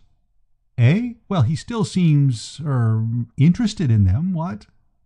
"Now they get on his nerves. Everything gets on his nerves. Some fellows swear by that stuff you see advertised all over the— No, that wouldn't help him. He doesn't need to take anything. He wants to get rid of something." "I don't quite follow. Get rid of something?" "The Venus," said Elizabeth. She looked up and caught my bulging eye. "You saw the Venus," she said. "Not that I remember." "Well, come into the dining-room." We went into the dining-room, and she switched on the lights. "There," she said. On the wall, close to the door, that may have been why I hadn't noticed it before, I had sat with my back to it, was a large oil painting. It was what you'd call a classical picture, I suppose. What I mean is, well, you know what I mean. All I can say is that it's funny I hadn't noticed it. "Is that the Venus?" I said. She nodded. "How would you like to have to look at that every time you sat down to a meal?" "Well, I don't know. I don't think it would affect me much. I'd worry through all right." She jerked her head impatiently. "But you're not an artist," she said. "Clarence is." And then I began to see daylight. What exactly was the trouble I didn't understand, but it was evidently something to do with the good old artistic temperament, and I could believe anything about that. It explains everything. It's like the unwritten law, don't you know, which you plead in America if you've done anything they want to send you to the chokey for and you don't want to go. What I mean is, if you're absolutely off your rocker, but don't find it convenient to be scooped into the loony bin, you simply explain that, when you said that you were a teapot, it was just your artistic temperament, and they apologize and go away. So I stood by to hear just how the A.T. had affected Clarence, the cat's friend, ready for anything. And believe me, it had hit Clarence badly. It was this way. It seemed that old Yeardsley was an amateur artist and that this Venus was his masterpiece. He said so, and he ought to have known. Well, when Clarence married, he had given it to him as a wedding present, and had hung it where it stood with his own hands. All right so far, what? But mark the sequel. Temperamental Clarence, being a professional artist and consequently some streets ahead of the dad at the game, saw flaws in the Venus. He couldn't stand it at any price. He didn't like the drawing. He didn't like the expression of the face. He didn't like the coloring. In fact, it made him feel quite ill to look at it. Yet, being devoted to his father and wanting to do anything rather than give him pain, he had not been able to bring himself to store the thing in the cellar, and the strain of confronting the picture 3 times a day had begun to tell on him to such an extent that Elizabeth felt something had to be done. "Now you see," she said. "In a way," I said, "but don't you think it's making rather heavy weather over a trifle?" "Oh, can't you understand? Look." Her voice dropped as if she was in church, and she switched on another light. "It shone on the picture next to old Yeardsley's. There," she said, "Clarence painted that." She looked at me expectantly, as if she were waiting for me to swoon, or yell, or something. I took a steady look at Clarence's effort. It was another classical picture. It seemed to me very much like the other one. Some sort of art criticism was evidently expected of me, so I made a dash at it. Venus?" I said. "Mark you, Sherlock Holmes would have made the same mistake. On the evidence, I mean." "No, Jocund Spring," she snapped. She switched off the light. "I see you don't understand even now. You never had any taste in pictures. When we used to go to the galleries together, you would far rather have been at your club." This was so absolutely true that I have no remark to make. She came up to me and put her hand on my arm. "I'm sorry, Reggie. I didn't mean to be cross. Only I do want to make you understand that Clarence is suffering. Suppose, well, let us take the case of a great musician. Suppose a great musician had to sit and listen to a cheap, vulgar tune, the same tune, day after day, day after day. Wouldn't you expect his nerves to break? Well, it's just like that with Clarence. Now you see?" "Yes, but—" "But what? Surely I've made it plainly enough." "Yes, but what I mean is, where do I come in? What do you want me to do?" "I want you to steal the Venus." I looked at her. "You want me to—" "Steal it, Reggie." Her eyes were shining with excitement. "Don't you see? It's Providence. When I asked you to come here, I had just got the idea. I knew I could rely on you. And then, by a miracle, this robbery of the Romney takes place at a house not 2 miles away. It makes the last chance of the poor old man suspecting anything and having his feelings hurt. Why, it's the most wonderful compliment to him. Think, one night thieves steal a splendid Romney. The next, the same gang take his Venus. It will be the proudest moment of his life. Do it tonight, Reggie. I'll give you a sharp knife. You simply cut the canvas out of the frame, and it's done." "But one moment," I said. "I'd be delighted to be of any use to you, but in a purely family affair like this, wouldn't it be better, in fact, how about tackling old Bill on the subject?" "I have asked Bill already. Yesterday. He refused." "But if I'm caught?" "You can't be. All you have to do is take the picture, open one of the windows, leave it open, and go back to your room." It sounded simple enough. "And as to the picture itself, when I've got it?" "Burn it. I'll see that you have a good fire in your room." "But—" She looked at me. She always did have the most wonderful eyes. "Reggie," she said. Nothing more. Just Reggie. She looked at me. "Well, after all, if you see what I mean, the days that are no more, don't you know, auld lang syne, that sort of thing. You follow me?" "All right," I said. "I'll do it. I don't know if you happen to be one of those Johnnies who are steeped in crime and so forth, and think nothing of pinching diamond necklaces. If you are not, you'll understand that I felt a lot less keen on the job I'd taken on when I sat in my room waiting to get busy than I had done when I promised to tackle it in the dining room. On paper it all seemed easy enough, but I couldn't help feeling there was a catch somewhere, and I'd never known time pass slower. The kick-off was scheduled for 1 o'clock in the morning, when the household might be expected to be pretty sound asleep, but at 1:45 I couldn't stand it any longer. I lit the lantern I had taken from Bill's bicycle, took a grip of my knife, and slunk downstairs. The first thing I did on getting to the dining room was to open the window. I had half a mind to smash it so as to give an extra bit of local color to the affair, but decided not to on account of the noise. I had put my lantern on the table and was just reaching out for it when something happened. What it was for the moment I couldn't have said. It might have been an explosion of some sort, or an earthquake. Some solid object caught me a frightful whack on the chin. Sparks and things occurred inside my head, and the next thing I remember is feeling something wet and cold splash into my face, and hearing a voice that sounded like old Bill say, "Feeling any better now?" I sat up. The lights were on, and I was on the floor, with old Bill kneeling beside me with a soda siphon. "What happened?" I said. "I'm awfully sorry, old man," he said. "I hadn't a notion it was you. I came in here and saw a lantern on the table, and the window open and a chap with a knife in his hand, so I didn't stop to make inquiries. I just let go at his jaw for all I was worth. What on earth do you think you're doing? Were you walking in your sleep?" "It was Elizabeth," I said. "Why, you know all about it. She said she had told you." "You don't mean—" "The picture. You refused to take it on, so she asked me." "Reggie, old man," he said, "I'll never believe what they say about repentance again. It's a fool's trick and upsets everything. If I hadn't repented, and thought it was rather rough on Elizabeth not to do a little thing like that for her, and come down here to do it after all, you wouldn't have stopped that sleep producer with your chin. I'm sorry." "Me too," I said, giving my head another shake to make certain it was still on. "Are you feeling better now?" "Better than I was, but that's not saying much." "Would you like some more soda water?" "No? Well, how about getting this job finished and going to bed? And let's be quick about it, too. You made a noise like a ton of bricks when you went down just now, and it's on the cards that some of the servants may have heard. Toss you who carves." "Heads." "Tails it is," he said, uncovering the coin. "Up you get. I'll hold the light. Don't spike yourself on that sword of yours." It was as easy a job as Elizabeth had said.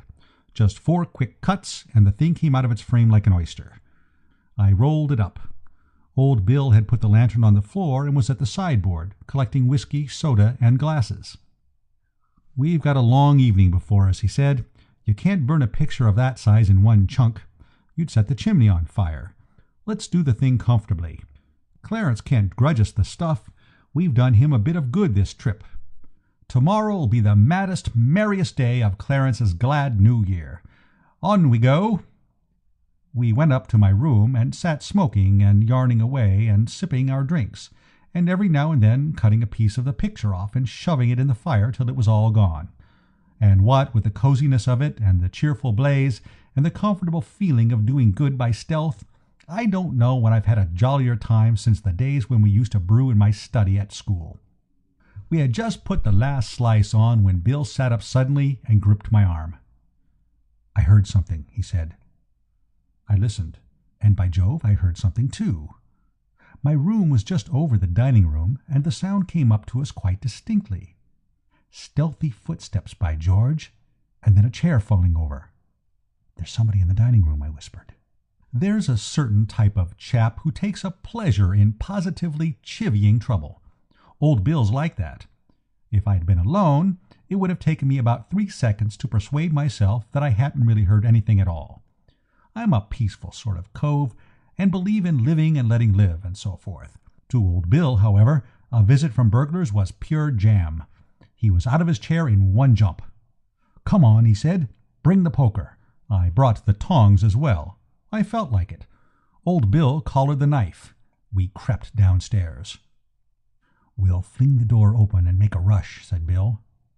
"Supposing they shoot, old scout?"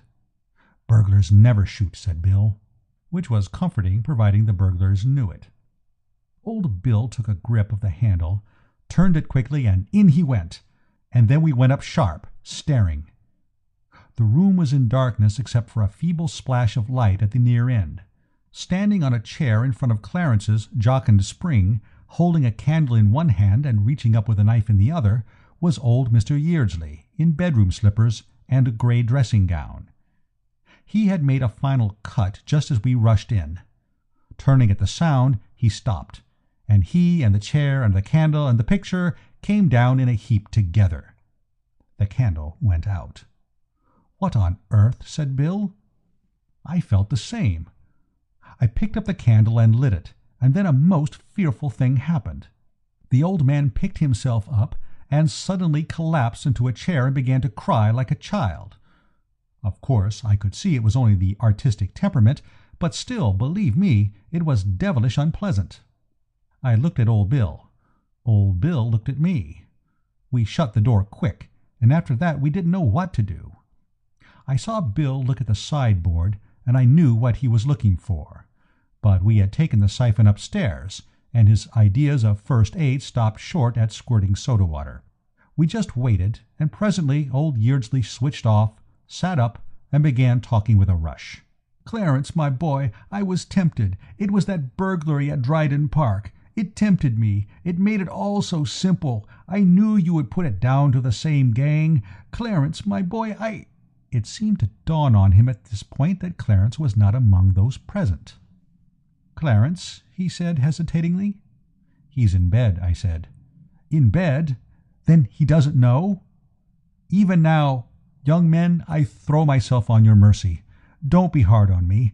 Listen," he grabbed at Bill, who sidestepped. "I can explain everything. Everything." He gave a gulp.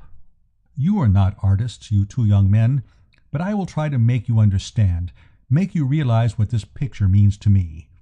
I was 2 years painting it. It is my child. I watched it grow. I loved it. It was part of my life. Nothing would have induced me to sell it. And then Clarence married, and in a mad moment I gave my treasure to him. You cannot understand, you two young men, what agonies I suffered.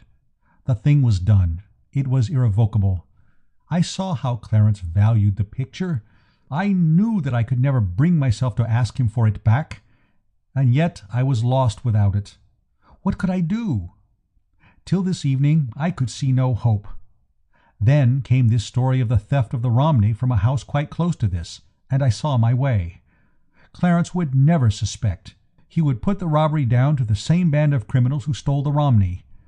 Once the idea had come, I could not drive it out. I fought against it, but to no avail. At last I yielded, and crept down here to carry out my plan. You found me." He grabbed again, at me this time, and got me by the arm. He had a grip like a lobster. "Young man," he said, "you would not betray me. You would not tell Clarence." I was feeling most frightfully sorry for the poor old chap by this time, don't you know, but I thought it would be kindest to give it to him straight instead of breaking it by degrees. "I won't say a word to Clarence, Mr. Yeardsley," I said. "I quite understand your feelings, the artistic temperament and all that sort of thing. I mean what? I know. But I'm afraid— well, look." I went to the door and switched on the electric light, and there, staring him in the face, were the 2 empty frames. He stood goggling at them in silence. Then he gave a sort of wheezy grunt. "The gang! The burglars! They have been here, and they have taken Clarence's picture." He paused. "It might have been mine. My Venus," he whispered. It was getting most fearfully painful, you know, but he had to know the truth. "I'm awfully sorry, you know," I said, "but it was." He started, poor old chap. "Eh? What do you mean?" "They did take your Venus." "But I have it here." I shook my head. "That's Clarence's jocund spring," I said. He jumped at it and straightened it out. "What? What are you talking about? Do you think I don't know my own picture, my child, my Venus? See, my own signature in the corner. Can you read, boy? Look, Matthew Yeardsley. This is my picture." And, well, by Jove, it was, don't you know. Well, we got him off to bed, him and his infernal Venus, and we settled down to take a steady look at the position of affairs. Bill said it was my fault for getting hold of the wrong picture, and I said it was Bill's fault for fetching me such a crack on the jaw that I couldn't be expected to see what I was getting hold of. And then there was a pretty massive silence for a bit. "Reggie," said Bill at last, "how exactly do you feel about facing Clarence and Elizabeth at breakfast?" "Old scout," I said, "I was thinking much the same myself." "Reggie," said Bill, "I happen to know there's a milk train leaving Midford at 3:15. It isn't what you'd call a flyer. It gets to London at about 9:30. Well, in the circumstances, how about it?" End of Chapter 7. Chapter 8. The Ant and the Sluggard. Now that it's all over, I may as well admit that there was a time during the rather funny affair of Rockmetaller Todd when I thought that Jeeves was going to let me down. The man had the appearance of being baffled. Jeeves is my man, you know. Officially, he pulls in weekly wages for pressing my clothes and all that sort of thing. But actually, he's more like what the poet Johnny called some bird of his acquaintance who was apt to rally round him in times of need. A guide, don't you know. Philosopher, if I remember rightly, and, I rather fancy, friend. I rely on him at every turn. So, naturally, when Rocky Todd told me about his aunt, I didn't hesitate. Jeeves was in on the thing from the start. The affair of Rocky Todd broke loose early one morning of spring. I was in bed, restoring the good old tissues with about 9 hours of the dreamless, when the door flew open and somebody prodded me in the lower ribs and began to shake the bedclothes. After blinking a bit and generally pulling myself together, I located Rocky, and my first impression was that it was some horrid dream.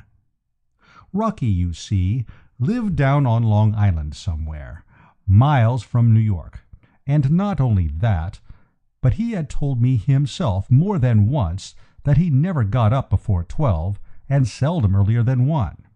Constitutionally the laziest young devil in America, he had hit on a walk in life which enabled him to go to the limit in that direction. He was a poet. At least he wrote poems when he did anything, but most of the time, as far as I could make out, he spent in a sort of trance. He told me once that he could sit on a fence, watching a worm, and wondering what on earth it was up to, for hours at a stretch.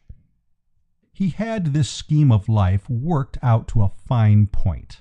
About once a month he would take 3 days writing a few poems. The other 329 days of the year he rested. I didn't know there was enough money in poetry to support a chappie, even in the way in which Rocky lived.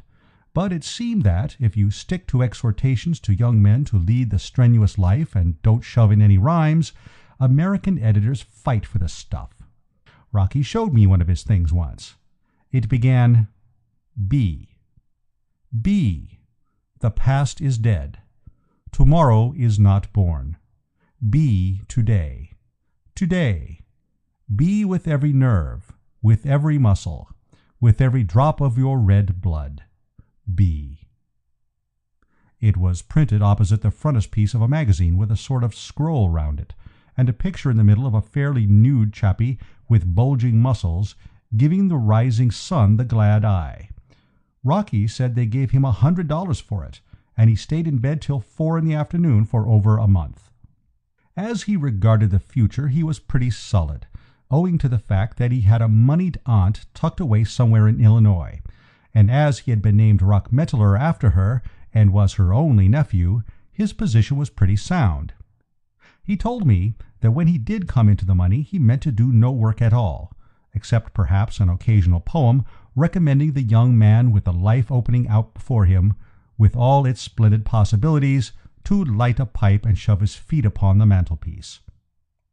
And this was the man who was prodding me in the ribs in the grey dawn. "Read this, Bertie." I could just see that he was waving a letter or something equally foul in my face. "Wake up and read this." I can't read before I've had my morning tea and a cigarette. I groped for the bell. Jeeves came in looking as fresh as a dewy violet. It's a mystery to me how he does it. "Tea, Jeeves." "A very good, sir." He flowed silently out of the room. He always gives you the impression of being some liquid substance when he moves. And I found that Rocky was surging round with his beastly letter again. "What is it?" I said. "What on earth's the matter?" "Read it." "I can't. I haven't had my tea." "Well, listen then." "Who's it from?" "My aunt." At this point I fell asleep again. I woke to hear him saying, "So what on earth am I to do?" Jeeves trickled in with the tray, like some silent stream meandering over its mossy bed, and I saw daylight. "Read it again, Rocky old top," I said. "I want Jeeves to hear it. Mr. Todd's aunt has written him a rather rummy letter, Jeeves, and we want your advice." "Very good, sir." He stood in the middle of the room, registering devotion to the cause, and Rocky started again. "My dear Rockmetaler, I have been thinking things over for a long while, and I have come to the conclusion that I have been very thoughtless to wait so long before doing what I have made up my mind to do now." "What do you make of that, Jeeves?" "It seems a little obscure at present, sir, but no doubt it becomes clearer at a later point in the communication." "It becomes as clear as mud," said Rocky. "Proceed, old scout," I said, champing my bread and butter. "You know how all my life I have longed to visit New York, and see for myself the wonderful gay life of which I have read so much. I fear that now it will be impossible for me to fulfill my dream. I am old and worn out. I seem to have no strength left in me." "Sad, Jeeves, what?" "Extremely, sir." "Sad nothing," said Rocky. "It's sheer laziness. I went to see her last Christmas, and she was bursting with health. Her doctor told me himself that there was nothing wrong with her whatever, but she will insist that she's a hopeless invalid, so he has to agree with her. She's got a fixed idea that the trip to New York would kill her, so though it's been her ambition all her life to come here, she stays where she is. Rather like the chappie whose heart was in the Highlands, a chasing of the deer, Jeeves. The cases are in some respects parallel, sir. Carry on, Rocky, dear boy." "So I have decided that, if I cannot enjoy all the marvels of the city myself, I can at least enjoy them through you. I suddenly thought of this yesterday, after reading a beautiful poem in the Sunday paper about a young man who had longed all his life for a certain thing and wanted it in the end only when he was too old to enjoy it. It was very sad, and it touched me." "A thing," interpolated Rocky bitterly, "that I have not been able to do in 10 years. As you know, you will have my money when I am gone, but until now I have never been able to see my way to giving you an allowance. I have now decided to do so, on one condition. I have written to a firm of lawyers in New York, giving them instructions to pay you quite a substantial sum each month. My one condition is that you live in New York and enjoy yourself as I have always wished to do. I want you to be my representative, to spend this money for me as I should do myself. I want you to plunge into the gay, prismatic life of New York. I want you to be the life and soul of brilliant supper parties. Above all, I want you, indeed I insist on this, to write me letters at least once a week, giving me a full description of all you are doing and all that is going on in the city, so that I may enjoy at second hand what my wretched health prevents my enjoying for myself. Remember that I shall expect full details, and that no detail is too trivial to interest. Your affectionate aunt, Isabel Rockmetaler." "What about it?" said Rocky. "What about it?" I said. "Yes, what on earth am I going to do?"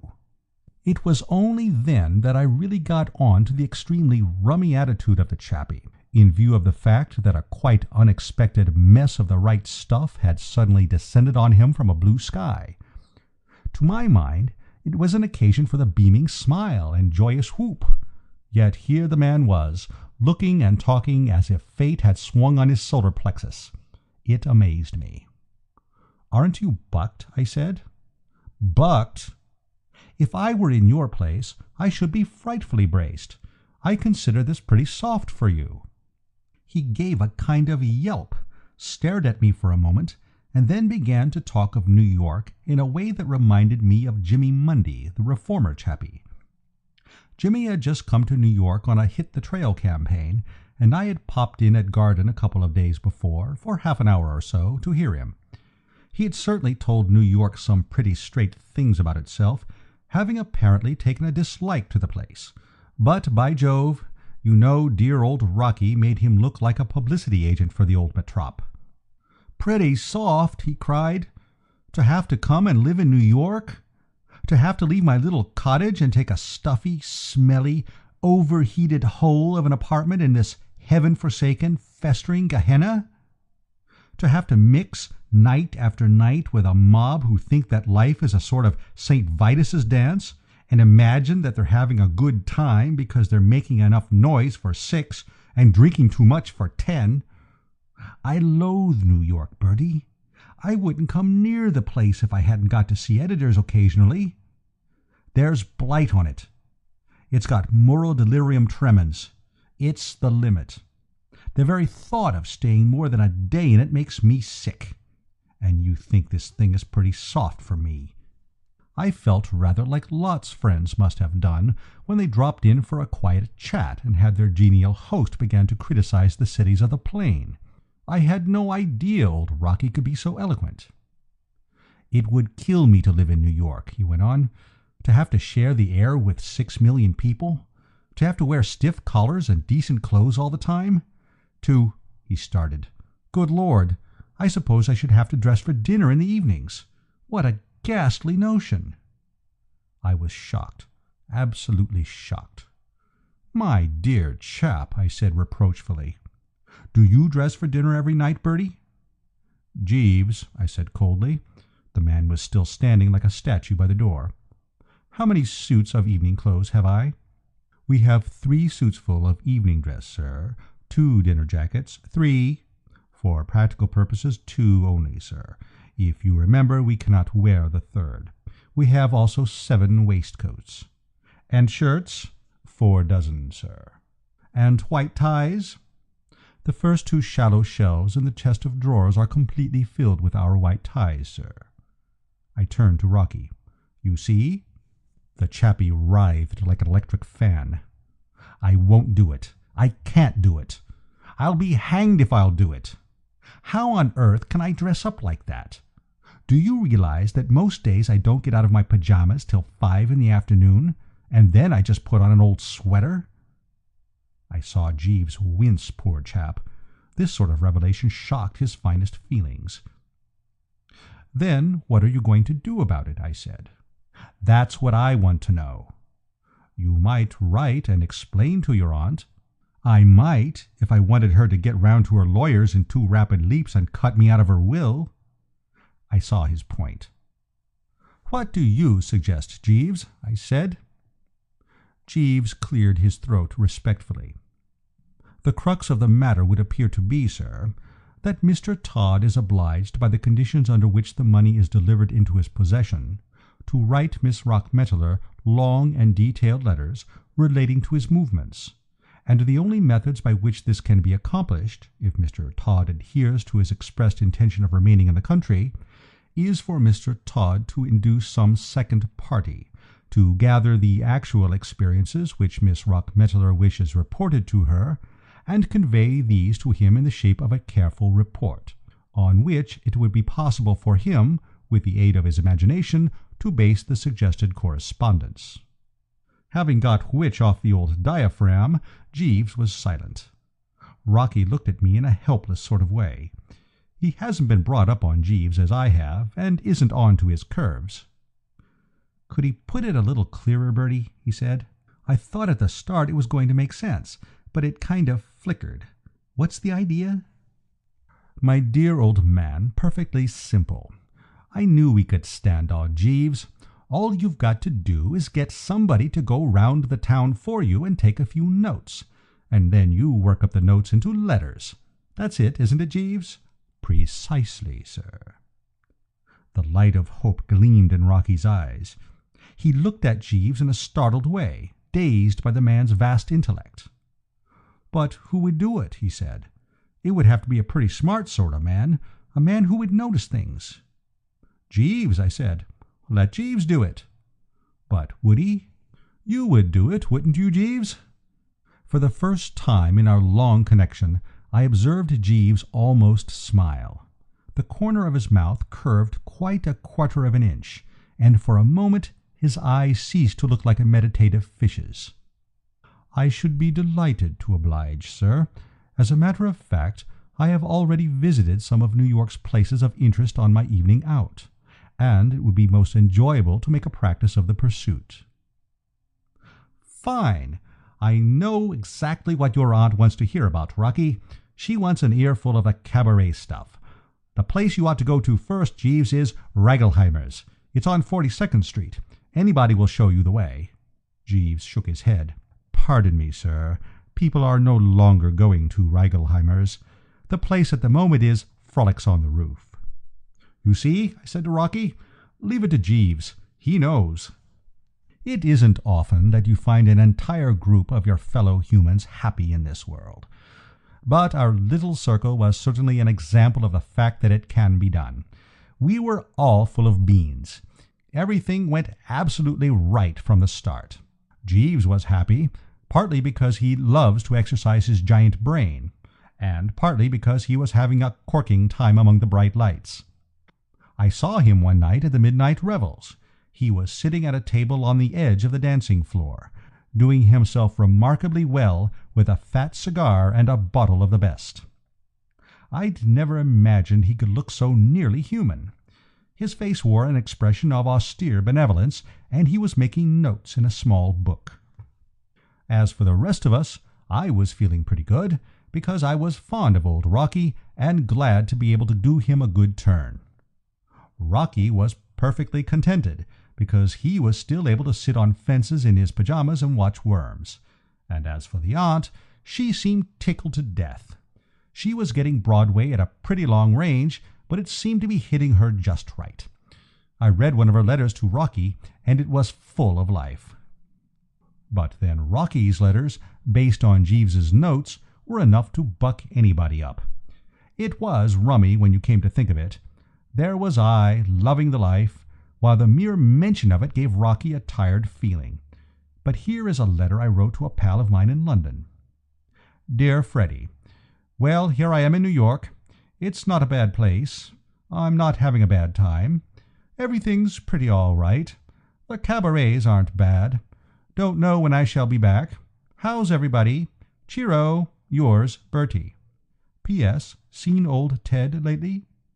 Not that I cared about Ted, but if I hadn't dragged him in, I couldn't have gotten the confounded thing onto the second page. Now here's old Rocky on exactly the same subject. "Dearest Aunt Isabel, how can I ever thank you enough for giving me the opportunity to live in this astounding city? New York seems more wonderful every day. Fifth Avenue is at its best, of course, just now. The dresses are magnificent. Wads of stuff about the dresses. I didn't know Jeeves was such an authority. I was out with some of the crowd at the midnight revels the other night. We took in a show first, after a little dinner at a new place on 43rd Street. We were quite a gay party. Georgie Cohen looked in about midnight, and got off a good one about Willie Collier. Fred Stone could only stay a minute, but Doug Fairbanks did all sorts of stunts and made us roar. Diamond Jim Brady was there as usual, and Laurette Taylor showed up with a party. The show at the revels is quite good. I am enclosing a program. Last night a few of us went round to Frolics on the Roof. And so on and so forth, yards of it. I suppose it's the artistic temperament or something. What I mean is, it's easier for a chappie who's used to writing poems and that sort of tosh to put a bit of a punch into a letter than it is for a chappie like me. Anyway, there's no doubt that Rocky's correspondence was hot stuff. I called Jeeves in and congratulated him. "Jeeves, you're a wonder." "Thank you, sir."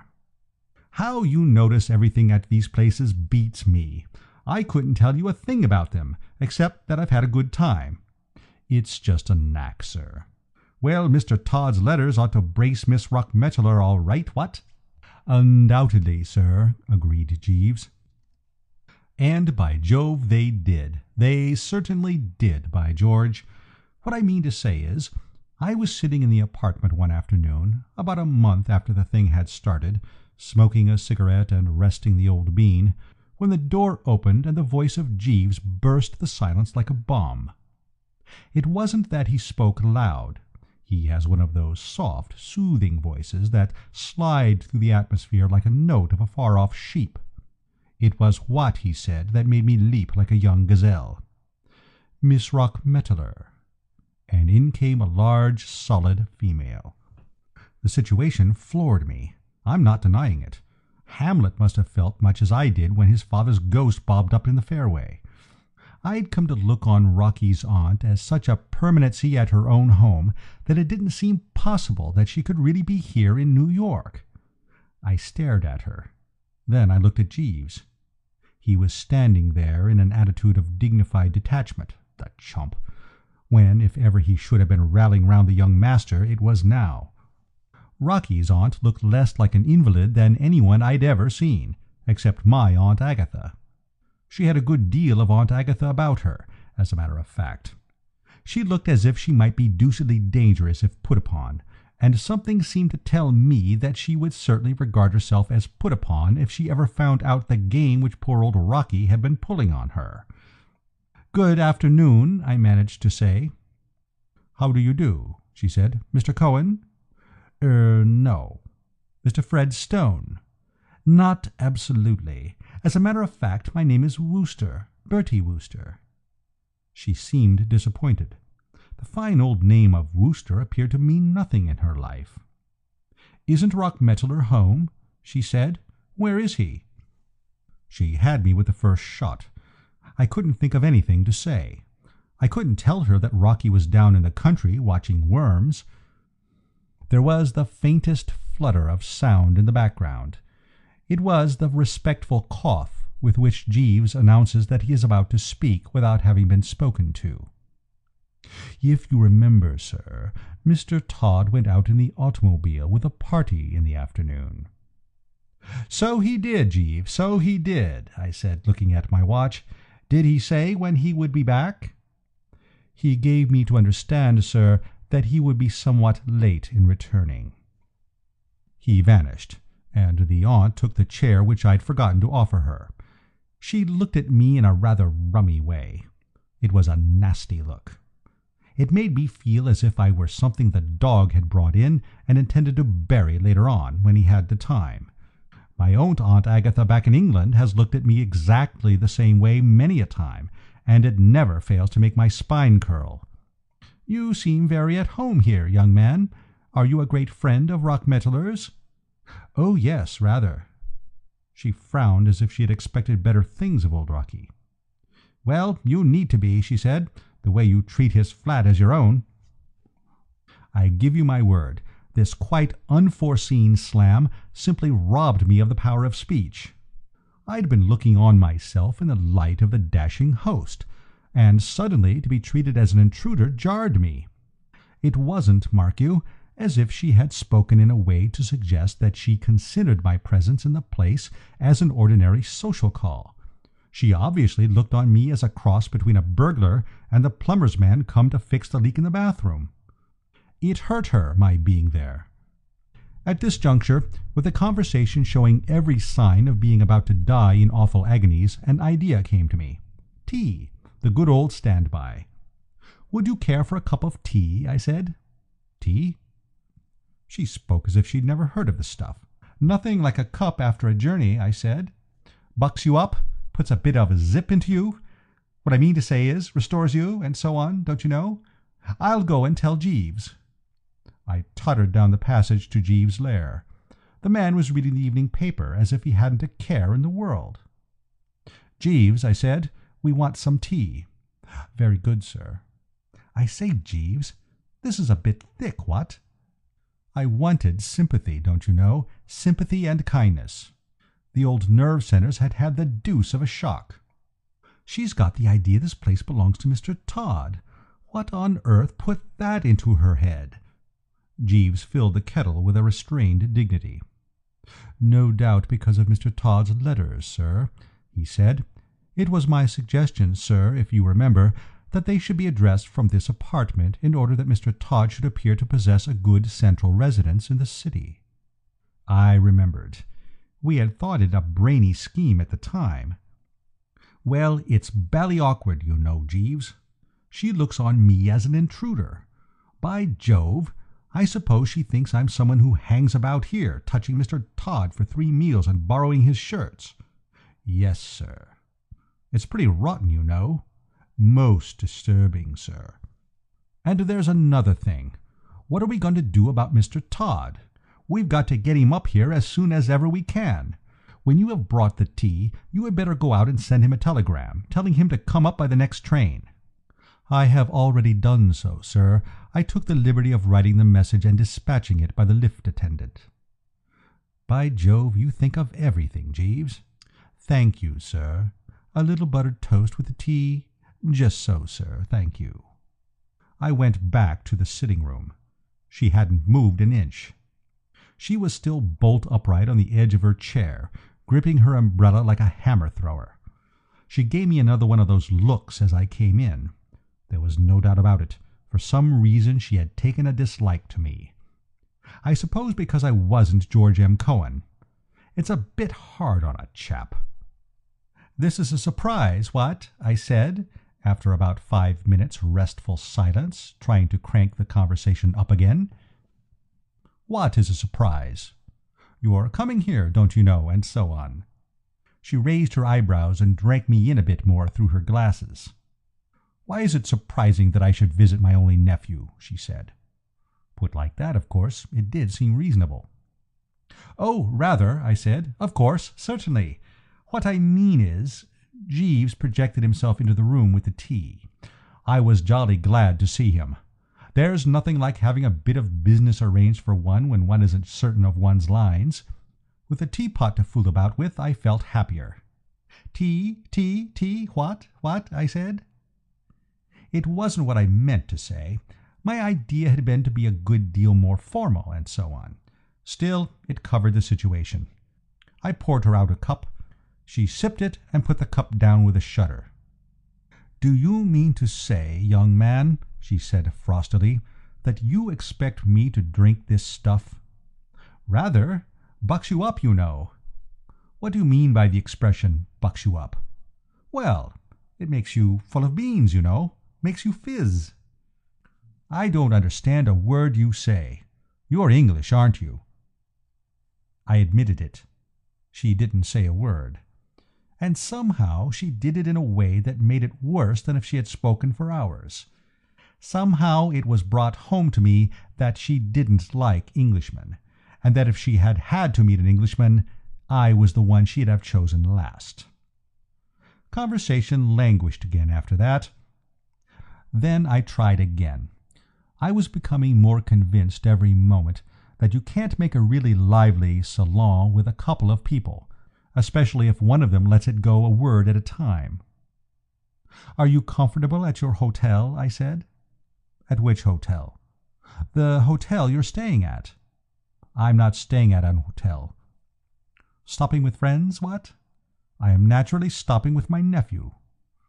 I didn't get it for the moment. Then it hit me. "What? Here?" I gurgled. "Certainly. Where else should I go?" The full horror of the situation rolled over me like a wave. I couldn't see what on earth I was to do.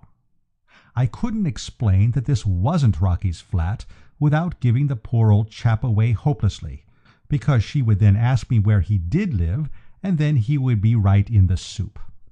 I was trying to induce the old bean to recover from the shock and produce some results when she spoke again. "Will you kindly tell my nephew's manservant to prepare my room? I wish to lie down." "Your nephew's manservant?" "The man you call Jeeves. If Rock Mettler has gone for an automobile ride, there is no need for you to wait for him. He will naturally wish to be alone with me when he returns." I found myself tottering out of the room. The thing was too much for me. I crept into Jeeves's den. "Jeeves," I whispered. "Sir?" "Mix me a B&S, Jeeves. I feel weak." "Very good, sir. This is getting thicker every minute, Jeeves." "Sir?" "She thinks you're Mr. Todd's man. She thinks this whole place is his, and everything in it. I don't see what you're to do, except stay on and keep it up. We can't say anything, or she'll get on to the whole thing, and I don't want to let Mr. Todd down. By the way, Jeeves, she wants you to prepare her bed." He looked wounded.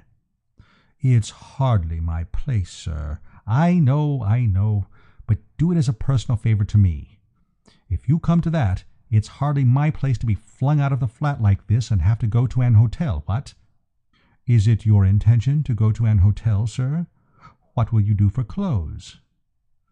Good Lord, I hadn't thought of that. Can you put a few things in a bag when she isn't looking, and sneak them down to me in the St. Aurea? I will endeavour to do so, sir. Well, I don't think there's anything more, is there?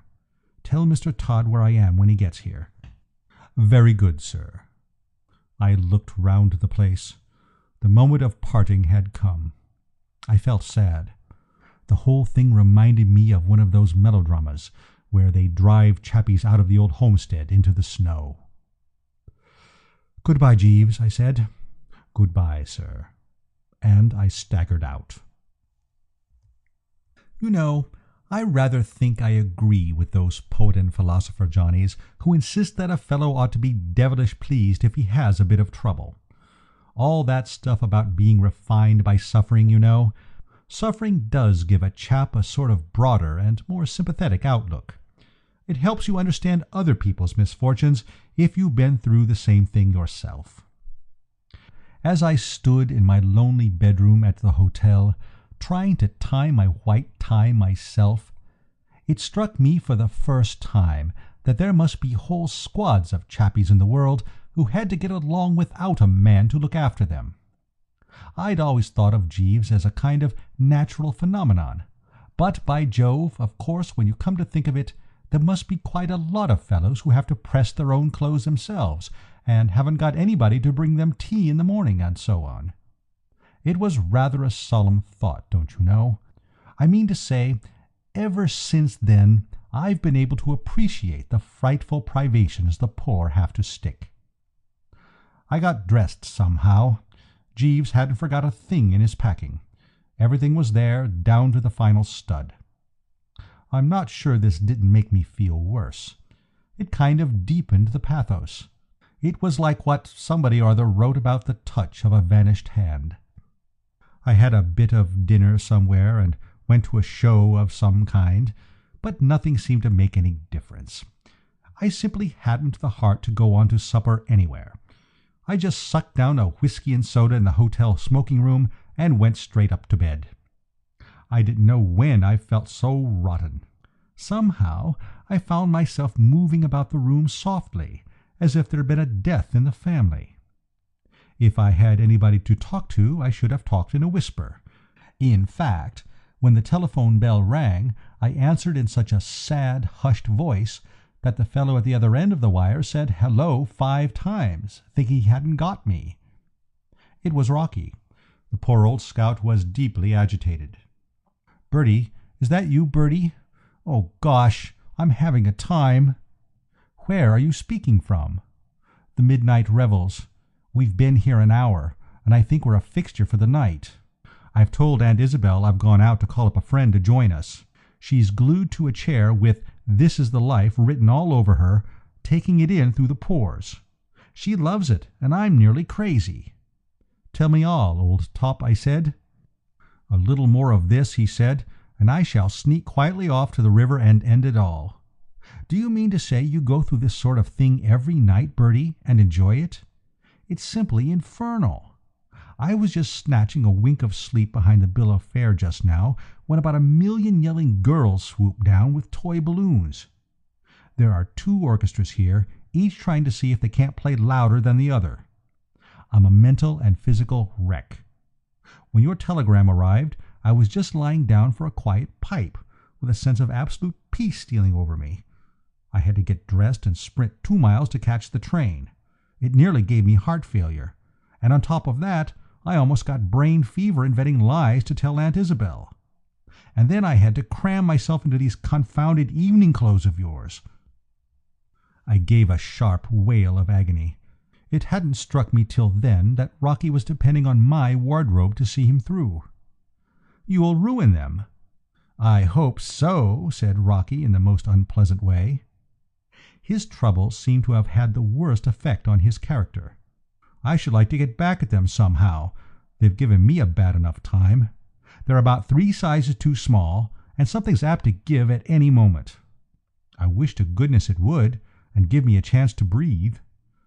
I haven't breathed since 7:30. Thank heaven Jeeves managed to get out and buy me a collar that fitted, or I should be a strangled corpse by now. It was touch and go till the stud broke. Bertie, this is pure Hades. Aunt Isabel keeps urging me to dance. How on earth can I dance when I don't know a soul to dance with? And how the deuce could I, even if I knew every girl in the place?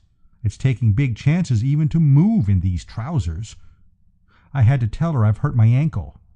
She keeps asking me when Cohen and Stone are going to turn up, and it's simply a question of time before she discovers that Stone is sitting 2 tables away. Something's got to be done, Bertie. You've got to think up some way of getting me out of this mess. It was you who got me into it. Me? What do you mean? Well, Jeeves, then. It's all the same. It was you who suggested leaving it to Jeeves. It was those letters I wrote from his notes that did the mischief. I made them too good. My aunt's just been telling me about it. She says she had resigned herself to ending her life where she was, and then my letters began to arrive describing the joys of New York, and they stimulated her to such an extent that she pulled herself together and made the trip. She seems to think she's had some miraculous kind of faith cure. I tell you, I can't stand it, Bertie. It's got to end. Can't Jeeves think of anything? No, he just hangs around saying, "Most disturbing, sir." A fat lot of help that is. Well, old lad, I said, after all, it's far worse for me than it is for you. You've got a comfortable home, and Jeeves, and you're saving a lot of money. Saving money? What do you mean, saving money? Why, the allowance your aunt was giving you. I suppose she's paying all the expenses now, isn't she? Certainly she is, but she stopped the allowance. She wrote the lawyers tonight. She says that now she's in New York, there's no necessity for it to go on, as we shall always be together, and it's simpler for her to look after that end of it. I tell you, Bertie, I've examined the darn cloud with a microscope, and if it's got a silver lining, it's some little dissembler. But, Rocky, old top, it's too bally awful. You've no notion of what I'm going through in this beastly hotel without Jeeves. I must get back to the flat. Don't come near the flat. But it's my own flat. I can't help that. Aunt Isabel doesn't like you. She asked me what you did for a living, and when I told her you didn't do anything, she said she thought as much, and that you were a typical specimen of a useless and decaying aristocracy. So if you think you've made a hit, forget it. Now I must be going back, or she'll be coming out here after me. Goodbye. It was all so homelike when he floated noiselessly into the room that I nearly broke down. "Good morning, sir," he said. "I have brought a few more of your personal belongings." He began to unstrap the suitcase he was carrying. "Did you have any trouble sneaking them away?" "It was not easy, sir. I had to watch my chance. Miss Rockmetaler is a remarkably alert lady." "You know, Jeeves, say what you like. This is a bit thick, isn't it?" "The situation is certainly one that has never before come under my notice, sir. I have brought the heather mixture suit, as the climatic conditions are congenial. To-morrow, if not prevented, I will endeavour to add the brown lounge with a faint green twill." "It can't go on, this sort of thing, Jeeves." "We must hope for the best, sir." "You can't think of anything to do?" "I have been giving the matter considerable thought, sir, but so far without success. I am placing 3 silk shirts, the dove-coloured, the light blue, and the mauve, in the first long drawer, sir." "You don't mean to say you can't think of anything, Jeeves?" "For the moment, sir, no. You will find a dozen handkerchiefs and the tan socks in the upper drawer on the left." He strapped the suitcase and put it on a chair. "A curious lady, Miss Rockmetaler, sir." "You understate it, Jeeves." He gazed meditatively out of the window. "In many ways, sir, Miss Rockmetaler reminds me of an aunt of mine who resides in the south-east portion of London. Their temperaments are much alike. My aunt has the same taste for the pleasures of the great city. It is a passion with her to ride in hansom cabs, sir. Whenever the family takes their eyes off her, she escapes from the house and spends the day riding about in cabs. On several occasions she has broken into the children's savings bank to secure the means to enable her to gratify this desire. "I love to have these little chats with you about your female relatives, Jeeves," I said coldly, for I felt the man had let me down, and I was fed up with him. "But I don't see what all this has got to do with my trouble." "I beg your pardon, sir. I am leaving a small assortment of neckties on the mantelpiece, sir, for you to select according to your preference. I should recommend the blue with the red domino pattern, sir." Then he streamed imperceptibly toward the door and flowed silently out. I've often heard that chappies, after some great shock or loss, have a habit, after they've been on the floor for a while wondering what hit them, of picking themselves up and piecing themselves together, and sort of taking a whirl at beginning a new life. Time, the great healer, and nature adjusting herself, and so on and so forth. There's a lot in it. I know, because in my case, after a day or two of what you might call prostration, I began to recover. The frightful loss of Jeeves made any thought of pleasure more or less a mockery, but at least I found that I was able to have a dash at enjoying life again. What I mean is, I braced up to the extent of going round the cabarets once more, so as to try to forget, if only for the moment. New York's a small place when it comes to the part of it that wakes up just as the rest is going to bed, and it wasn't long before my tracks began to cross old Rocky's. I saw him once at Peel's, and again at Frolics on the Roof. There wasn't anybody with him either time except the aunt, and though he was trying to look as though he had struck the ideal life, it wasn't difficult for me, knowing the circumstances, to see that beneath the mask the poor chap was suffering. My heart bled for the fellow. At least, what there was of it that wasn't bleeding for myself bled for him. He had the air of one who was about to crack under the strain. It seemed to me that the aunt was looking slightly upset also. I took it that she was beginning to wonder when the celebrities were going to surge around, and what had suddenly become of all those wild, careless spirits Rocky used to mix in with his letters. I didn't blame her. I had only read a couple of his letters, but they certainly gave the impression that poor old Rocky was by way of being the hub of New York nightlife, and that, if by any chance he failed to show up at a cabaret, the management said, "What's the use?" and put up the shutters. The next 2 nights I didn't come across them, but the night after that I was sitting by myself at the Maison Pierre when somebody tapped me on the shoulder blade, and I found Rocky standing beside me with a sort of mixed expression of wistfulness and apoplexy on his face. How the chappie had contrived to wear my evening clothes so many times without disaster was a mystery to me. He confided later that early in the proceedings he had slit the waistcoat up the back, and that had helped a bit. For a moment I had the idea that he had managed to get away from his aunt for the evening, but looking past him I saw that she was in again. She was at a table over by the wall, looking at me as if I were something the management ought to be complained to about. "Bertie, old scout," said Rocky in a quiet, sort of crushed voice. "We've always been pals, haven't we? I mean, you know I'd do you a good turn if you asked me." "Dear old lad," I said. The man had moved me. "Then, for heaven's sake, come over and sit at our table for the rest of the evening." "Well, you know, there are limits to the sacred claims of friendship." "My dear chap," I said, "you know I'd do anything in reason, but—" "You must come, Bertie. You've got to. Something's got to be done to divert her mind. She's brooding about something. She's been like that for the last 2 days. I think she's beginning to suspect. She can't understand why we never seem to meet anyone I know at these joints. A few nights ago I happened to run into 2 newspaper men I used to know fairly well. I introduced them to Aunt Isabel as David Belasco and Jim Corbett, and it went well.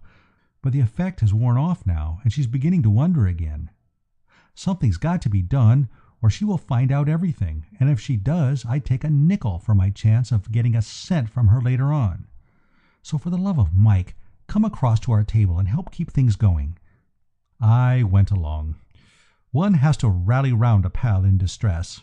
Aunt Isabel was sitting bolt upright, as usual. It certainly did seem as if she had lost a bit of the zest with which she had started out to explore Broadway. She looked as if she had been thinking a good deal about rather unpleasant things. "You've met Bertie Wooster, Aunt Isabel?" said Rocky. "I have." There was something in her eye that seemed to say, "Out of a city of 6 million people, why did you pick on me?" "Take a seat, Bertie. What'll you have?" said Rocky. And so the merry party began. It was one of those jolly, happy, bread-crumbling parties where you cough twice before you speak, and then decide not to say it after all. After we had had an hour of this wild dissipation, Aunt Isabel said she wanted to go home. In the light of what Rocky had been telling me, this struck me as sinister. I had gathered that at the beginning of her visit she had had to be dragged home with ropes. It must have hit Rocky the same way, for he gave me a pleading look. "You'll come along, won't you, Bertie, and have a drink at the flat?" I had a feeling that this wasn't in the contract, but there wasn't anything to be done. It seemed brutal to leave the poor chap alone with the woman, so I went along. Right from the start, from the moment we stepped into the taxi, the feeling began to grow that something was about to break loose. A massive silence prevailed in the corner where the aunt sat, and though Rocky, balancing himself on the little seat in front, did his best to supply dialogue, we weren't a chatty party. I had a glimpse of Jeeves as we went into the flat, sitting in his lair, and I wished I could have called to him to rally round. Something told me that I was about to need him. The stuff was on the table in the sitting room. Rocky took up the decanter. "Say when, Bertie." "Stop!" barked the aunt, and he dropped it. I caught Rocky's eye as he stooped to pick up the ruins. It was the eye of one who sees it coming. "Leave it there, Rockmentaler," said Aunt Isabel, and Rocky left it there. "The time has come to speak," she said. "I cannot stand idly by and see a young man going to perdition." Poor old Rocky gave a sort of gurgle, a kind of sound rather like the whiskey had made running out of the decanter onto my carpet. "Eh?" he said, blinking. The aunt proceeded. "The fault," she said, "was mine. I had not seen the light. But now my eyes are open. I see the hideous mistake I have made, by urging you into contact with this wicked city." I saw Rocky grope feebly for the table. His fingers touched it, and a look of relief came into the poor chappie's face. I understood his feelings. "But when I wrote you that letter, Rockmentaler, instructing you to go to the city and live its life, I had not had the privilege of hearing Mr. Mundy speak on the subject of New York." "Jimmy Mundy!" I cried. You know how it is sometimes when everything seems all mixed up, and suddenly you get a clue. When she mentioned Jimmy Mundy, I began to understand more or less what had happened. I'd seen it happen before. I remember, back in England, the man I had before Jeeves sneaked off to a meeting on his evening out, and came back and denounced me in front of a crowd of chappies I was giving a bit of supper to as a moral leper. The aunt gave me a withering up and down. "Yes, Jimmy Mundy," she said. "I am surprised at a man of your stamp having heard of him. There is no music, there are no drunken, dancing men, no shameless, flaunting women at his meetings, so for you they would have no attraction. But for others, less dead in sin, he has his message. He has come to save New York from itself, to force it, in his picturesque phrase, to hit the trail. It was 3 days ago, Rockmentaler, that I first heard him. It was an accident that took me to his meeting. How often in this life a mere accident may shape your whole future. You had been called away by that telephone message from Mr. Belasco, so you could not take me to the Hippodrome as we had arranged. I asked your manservant, Jeeves, to take me there. The man has very little intelligence. He seemed to have misunderstood me. I am thankful that he did. He took me to what I subsequently learned was Madison Square Garden, where Mr. Mundy is holding his meetings. He escorted me to a seat and then left me, and it was not till the meeting had begun that I discovered the mistake which had been made. My seat was in the middle of a row. I could not leave without inconveniencing a great many people, so I remained. She gulped. Rockmentaler, I have never been so thankful for anything else. Mr. Mundy was wonderful. He was like some prophet of old, scourging the sins of the people. He leaped about in a frenzy of inspiration till I feared he would do himself an injury. Sometimes he expressed himself in a somewhat odd manner, but every word carried conviction. He showed me New York in its true colors. He showed me the vanity and wickedness of sitting in gilded haunts of vice, eating lobster when decent people should be in bed. He said that the tango and the foxtrot were devices of the devil to drag people down into the bottomless pit. He said that there was more sin in 10 minutes with a Negro banjo orchestra than all the ancient revels of Nineveh and Babylon. And when he stood on one leg and pointed right where I was sitting and shouted, "This means you," I could have sunk through the floor. I came away a changed woman. Surely you must have noticed the change in me, Rockmantler. You must have seen that I was no longer the careless, thoughtless person who had urged you to dance in those places of wickedness. Rocky was holding on to the table as if it was his only friend. "Yes," he stammered, "I thought something was wrong." "Wrong? Something was right. Everything was right. Rockmantler, it is not too late for you to be saved. You have only sipped of the evil cup. You have not drained it. It will be hard at first, but you will find that you can do it if you fight with a stout heart against the glamour and fascination of this dreadful city. Won't you, for my sake, try, Rockmantler? Won't you go back to the country tomorrow and begin the struggle? Little by little, if you use your will." I can't help thinking it must have been the word will that roused dear old Rocky like a trumpet call. It must have brought home to him the realization that a miracle had come off and saved him from being cut out of Aunt Isabel's.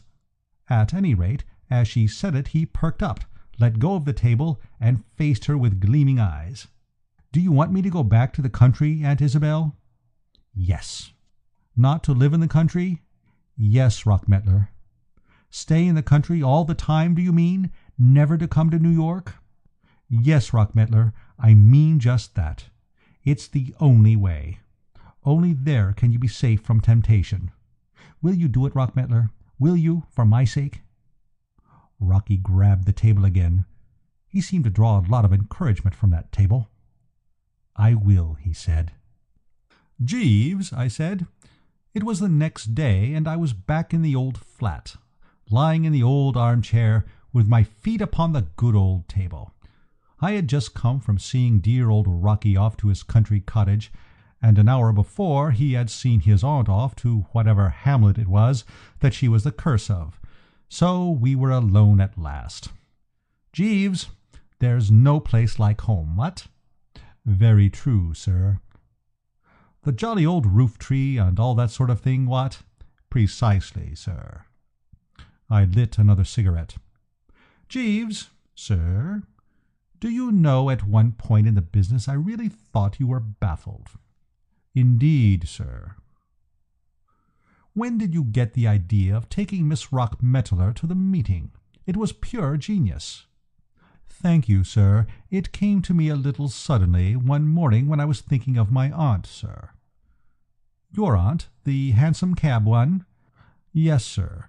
I recollected that, whenever we observed one of her attacks coming on, we used to send for the clergyman of the parish. We always found that if he talked to her a while of higher things, it diverted her mind from the hansom cabs. It occurred to me that the same treatment might prove efficacious in the case of Miss Rockmantler. I was stunned by the man's resource. "It's brain," I said. "Pure brain. What do you do to get like that, Jeeves? I mean, you must eat a lot of fish or something. Do you eat a lot of fish, Jeeves?" "No, sir." "Well, then it's just a gift, I take it, and if you aren't born that way, there's no use worrying." "Precisely, sir," said Jeeves. "If I might make the suggestion, sir, I should not continue to wear your present tie. The green shade gives you a slightly bilious air. I should strongly advocate the blue with the red domino pattern instead, sir." "All right, Jeeves," I said humbly. "You know." The end of My Man Jeeves by P. G. Wodehouse.